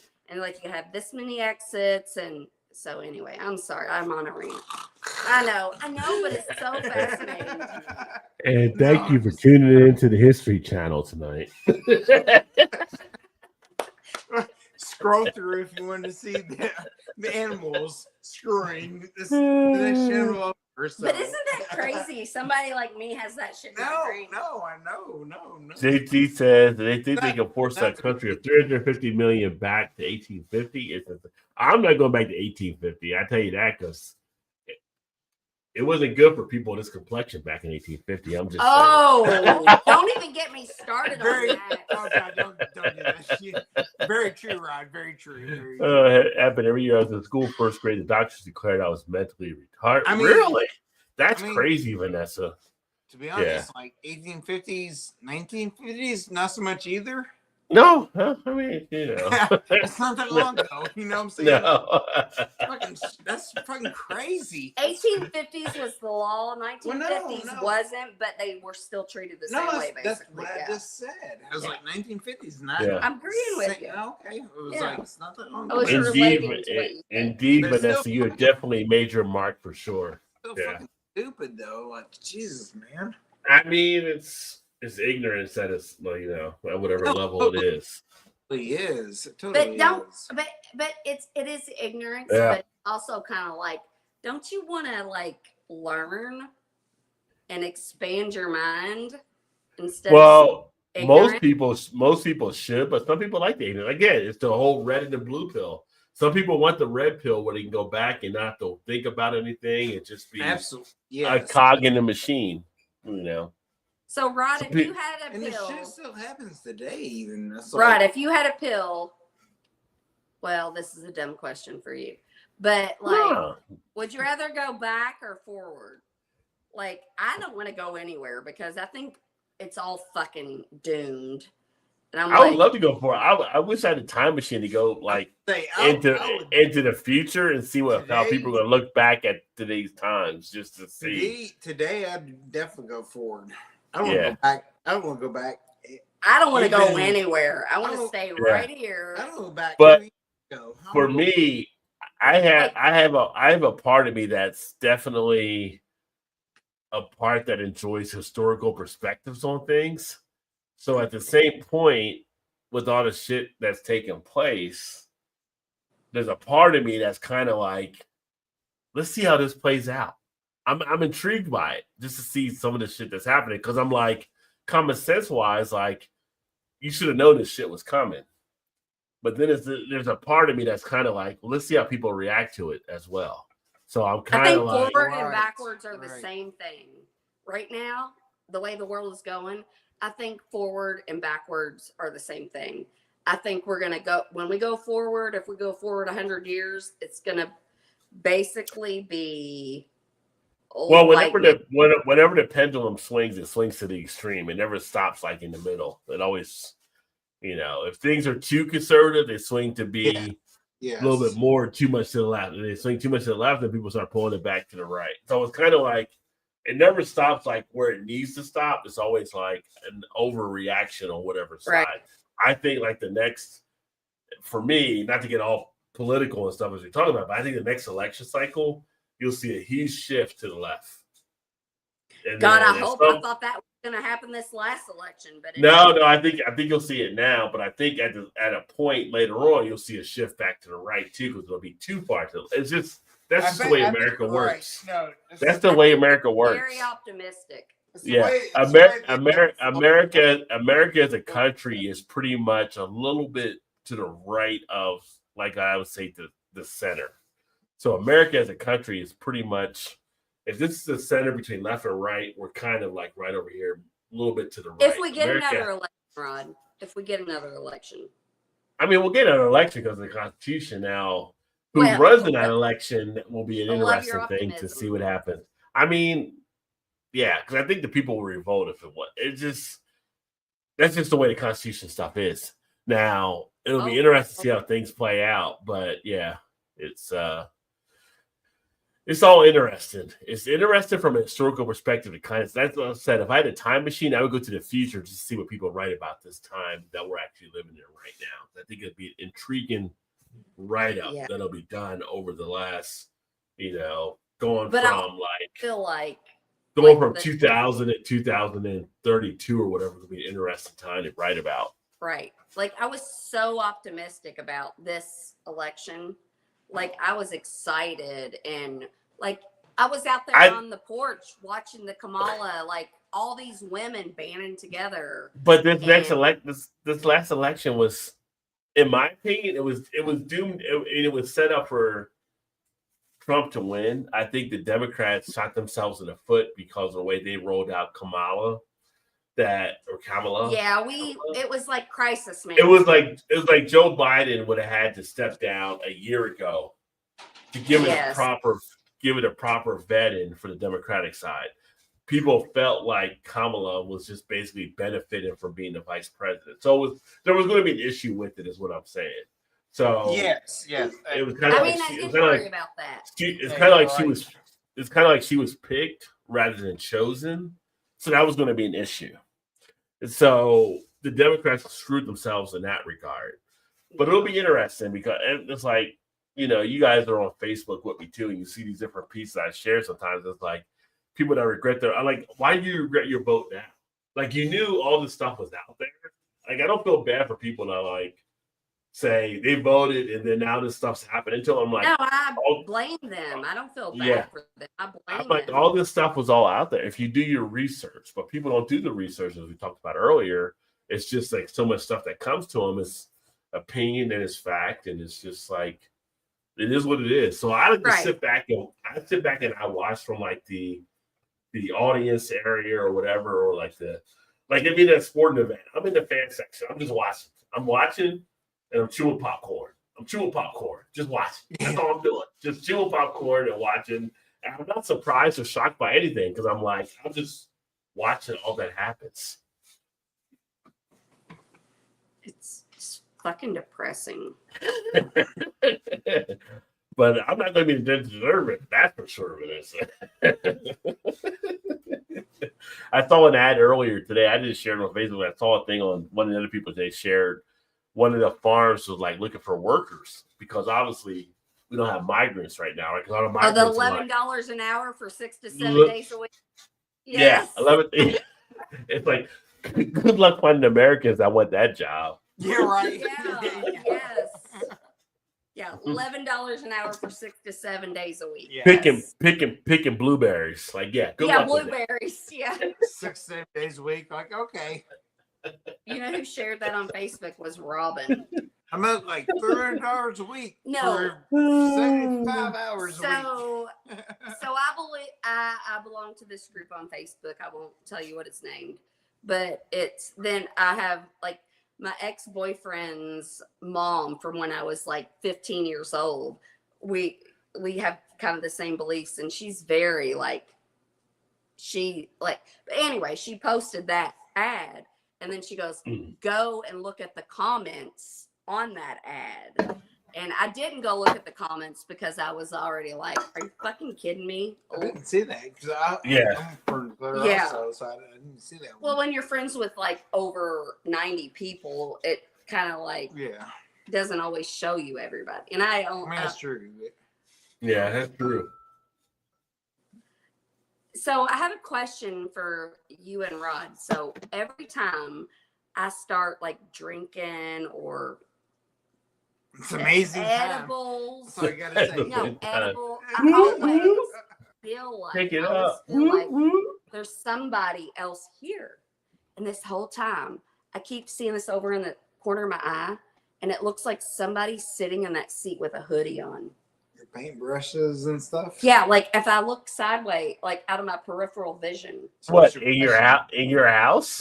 Do we see him also, or I don't know if it's him or her, but there's always somebody there in the house there. No, it doesn't even have to be in my house. but like Where you seen him at? I have this like out of my peripheral vision, but like, Yes. but I'm like, but I'm also like, oh my God, I said it, and now I think maybe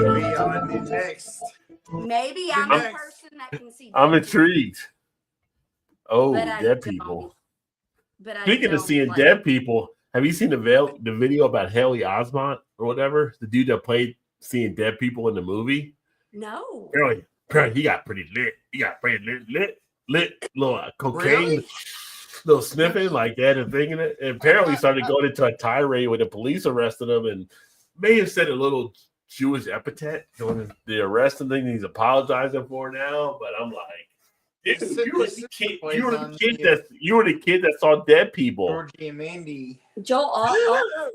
Haley Joel Osment. Mandy? Yeah. So now he's like a full apology out and everything. And he's like, really? He's like, I didn't know if I said those words during my blackout period. I apologize. Like, hey, puff pass, dude. Come on. No, but that's good shit right there. Let's go. It screwed my head so bad because I'm like, I always feel other people here, but I see dead people. I'm trying to share something with you. I know. I'm just screwing with you. I get it. I'm just screwing with you. I don't see that person. Well, of course, because it makes no sense. It's a paintbrushes with a white. Yeah. He said with the guy with the hoodie and the. No, I said it's over there. You know what you got to do. What? Give him that hunk too and spit on that thing. Spit on that thing. Yes, yeah. See, she's 20 years old. She'd spit on it. I'm like pushing 50. I'll bite the fucking thing off. Now, Rod, you know you gotta play 10 tonight. Oh, no. There's this book. Can you play TikToks on your? No, because it might block it. It'll all get banned. Oh, okay. There's this book about a guy with a lollipop he wants somebody to lick. Will you lick my lollipop? Yeah. And it goes through like, will you lick my lollipop? It's really funny. So Rod, you know, to end the night, you got to play the video of the kid, Jimmy. Oh, let me know. Yeah, I got to pull that up there. Okay, I got you. It's been forever since then. So we haven't shared that video in a while. Finish the night with that. Look at the one. Of the people. But look at the comments. Look at the people on CBS. She has more degrees than him. She has that. Yeah, going back to the whole JD Vance type thing. Temple Grandin. Yeah. Yes, the one with autism that got like a humane way to kill livestock. She came out. Well, that's the problem with the whole JD Vance thing. Was, oh my God, that guy. Yeah. Hey, Bobby, I can think of 4 or 5 red states that have been ruled by Republicans for years that should be taking up support for the good of the nation. Yeah. They should never have been confirmed. They're not challenging stuff, really. I mean, they're kind of going along with the plan. That's the problem. So, it's kind of like home and getting paid, and they don't care. It's like in days like this, depending left or right or whatever side you're on, it's like, I saw a thing earlier, and they were talking about it was the John McCain video when he challenged a person thinking Obama was a Muslim. He said, no, that's not true. It's like you miss Republicans back in the day that would do stuff like that, right? They're like, no, they would just set shit straight, right? Like Ronald Reagan couldn't be elected nowadays as a Republican because he would be considered too much to the left, which is weird, which is just weird to actually say, but it's kind of crazy what right about now.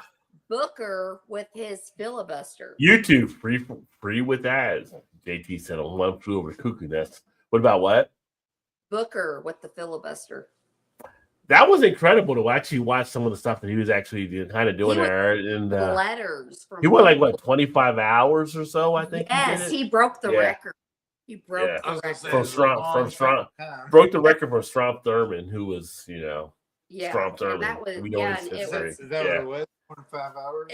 I think he went for like 20. It was like 25 or 26 or something. Yeah. It was. And then one of his fellow Democrats, I think, was like, "Hey, can I ask you a question?" Shut it down. No, he said, Play it, Rod. Shut it down. He's a senator, right? He was like Senator Booker. Did you know you just broke the record for the longest filibuster? So that was his. Hey, you know. Yeah. Okay. Yeah. Shut it down. Shut it down. And he was wearing a suit, and I'm like, God, that poor guy. You know, Yeah, he went for a while. He went for a while there. Oh, he did. And the Zelensky came in, and JD Vance was bullying him about what he was wearing. And then President Trump brings in Kid Rock the next day with his freaking. It's ridiculous. Think about that though. I was like, Rod, could you just like start now? 25 hours later, just keep on talking about. Just keep on talking and stuff like that. Just like just going, talking about whatever. Like, but the thing is, like with Cory Booker. Going to work and then come home like, shit, he's still going. Like, what the fuck is going on right now? I was like, okay, good for you. But that shows, like, we don't. But I mean, but the thing is, like, I forgot who. I forgot what senator did it. I don't know who was. It was one of the Republican senators. They were quoting like Dr. Seuss or something like when they were doing a filibuster one time. Like, but Cory Booker was like all like legitimate shit that he was saying. It was just like. It wasn't like BS and stuff he was putting into it, but it was just like going through He stuff. was reading letters from people that this administration has affected. Yeah. Yeah. But it's interesting because people are finding out what they're finding out right now. And I'm like, you know, like I said, we're not wanting to be like political or like that, but it's kind of like, yeah, it's interesting to see. Like, you know, we talked about the things with tariffs and all that kind of stuff, and there's a lot of breweries that are being affected. And the bad thing is, we're 4 months in of 4 years. Not even, because I mean, it started in January, so we're not even 100. We're not 100 days yet. We're basically just at 90 days almost. Yes. Because it had to be 90 days because it was like January 20th. In of 4 years. I know. Like, Jesus I hope Christ, you enjoy me having a job. Well, I hope you enjoy me having a job. Well, I mean, but I'm a woman, and I could be home. No. I mean, everybody should hope they have a job. No, but week. I'm saying I get home. He's getting out shit. It's like, hey, what are you fucking doing? Vanessa, you're not wrong. Young woman that can give a baby to populate the world. Well, I don't want a fucking woman. I know you don't, but you got to find something. Well, hey, you two having a private moment over there. Just saying. One, I can't give her a baby. Oh, so. You can't. Well, you'll be right next to me in the. So I'll be on the burner side of things. Like, hey, you're out. Yeah, Todd's gun has been unloaded. So yeah. Yes. Blanks. It'd be a surprise like Alec Baldwin. You're right. Yes. I want to test. Hey, but what we need to do for you is, because I'm looking out for you, is we need to go to your doctor's office, find your medical records, burn the computer, burn the files, and they won't know you can't have babies. And so you might still be able to have a good life. I'm hopeless. Maybe. Well, to Vanessa, it's interesting because there's a lot of red states that get a lot of assistance. So you know they're finding out. They're in the FAFO mode. And they're finding out right now. Closing the public schools will definitely do more harm. I do agree, as well as they're trying to do the whole education type thing. Should not have been allowed on the ballot, but the Republican Party has abandoned their oaths of offices in mass. Yeah, I mean, it's all about the Constitution, and there's definitely there's some issues there. It's going to be interesting to watch this whole battle over the Maryland guy because of the Constitution and Supreme Court and separation of. I mean, I know the branches there, but I know I see it. What is she doing? What? It don't matter. Seeing dead people. Yeah. You see the dead person right now? I see him out of the corner of my eye, but then when I'm looking, I'm like, you're crazy, Shane. She's like, did you see that person? Like, is your house haunted? Like you got dead people walking around? We're the only people that have ever lived here. It could be like poltergeist. You could be in an Indian graveyard. I mean, maybe. Well, maybe I need to sit here and look away and listen to what they have to tell me. You gotta get one of those midget ladies to come on and do the whole thing. Right. Poltergeist. a lot of these taking effect. I Yeah. think. Still less than we've been drinking, though. Still less than we've been drinking. We ran a report on ChatGPT. Right? Yes. No, CB, yeah, there was a quote by Carl Rove years ago. I know you've seen it when I've done it on Facebook, but yeah, he's like, people get too educated, so they start like voting different ways, so they want to keep them less educated. So all I can say is darn careful with Kool-Aid you're drinking. Especially if it's given by a guy named Jim Jones. If Jim Jones gives you, You're right. You definitely want to make sure. Yes. Yeah. Who made this batch? Jim? No, I'll pass. Don't drink that Kool-Aid. I'll pass. Jim did this one. I'll pass on that one. You're right. I'm out. I'm good. Oh, so good. So much sugar. Like, no, I'm good. Not even thirsty. Trump, yeah. The groceries thing.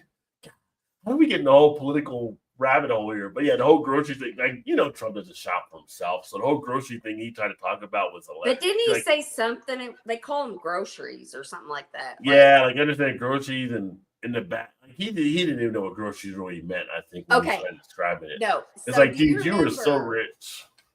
Do you remember back in the day? Yes. Back in the day. That's all you had to say. He's so rich.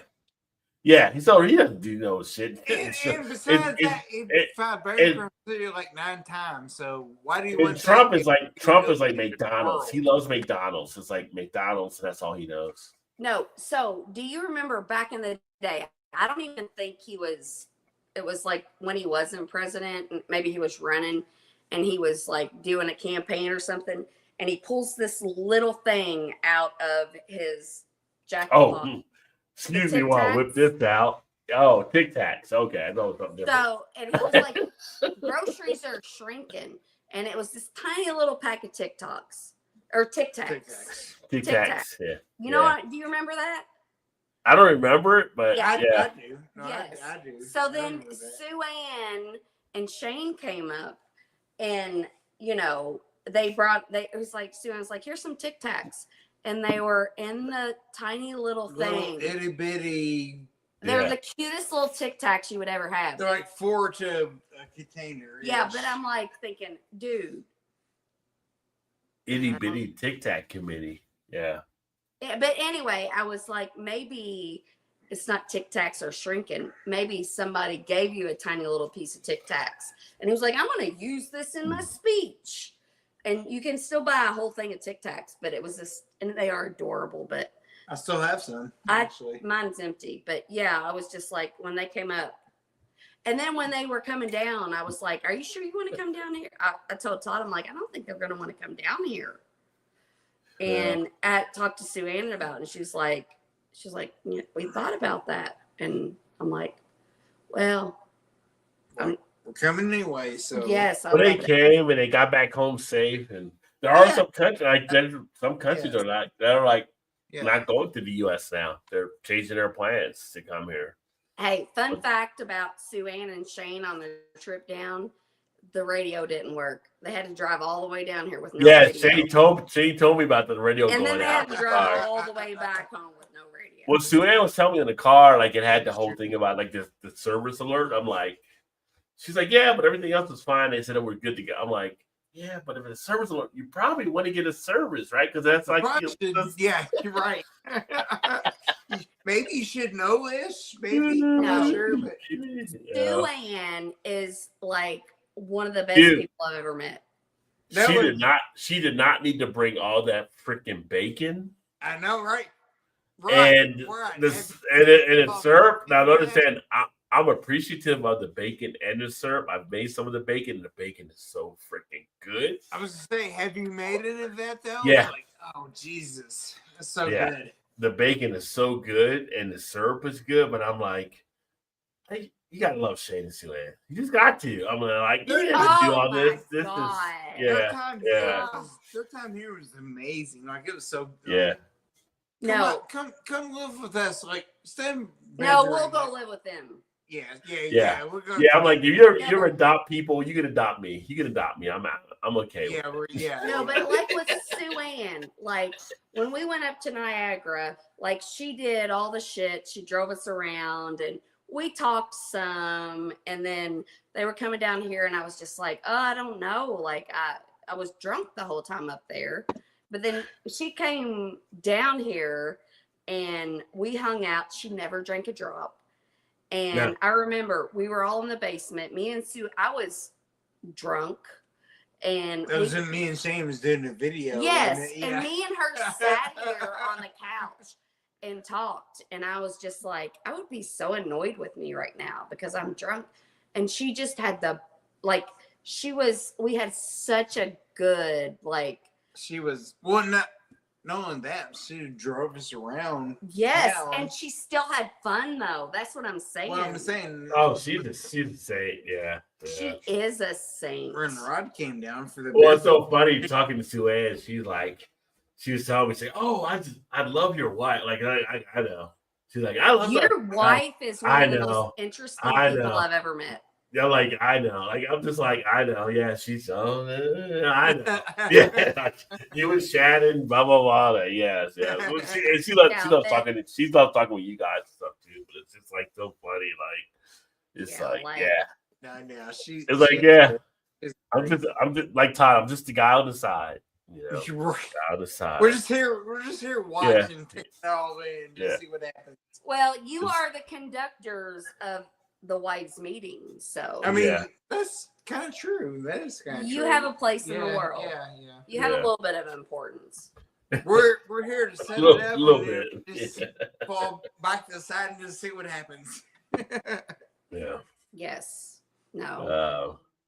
No, JT, I live in a fact-based bubble a lot of times as well. I'm like, it's kind of like I put stuff on Facebook, people come back, like, well, provide your fact. Like, where you get this from? Provide me with some details to follow up on. Don't believe in not just an opinion, but like a fact type thing. Like, like where did you get this from? Show me the data. I love discussions. I love debates, but I'm like, if you're gonna come bring up a point, show where you came with that point as well. Right. Yes. Yeah. Yes. So, Rod, that's my thing. Like, I watch videos and I'm like, okay. Like, I know Fox News, CNN, they're like, back in the day, they reported facts. So when I watch something like Fox News? Fox News reported facts? No, I'm saying Fox News is, back in the day, she said. What day you talking about? I'm trying 1845. I'm trying to explain it to you. I know Fox News reports what they want and CNN reports what we want.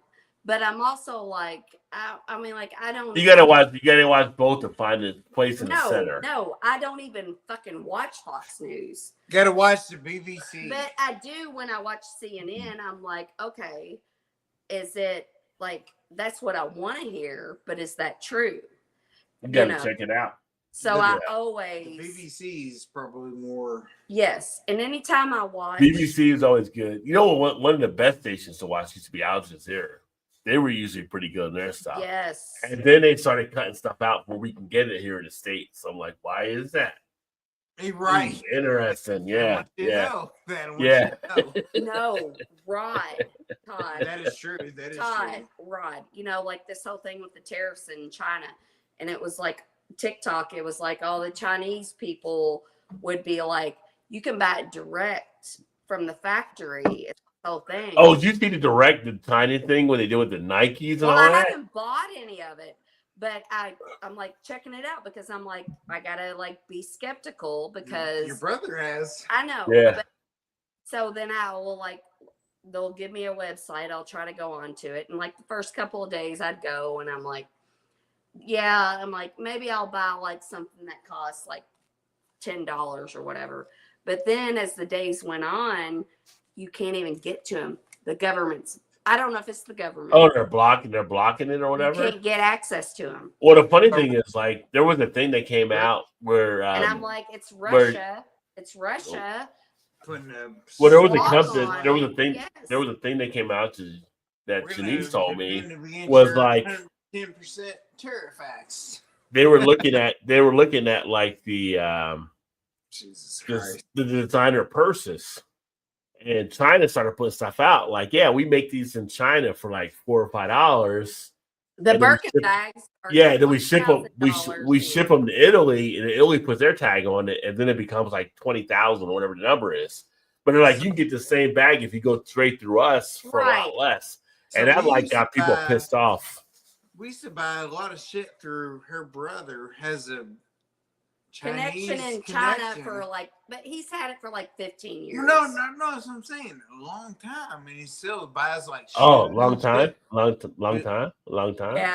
Like, you love me long time. You meant to say. Shoes here would be like $400. You can buy them online with him through her for $100. Same goddamn thing. Same damn thing. We bought shit from through them. It's like, oh my God. Well, it's like people, like some of my friends that used to be in the military, that would get Nikes over there when they were over there for service in the military, and it would be like, we get Nike shoes that are $5, $6, whatever it may be, and over here they would sell for like $150, $200. Like, yeah. But I do like the thing with the Birkin. So stupid. The Birkin bags, they are like, but the Chinese people were like, they showed you like, we get the leather, this much is the leather, the threads, the lining. They're like, it's $100 for us to make, which I'm like, that's a lot of money to make a bag. But then we ship it to the US and they charge $20,000. You're right. But then they're also like, it's not just about the bag. It's about the store you go into and the experience and the opulence and so, I mean, it's still a fucking, like, if you got that much, it's still a scam. I understand. It's still a scam. I understand that I cannot, but it's not just about the materials and. No, I'm saying it's a scam worldwide. It's people wanting to see them wear something that other people. Nike shoes or whatever you pay $180 for, it costs them like $20 maybe. Yeah. And I'm like, I could order a Birkin bag from China that cost $100 that's sold for $20,000 in America. But I'm like, who's going to believe I have a real Birkin bag if I'm carrying it around? Why not? But I'm saying, because I'm not going to spend $20,000 on it. Doesn't mean it's not a real bag though. Now it's coming out as you're paying the same for whatever you're paying exponential dollars for $30 worth of labor. I understand. I get what you're saying. No, and I'm saying it's coming out now. Well, let me. Chinese are like, hey, let him get to the comments. Let me get to the comments. Are definitely blowing up for sure. I'm like, what is going on here? I keep seeing the thing scroll to my left here. Almost reached peak Dunning-Kruger as a result of poor critical thinking skill. I thought for years I think for years the thinking skills for Americans has been so low, like critical thinking, because of the education system and stuff. Yeah. Affordable healthcare, education and science, math, English, literacy, bad thing? Question mark? Like, yeah, I mean, no, I think it shouldn't. It shouldn't be. It shouldn't be, but it's being targeted, right? Like, but to keep people dumb. Those aren't the things that a lot of people can learn and use it in the real world. I love all those things. Oh, you can learn affordable healthcare. You can use in the real world. Not science, math, English. Yeah, everybody needs that. Yeah. Those, yes. Yeah. In the 60s, Supreme Court stopped schools from going what they were trying to do for religious purposes. I grew up in. Yeah, I mean, the whole thing. The Supreme Court right now that's another situation that's taking place. Amy Cohen Barron. Yeah. Well, you look at the last three justices kind of lied on their impeachment things for what they actually done, but that's all thing on their confirmations. Nepotism. Yeah, in a similar vein, ask them to explain why exactly they don't like about diversity, inclusion, and equality. Wow, now we're going down a whole different thing there with that. Ask them to explain exactly why they don't. Yeah, because it takes away their power. It's They wouldn't say that. Well, the whole thing with the whole DI thing is kind of stupid in this. I mean, it's like, oh my God, I'm gonna I don't go even set want the Capitol on fire tonight in Indiana. I'm not going to Washington D.C. get into that whole situation, but let me go through here. We come back to that. I did not pray in time in the morning. I did not do pray time in the morning so I could learn caring for the flag and raising the each morning in elementary school. Yeah. Well, that's part of the whole brainwashing type thing. Like, I would guess I was like in about 7th grade, 8th grade when I stopped saying the Pledge of Allegiance because it just didn't make sense to me with all the stuff that was taking place in America. You're right. Yeah. And the Supreme Court had come out saying you're not required to have to say that and stuff. Although some states will push it on. But it'll put a mark on you if you don't. I mean, it put a marker on me because I'm like, yeah, no, I can't pledge allegiance to the things when I see some of the stuff happening. 75% of America read at age 11 or below. That's a problem. He said, I love the uneducated. That's 75%. Yeah. If you don't know, you don't know. Okay. So Karl Rove had written about not letting people get too educated because they tend to vote to the left because of the education knowledge. So you want to keep them That's what I was going down. to say. I learned this on the last election when we were watching it. It was like, and I feel bad even like, because I don't know if it's true, because I don't believe in it 100%, but it's like the red states, most of the people that vote red states are like uneducated people. And like New York, all the states that are blue are the people that, and I mean, I never went to a university. I don't have like bachelor's or a master's degree.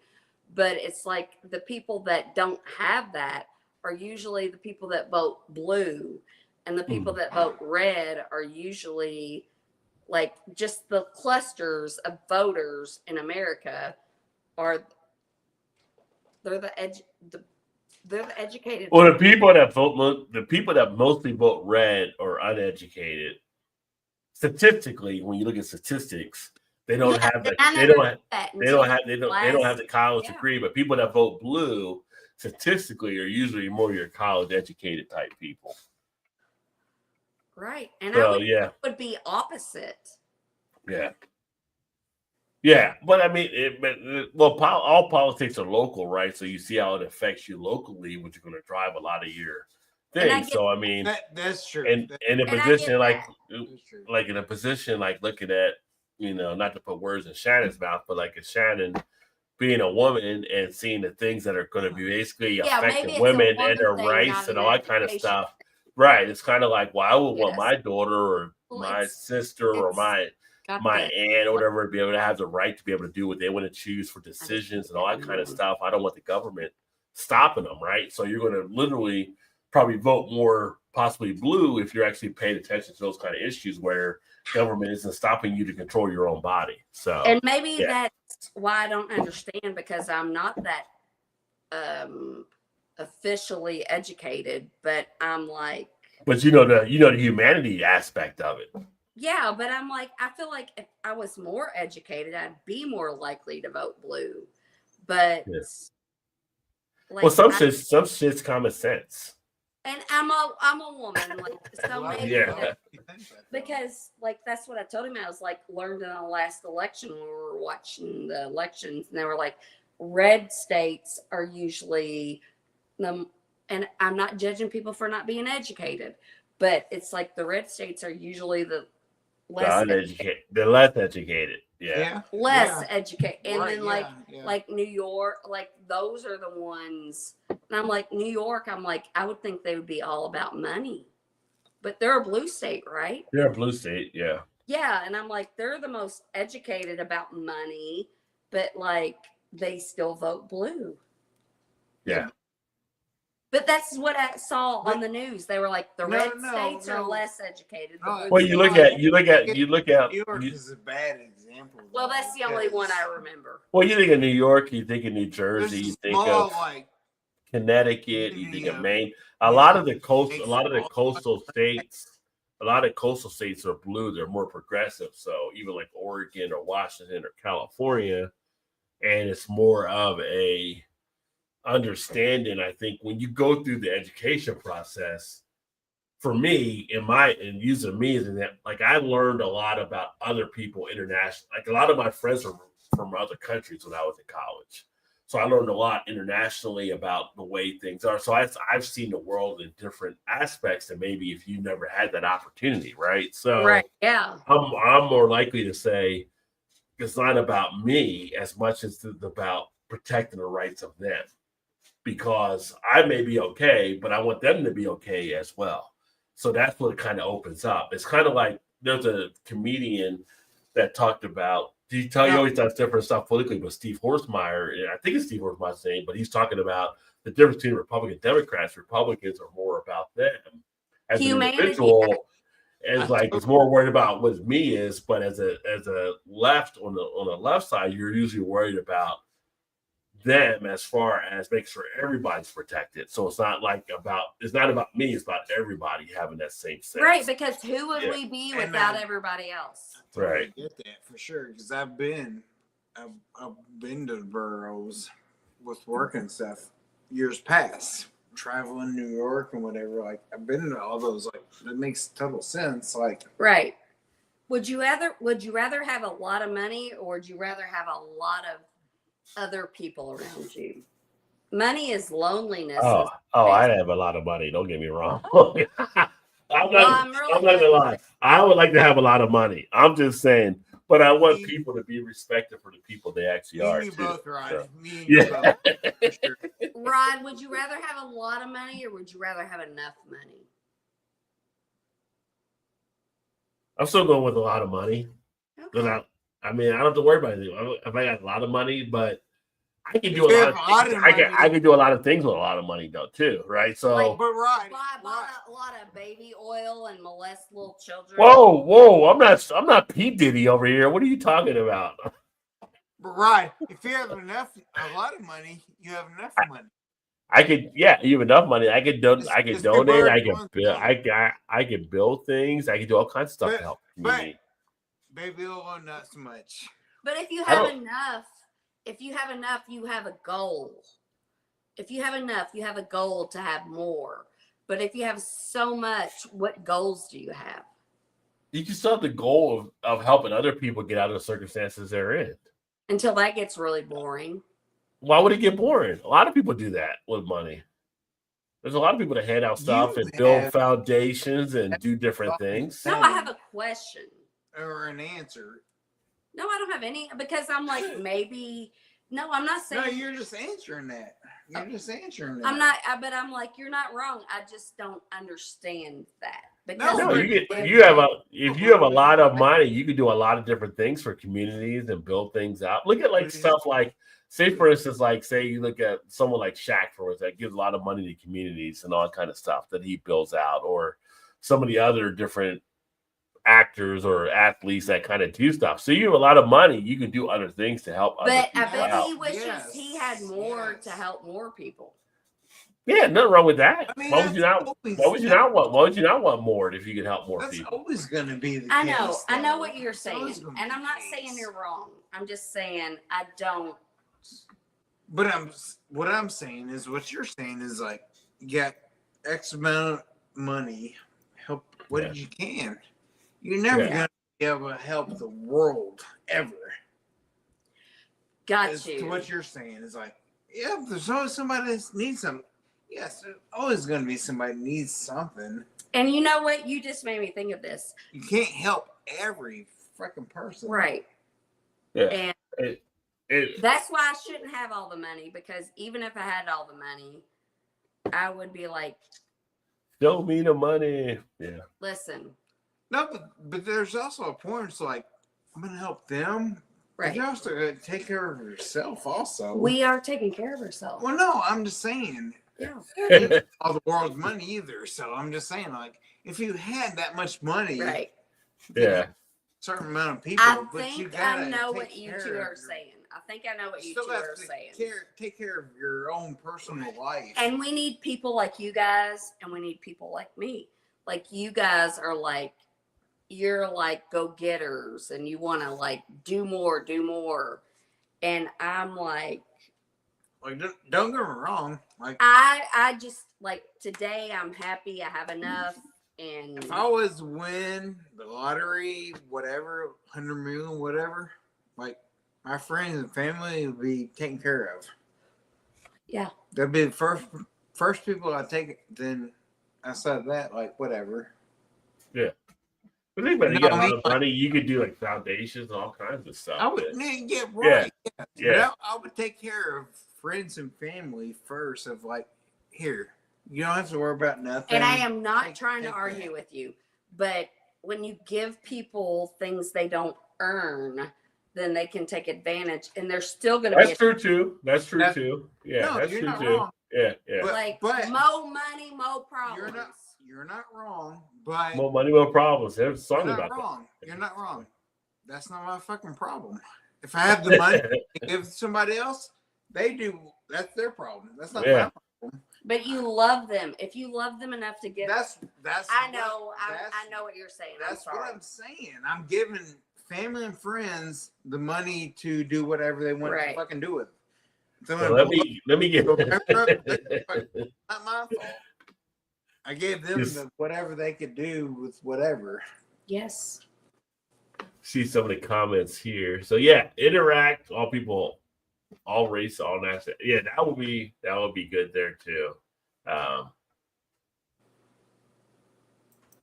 And as a teacher, should I just refuse these students I don't like because they're different than me? Oh, that's a whole nother question there. No, because I mean, as a teacher, they can teach you something.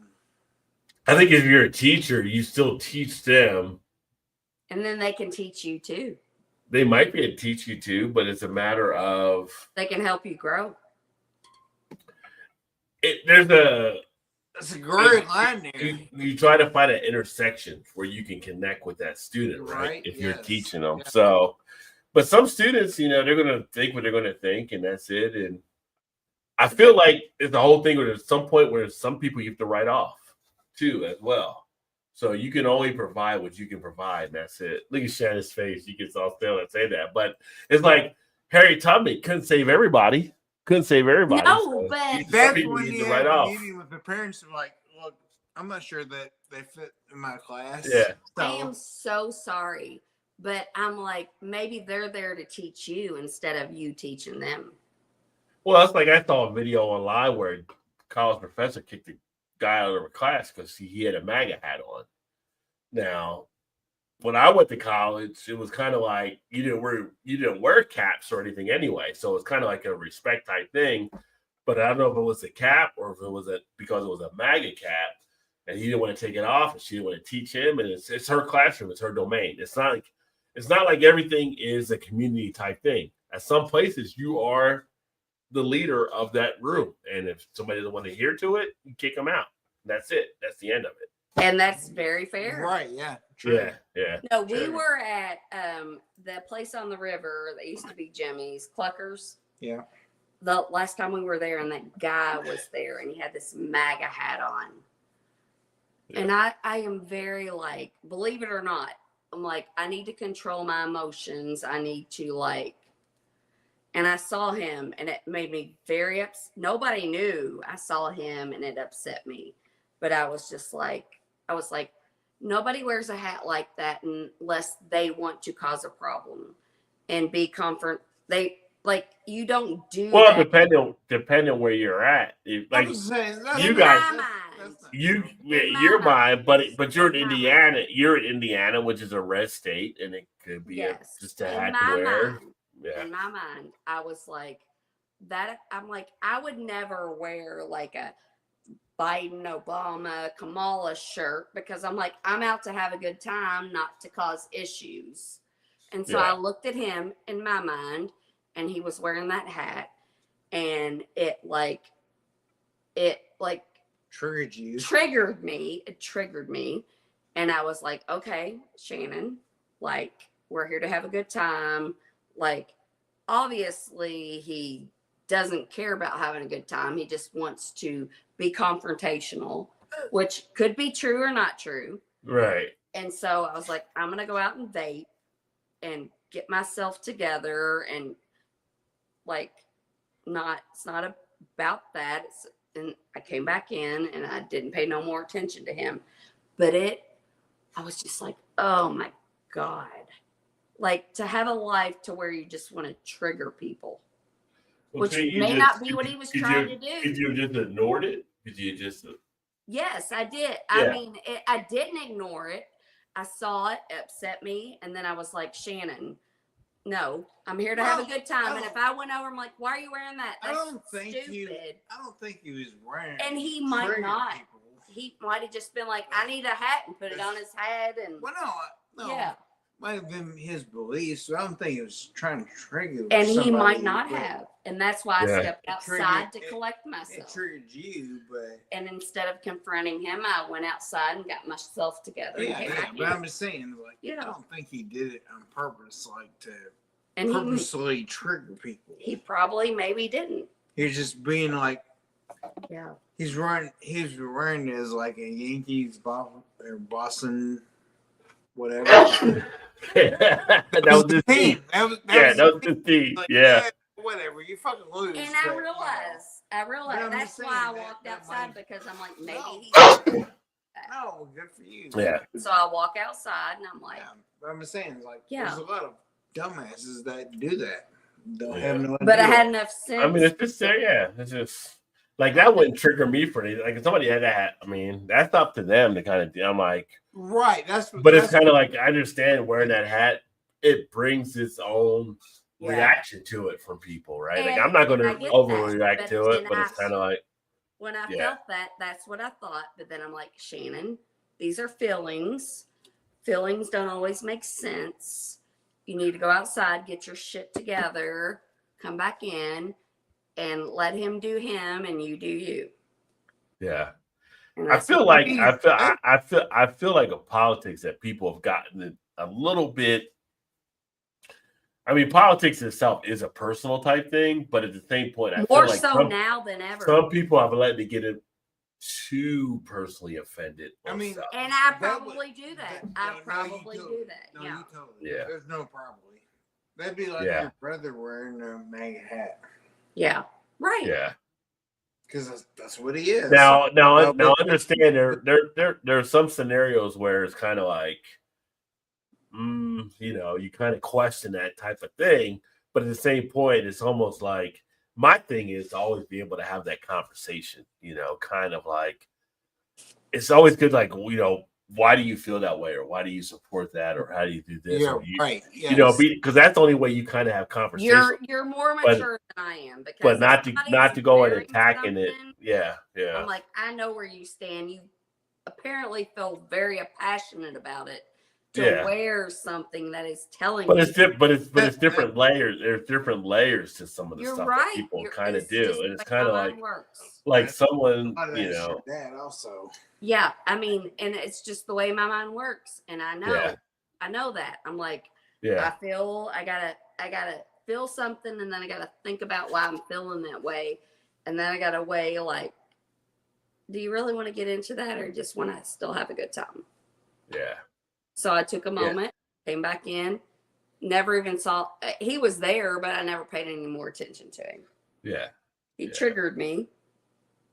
It's kind of like, before we moved to Baltimore and we lived in Kentucky, before we came back and stuff, like going to some of the restaurants, like you don't see them much in Ohio as you do in Kentucky, but somebody walks in and they might have like a gun on their hip or a rifle. Like it's just like, you have to carry type thing, right? I'm like, it don't really bother me to see somebody having a gun on their thing.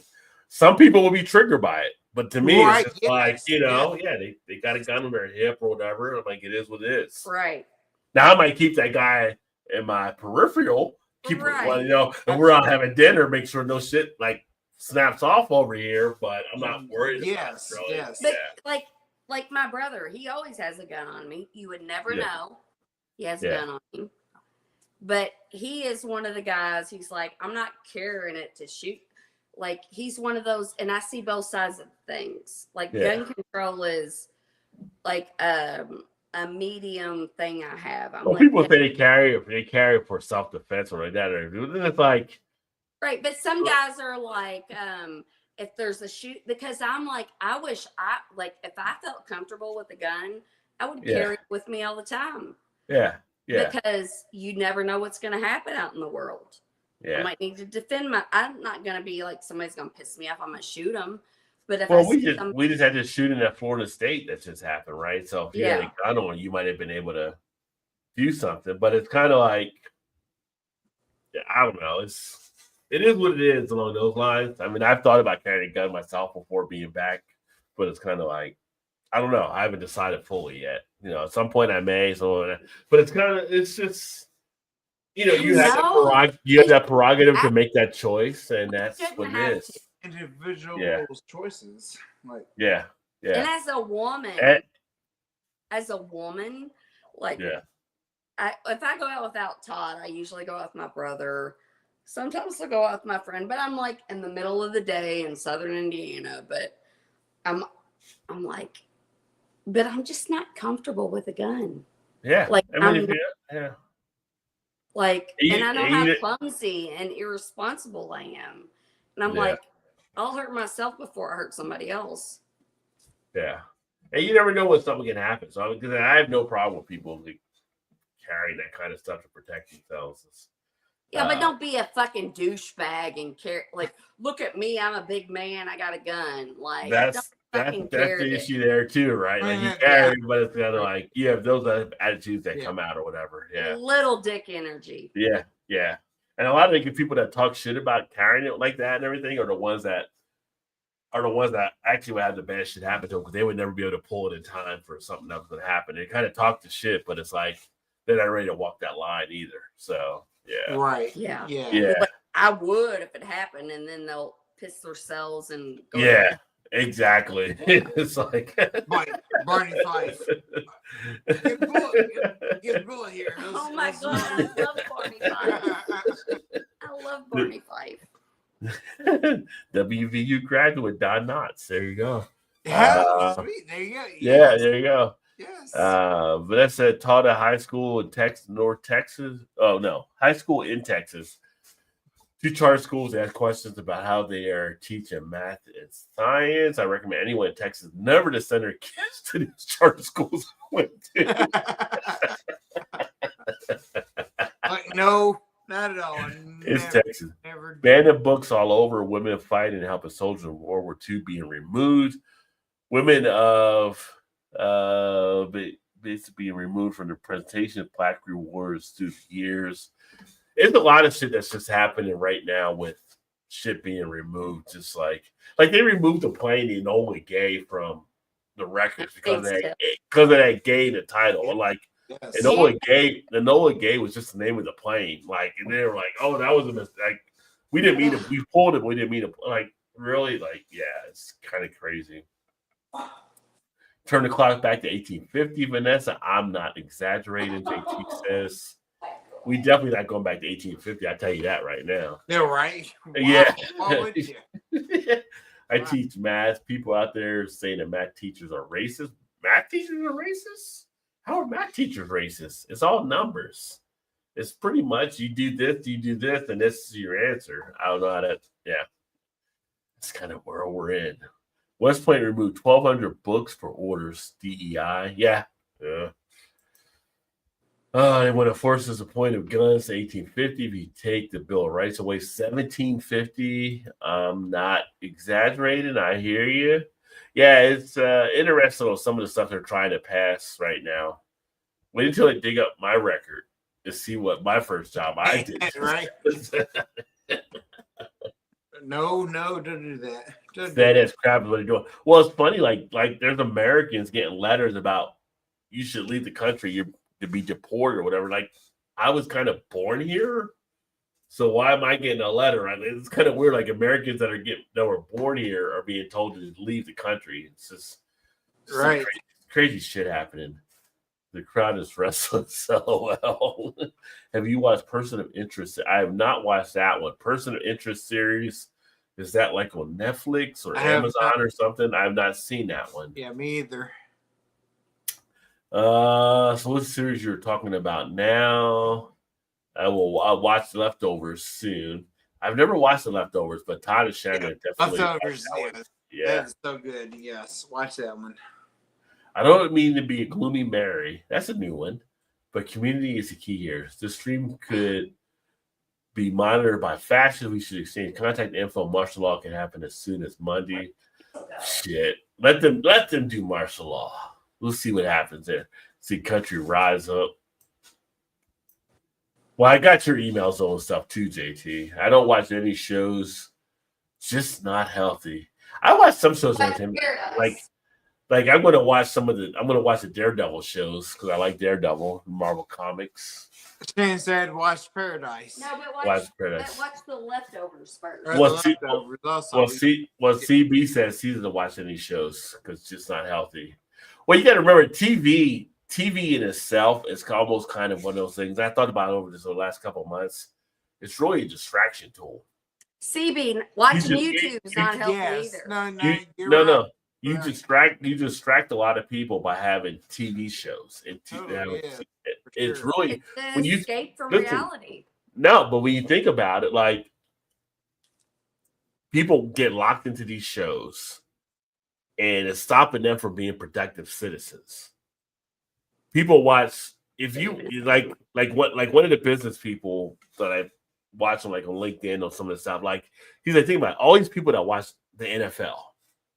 All these people that tune in for the NFL and they watch these football games, they're basically watching millionaires play on the field in these games. Yeah. But what are they doing themselves to develop them to become millionaires? They're not doing anything to develop themselves to become millionaires because they're spending time watching this. And he's like, I don't watch NFL games because I'm out here trying to become what I want to be. And Shannon said the guys, but no, the women that watch the Housewives series and these other shows that come on is stopping productivity for a lot of folks.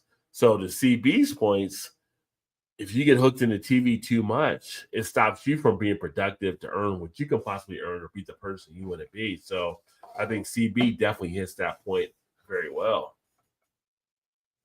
I don't even like her. The Bill of Rights with Paul amendments, but only 10 passed the states to ratify them. Yeah. By the time it was all said and done, I just watch YouTube stuff, CB. There you go, JT. Yeah. Which a lot of people do. I've started turning more to stuff like that. It's probably a good thing, actually. Without those amendments being out to the states, the Constitution itself would never have been ratified. Yeah. I retired a food inspector and health inspector from the Air Force. The crap that you're doing is as bad as it gets. Well, they're doing some crap for sure. Look again, the election smells like a mountain of dead fish. It's like The Godfather or whatever. I gotta give it. Got a little dead fish. I gotta give you give you a little Godfather music on that one there. Yeah, there you go. Perfect. Yes. Yeah.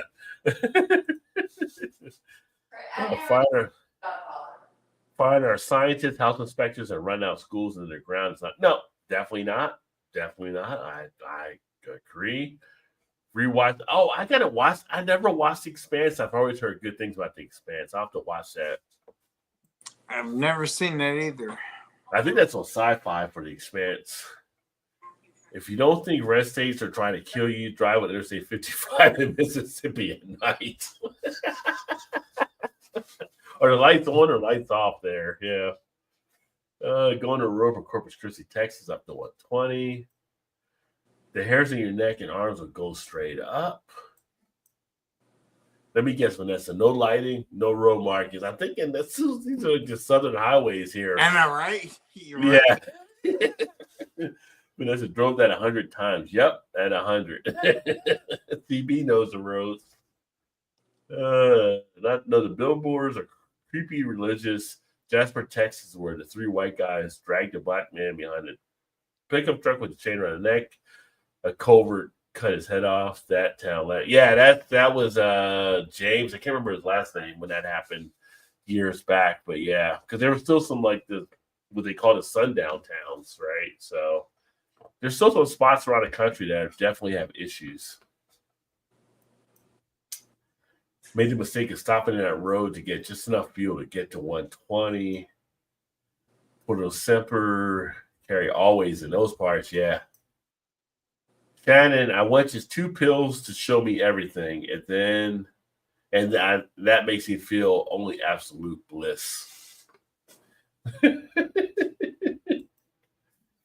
Pissing off the bulk of the population doing very negative stuff to them is not going to be good. No, it's not.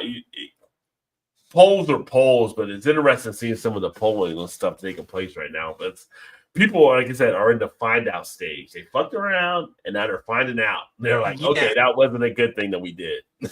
Yeah. That's pretty much it right there. Yeah. I wish I did not have to take meds just to stay alive. That ain't happening anytime soon. No, I'm glad that you are, though, Vanessa, because I always love the insight that you do have something to help there. But I can understand where it's frustrating not taking many pills you got to take. Since the early 2000s, public opinion polls in America have consistently shown that the majority of people agree most with Democratic, liberal, progressive positions on all issues. It's like when it's explained out on how it actually works, people are like, oh, okay, I would like that. But when it's not, they're like, I would never. Like, again, it's the video of anybody that's friends with me on Facebook. The video I showed of the one lady being interviewed, and she's like, didn't like Obamacare or whatever, but then ACA, they were like, oh yeah, I would want some of that type thing. So I think I put that on Facebook. When they stop the loans that are already contracted out for farms to add solar panels. My favorite farm here has a loan. That just actually, I think with some of the farm stuff, that's happened in the last month or so. With some of these farms supposed to get the protection, although now they're saying they're going to try to give subsidies or whatever. But some of the farmers are finding out things are not going the way they thought they were going to go. So the USA is actually left leaning. No, actually, the USA traditionally is more right leaning, but just right of the center. More like a moderate right conservative. Yeah. Right-ish. Yeah. For equal rights for all, not just some certain few. Yeah.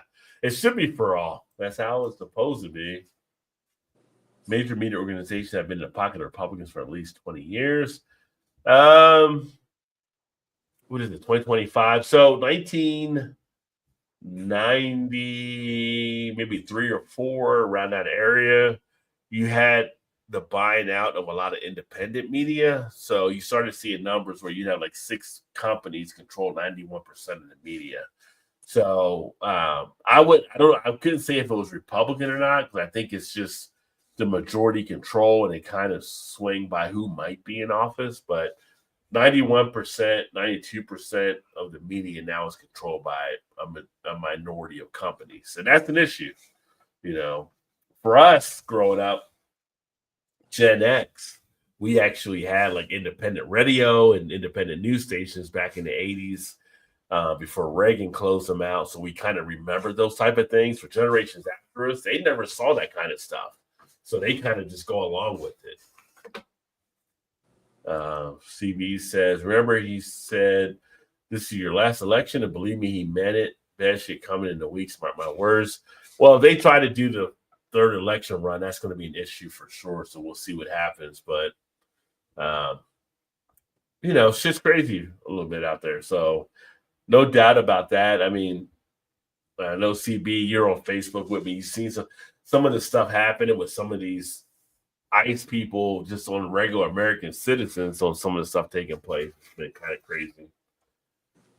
Good thing I did the stuff I did in the military. Vanessa said, expected martial law followed by civil war, CB. Ooh, JT, come on now. Come on. We don't want that to happen. But sadly, I can't discount it.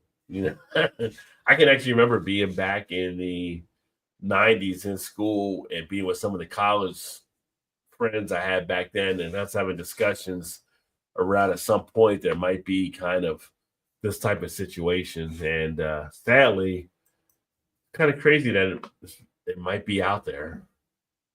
I should have continued and worked for Ensign Bigford after my first one. Was Ensign Bigford a good person to work for there? Hey, call me old fashioned. Cheers. Welcome to the channel, my friend. Good to see you. Kind of going through some of the comments right now, trying to catch up on stuff. But I think first time here, so give you a big old welcome. Appreciate you swinging by. So usually we've been drinking some beers tonight. I'm actually drinking one of the NA beers right now. I'm drinking the Rationale Coast style beer. So that is the can right there if you haven't seen it. But previously, Dragon's Milk Triple Mash, Sierra Nevada Torpedo IPA, and AleSmith and their Speedway Stout Peanut Butter Cup is what has been on tap tonight. Shannon has a shadow man.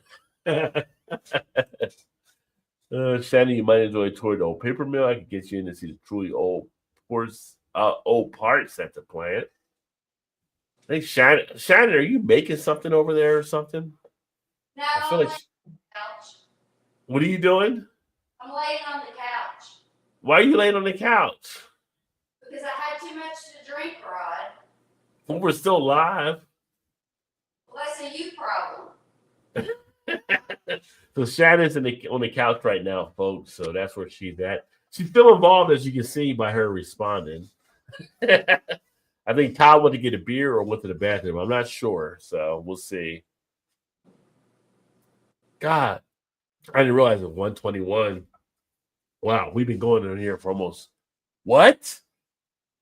5 hours? Yeah, we're going to have to end this at some point here. Let's see. Haley Joe, Obstination was an X-File episode in season 11 or 12. Did a great job. JG, that's something you see. B. Check out my channel, All Music But Contact. Where you go. Make those connections. As Kenny's about a bad person to be confirmed. Kool-Aid drinkers in the party all submitted to their new king. Well, we can't argue with that. So see, next year, it'll be interesting for the midterms next year to see what actually happens. But usually the kind of polling and statistics on kind of what we're seeing right now, usually it'll be a big flip. So we'll see. We'll do CB. Booker's a good man. Where are the rest of the fucking Democrats? Yeah. Booker did get out there, you know. I saw recently Obama came out and said, imagine if it was him that did some of the shit that Trump's doing. I think they're starting. Yeah, I think they're starting to rally the people here a little bit here and there. I know ANC and Bernie have been doing some stuff. So it'll be interesting to head into next year. But again, we're not even at 100 days yet. We're just basically at 90 days. It's like not even just started. Not even. Yeah. State just proposed a bill to revoke driver's license and paid taxes. Wow. It is something too that happened with they're trying to pass something on the voter registration for women, like who might have a name change when they got married type stuff, where they got to prove identification. There's some weird shit happening right now. Crap was repealed decades ago. Hey, what's up, Trilby? What's happening, my friend? Good to see you. Hadn't seen you in a bit. And back up here on the live stream. We've been drinking some beers, kind of just going through some comments right now before we wrap up here in a bit. I didn't realize we were almost at 5 hours. So I was just saying, this has been a marathon episode tonight. Has been. Yeah. Hey, Looking at it's Friday night. Friday night. It's a good Friday, right? So yes, Good Friday, more ways than one. So yeah. See Jesus in a few days. So there you go. People cannot get to work to pay taxes. Their lunches are revoked. Well, yeah. You know why so much trouble finding teachers in Florida and Texas? Pay sucks and conditions in the schools. Like, yeah, there's issues that take place there as well. Laughed on camera about the man in El Salvador. Trump then said, we do the homegrowns next. Yeah, I saw that on the hot mic moment talking about sending homegrown American citizens down El Salvador, which is like yes, crazy as hell. And then that's the whole thing with sending the Maryland guy. Like, okay, we sent him, we shouldn't have sent him, but we can't do anything about it. Like, come on, really? Like, yeah, that's a whole fiasco of an issue. And the next day, people around the country get letters to U.S. citizens telling themselves, yeah, that's the other thing. Like, people getting American-born citizens getting letters to say self-deport. Like, what are you talking about? I was born here. Russia does that imprisonment of BS charges all the time. Why? Because dictatorship, you know? Ever see chef reactions on various? I've not seen chef reactions. Me either. I know Trump was a great writer. Well, I mean, I grew up in New Jersey, and a lot of people in New Jersey kind of knew Trump was a grifter back in the day as well. So, and he was on Epstein Island. Let's not forget about that. Yes. And he has his current wife was one that was an immigrant that also overstayed her visa, which was questionable in itself, and they had an anchor baby. That's a whole different discussion now. yeah, whatever. Not true. Not true. Vanessa, the draft has to come back. Can't fight the world with personnel today. As a pilot, we need 1,300 new pilots. We are now getting 300 ground troops. Yeah, you try to bring the draft back today. It'd be kind of interesting to see what you may end up with there. Seem to extol the dictatorships. 10 seem to extol the dictatorships of the world and seeing how deep and fast you can piss off our ally. Yeah, I mean, literally pissing off Canada, pissing off Mexico, pissing off Europe. Not the best moves to make. I plan on making bacon here with the whole bellies this year. Oh, he gets good bacon. I tell you what, that Canadian bacon that Shane and Sue-Ann brought, oh my God. I know, right? It's just like, what are we eating in America? Because that shit is so good. I don't know if I need 11 pounds of it, but I did freeze it. So I'm good to go for a bit. Me too. Yes. Like, I don't need it, but I want it. I want it so much. Yes. I made that bacon, and it's just like so much flavor that came through. Got my first bullshit detector in Jesuit High School in New Orleans in 1977. Oh, shit. Went to the high school 5 miles east of here. Turned me into a fire-breathing atheist by the time I graduated. Yeah. Well, you know, when I was in Catholic school, I was kind of that kid that would also have those questions and they couldn't really answer. And they're like, why don't you just go play over there? Like, no, I want to know why so-and-so. It don't make sense. You said right here in the Bible, blah, blah, blah. Right. Then you don't really do that. Like, yeah. And that's the way I always been. I'm like, that shit don't make sense. Like, you preach this on Sundays or Saturdays, whatever, and give you X amount of money. I'm like, yeah, I don't think so. Yeah. It's like, I got the Bible. You can't explain the shit that's in there, so I'm not paying you for shit. Yeah. I got an Old Testament and I got a New Testament. Like, what was wrong with the Old Testament? Oh, we did a new one. Like, what? Was there a problem with the old one? Like, why do we have to remake it? Like, shit, why do we? Yeah, we need more money. That's why we need more money. So we're going to do something new to sell more copies of. So you're saying God screwed up with the old one? Well, we're not saying that. Well, then why do we have a new? Like, you don't have a new unless there's something wrong with the old. Yeah, I was that kid in Catholic school. No, you're not wrong. Like, but why? Yeah. Okay, we need more money, so this is why. Yeah. We're on your own then at that point. So I gotta go basic, and they said I needed a religion to put in the dog tag. Really? Because you said Episcopalian just to get them to stop asking. I didn't know you needed a religion for the dog tags. That's interesting. Jesuits taught me critical thinking. I passed on the Latin, unfortunately. Oh, having the Latin language nowadays would have been something. I've been said that I've lived to pop as many bubbles for people as humanly possible. That's a right. Love you, man. Weeps, yeah. Thanks, brother. Yes. Yeah, just asking the questions and just putting the answers out there, and we're going to go from it. Kettlehead in the house. Cheers, my friend. Happy, well, at this point, happy Saturday morning to you. I know, right? Yes. Yeah. My family, New Orleans. Cousin runs a civic center.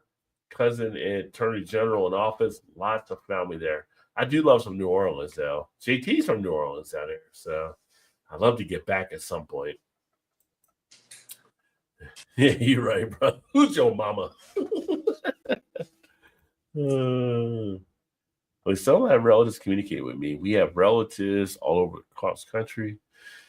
Well, I mean, unfortunately, families definitely do get splintered. It's more, I guess, with some of the politics nowadays. About 40 members in our family left. Been here since 1611 before there was America. Wow. That's going back there, CB. Mom had 13 brothers and sisters, and they all went in to have 6 kids, etc. Dang. Only 3 of my mom's sisters left. Mom, my aunt Ann, and my aunt Diane.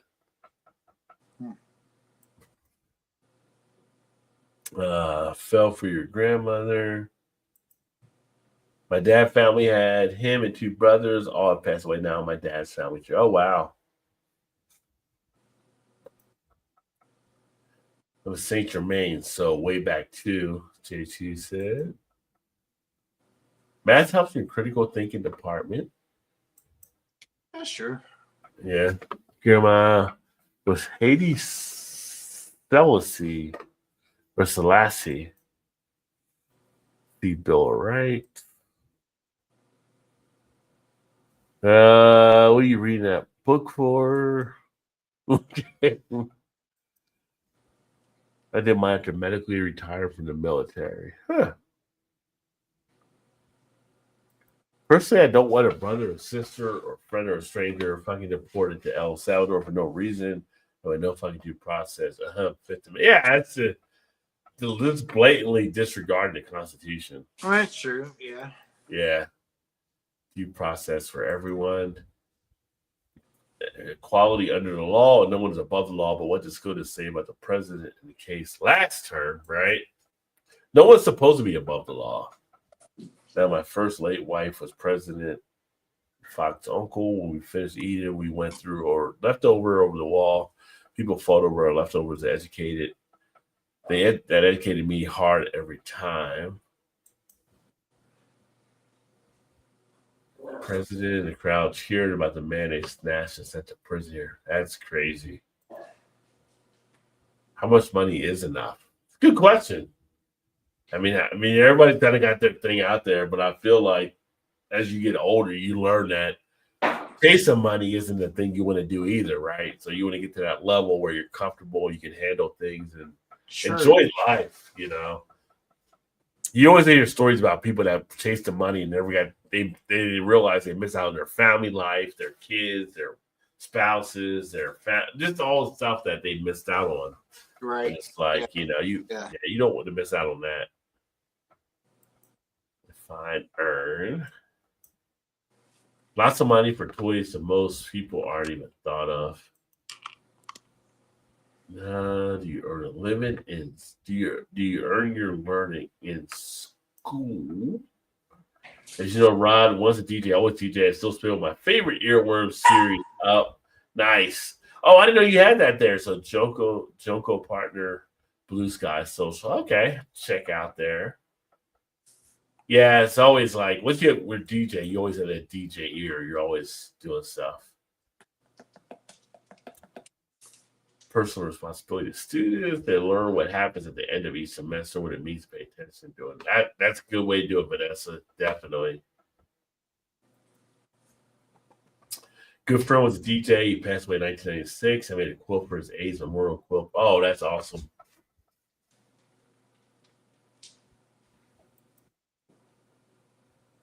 Harsh grader 2, Vanessa, is the way of the world. Try to get the students to learn the material they need for the next round of courses they will go to next. Without those foundations, you don't move forward. Well, yeah, you should be building on top of what you actually learn. So that would be a skill I definitely will want a teacher to provide. Yes, absolutely. Yeah. Oh, shit. CB's going to New Zealand, Dubai, Japan. I'm taking a Canadian plane for those drinks in the pub as an American out target. Oh, very nice. Nice. Choose the consequences today. If you're saying you can lead a horse to water, but you can't make them drink. You just can't do it. That's true. I guess you could hold their head down underwater, but they may drown. But you can't force. That's not seen as being good. Whole other problem, man. Yeah. 70. Oh, you're only 70, CB. It could be more trips afterwards. Don't say it's your last one, my friend. But I think that's an awesome trip that you're planning. Carry a firearm when I can. There are 3 places I cannot even have one in the vehicle, let alone on me. Schools and school property or function where a school function happens, the VA properties and military bases. Definitely having fun times. And that's turning 64 in December. Government said 30% of funerals are from gun mistakes at home. Huh. Did not know that. If you see firearms on me, then you done already fucked up beyond what you should have done. Like, oh shit. That's awesome. Yes. I feel like it should be in a t-shirt. I know, right?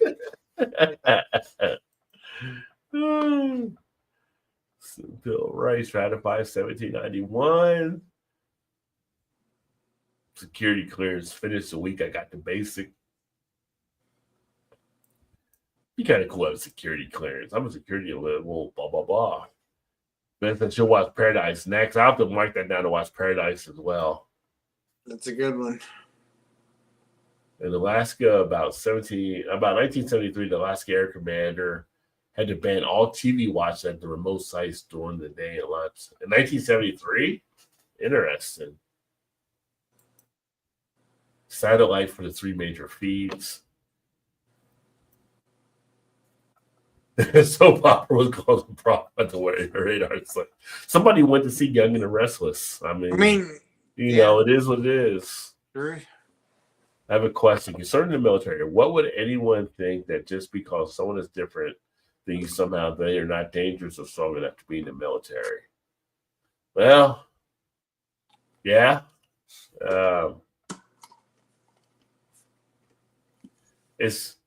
It's a weird type thing, but that's what some of the stuff they're looking at.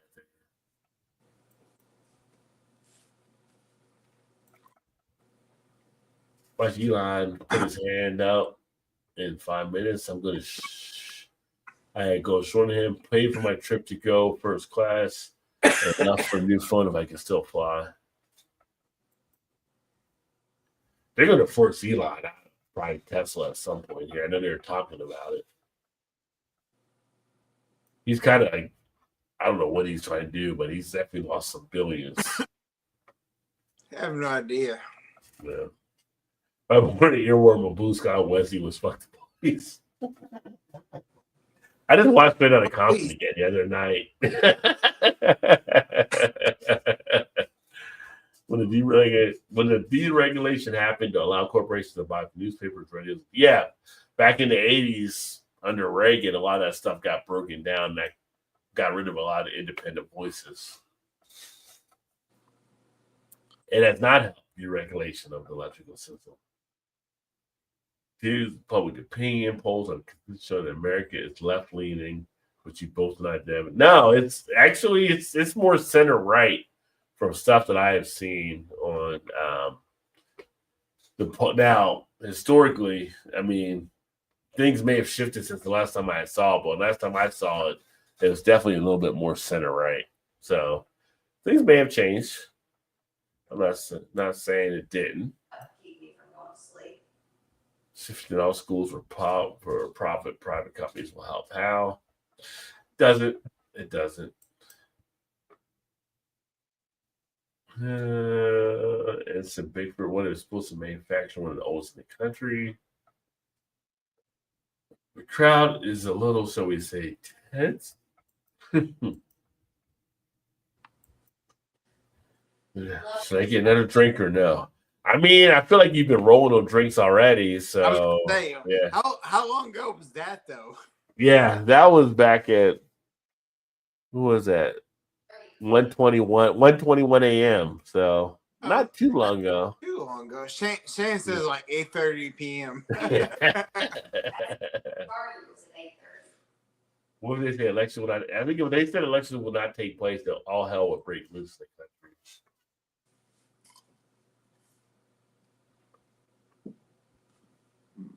Pissed off and chatty as fuck. Yeah, that's true. We have been chatty tonight, and there's a lot of pissed off on the pissed off meter. Yeah. So I rose from the chair to redeem myself, and I determined that I am drunk as fuck.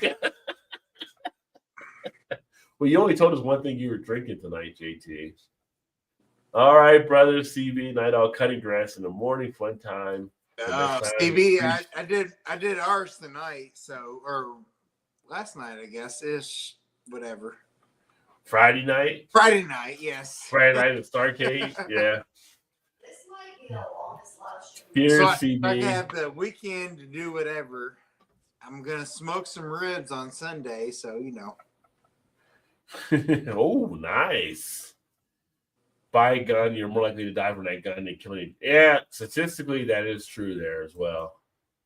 I don't know, Vanessa. I'm hoping military people will uphold their oaths, even though all the Jags have been fired. Yeah, it can be tough on the military folk, though. They're like just following their leadership, but it'll be interesting, you know.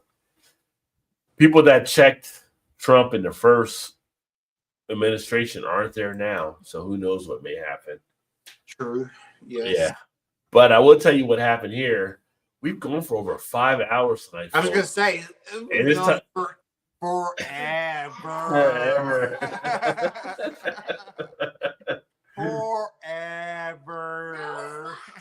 sounds like it was boring. It wasn't. No, it wasn't boring at all. No, that's the movie, like Forever. You know. Yeah, it's definitely the Sandlot's like forever. No, it's been great. It's been great. It's been a hell of a night. That's how you know it's being a good stream. Is like you're looking back and you're like, Jesus Christ, it's been 5 hours plus whatever. It's like that's when you know it's a good time. Yeah, no, it was definitely good, and a lot of comments, a lot of catching up. I mean, we haven't done it for a bit, so it's been over a month. That is true. It's been a while, for sure. Rod. Oh, here she is. She's back. If I could give you, I wish you were here so I could give you a hug. Oh, give me a hug. Yeah. Give you the Shannon hug. Yeah, virtual hug. See, I'm aggressive with my hugs, and some people are like, I have been told I have to give the best hugs because, I don't get that pat on the back shit. I'm like, if we're gonna hug, we're gonna hug. Right. No, your hugs are definitely top notch hugs for sure. That's so sweet. I love that. There you go. Anyway, I'm out. Good night. You're out? I think we're all out. Thanks for the good time. Yeah. I think it's definitely been a night here. So thanks for everybody that tuned in. We're going to go ahead and sign off here because a lot later than we were expecting to go tonight. So it's been a long time. I mean, that's the good thing about doing it on a Friday instead of a Thursday that weekend. Yes, absolutely. Not have to get up and go to work the next day. And then that for one, but it's been a month since. Well, thanks, JT. JT says, "Yeah, I don't have many friends to drink with, and I miss you." I appreciate you, brother. So, JT, yes. Hopefully we don't drive you back to that 12 to 16 pints you were doing a week. I know, right? You're right.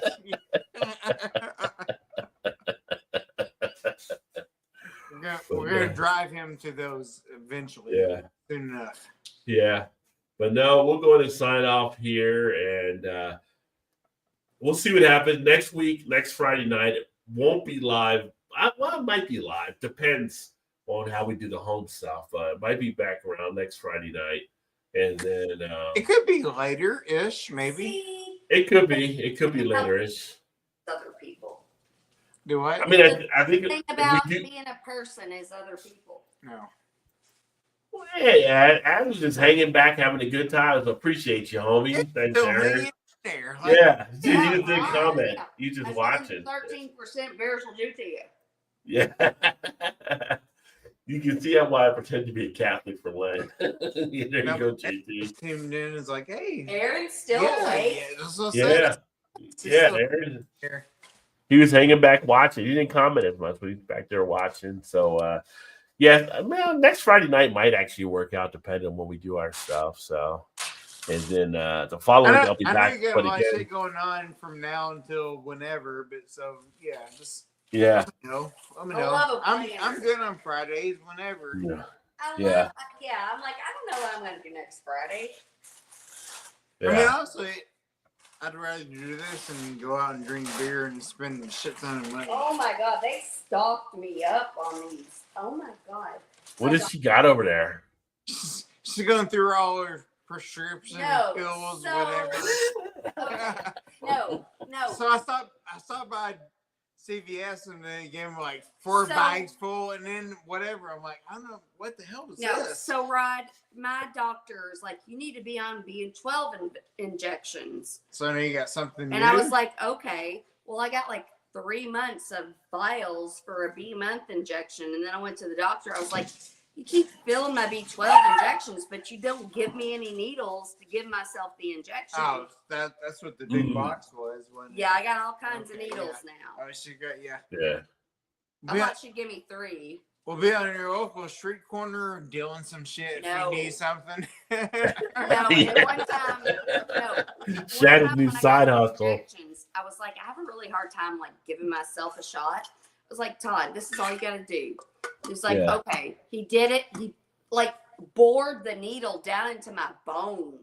Yeah. And I was like, oh, that's so good. You did such a good job. And I'm like, no, you didn't. You didn't say that. I mean, I didn't tell you when you were doing it because. And no, you told me afterwards, though. And then like, you were like, I can't get it out. I can't get it out. I feel like some bone in there. I was like, no, you're fine. You're fine. I'm like, I'm not sure I am. I'm not sure. Whatever. I don't know. Like, well, Todd, make sure to email JT because he needs your address. So there's his email. Okay. I would do that. No, I would do that. No, he will. So I was putting it up there just so you know what it is if you want to write it down or anything. Well, hang on. Or if you got it. Let me take a picture of that. 3, 4, 5, 6, 7, 8. Okay. 9. Okay.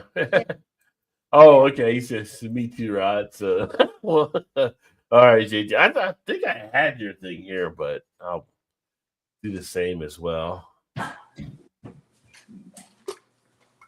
Todd's actually pretty smart. He's like, yeah, let me take a picture of it. Oh, shit. That's a good idea. Technology, man. Technology. Like, why type it into a note if you can take a picture of it? Right? Yeah. Yeah, but then you go back and you're like, why did I take a picture of that? Yeah, like, what is that for? What is that? Like tomorrow, like, what did I take a picture for? I'm not sure. Wake up in the morning. Why do I have this in my photo camera roll on my iPhone? You're right. Yes. All right. Well, thanks again to everybody that tuned in. It was great to be back here tonight. Way better. Have a little bit of fun. Good. And I mean, what, 5 hours plus? Well, I appreciate that, JT. We don't need any of those picks for sure. That's the closing. That's the closing picks right there. Oh, JT. And give Liz our best. Tell her we said hello as well, my friend. Yes, absolutely. All right, let's get the hell out of here because it's like almost 2 a.m. That's crazy. That's crazy. 2 a.m. There's gotta be a song. There's gotta be a song for that, right? Closing Well, time. no, 3 a.m. Yes. Closing time. Ish, maybe. Shut it down. Shut it down. Shut it down. Shut it down. Shut it down. Shut it down. Now. You know what I was gonna say? If it wasn't so late. Xbox 20, 3 a.m. If it wasn't so late, it's like you gotta do like the Jimmy Kimmel skit, whatever, with the kid. But it's late now, so It's late now. Yeah. Yeah. Well, shut down. Yeah, shut down. We'll have to open with that next time. But Todd, you gave me courage. I'll do it to myself. Oh God! You gave her courage. Shoot herself. I don't know what she's doing. The B12 shot. She's like the Lion in the Wizard of Oz. I just need some courage. She just gave herself a shot.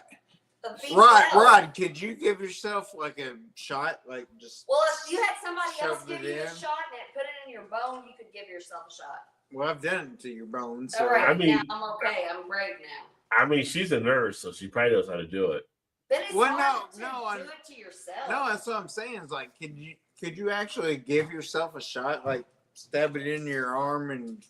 I shoot it? probably could, but I wouldn't want to. I guess. Yeah. Well, it takes. She's over and done with now, so it's like. I'm a badass. Put bitch. your little sticker on your arm so you know No, everybody I knows. didn't Everybody hit a knows. vein or- She is a bad. Hey, Aubrey's in the house. Sorry, man. Yeah, we're wrapping it up now, but yeah, Friday nights we kind of got into the. We're longer than we expected to be but yeah. I mean, that's Hey, That's time typical, zones. though. Time That's typical. zones. And Yeah, then look, back you go to like- our time. We haven't gone like a 5-hour episode in a long time. I know it's been a long time. Yeah. Appreciate But it's also Friday-ish Saturday it. now, And so we don't Yeah. have to talk to each other because we could get It's- back home tomorrow. she's Or bus or Those Bud Lights are whipping her ass right now. yes, yeah, absolutely. Yeah. Well, we're out of here because it's been like Full Metal Jacket long time. So thanks for Long time. I love you, long time. thanks for all tuned in. Catch up with you guys. We're gonna say next week right now. So if anything changes, stay tuned to the channel. Again, Next I'll be week going- ish. I'll be going to CBC in a couple of weeks. So send me those emails if you want to have any questions asked of any of the breweries. We'll talk about it again later on. But Yeah. that being said, we're out because it's Saturday morning. We're done. Saturday cartoon time. It's cartoon Oh, I do miss it. time. I miss the days of Jabberjaw and Hong Kong Fooey on Saturday You morning. right? Yes. Sitting there with a big bowl of like Fruity Pebbles or something, or Captain Crunch, Just be like, whatever cereal. Uh, Yeah. Hong Kong Fooey.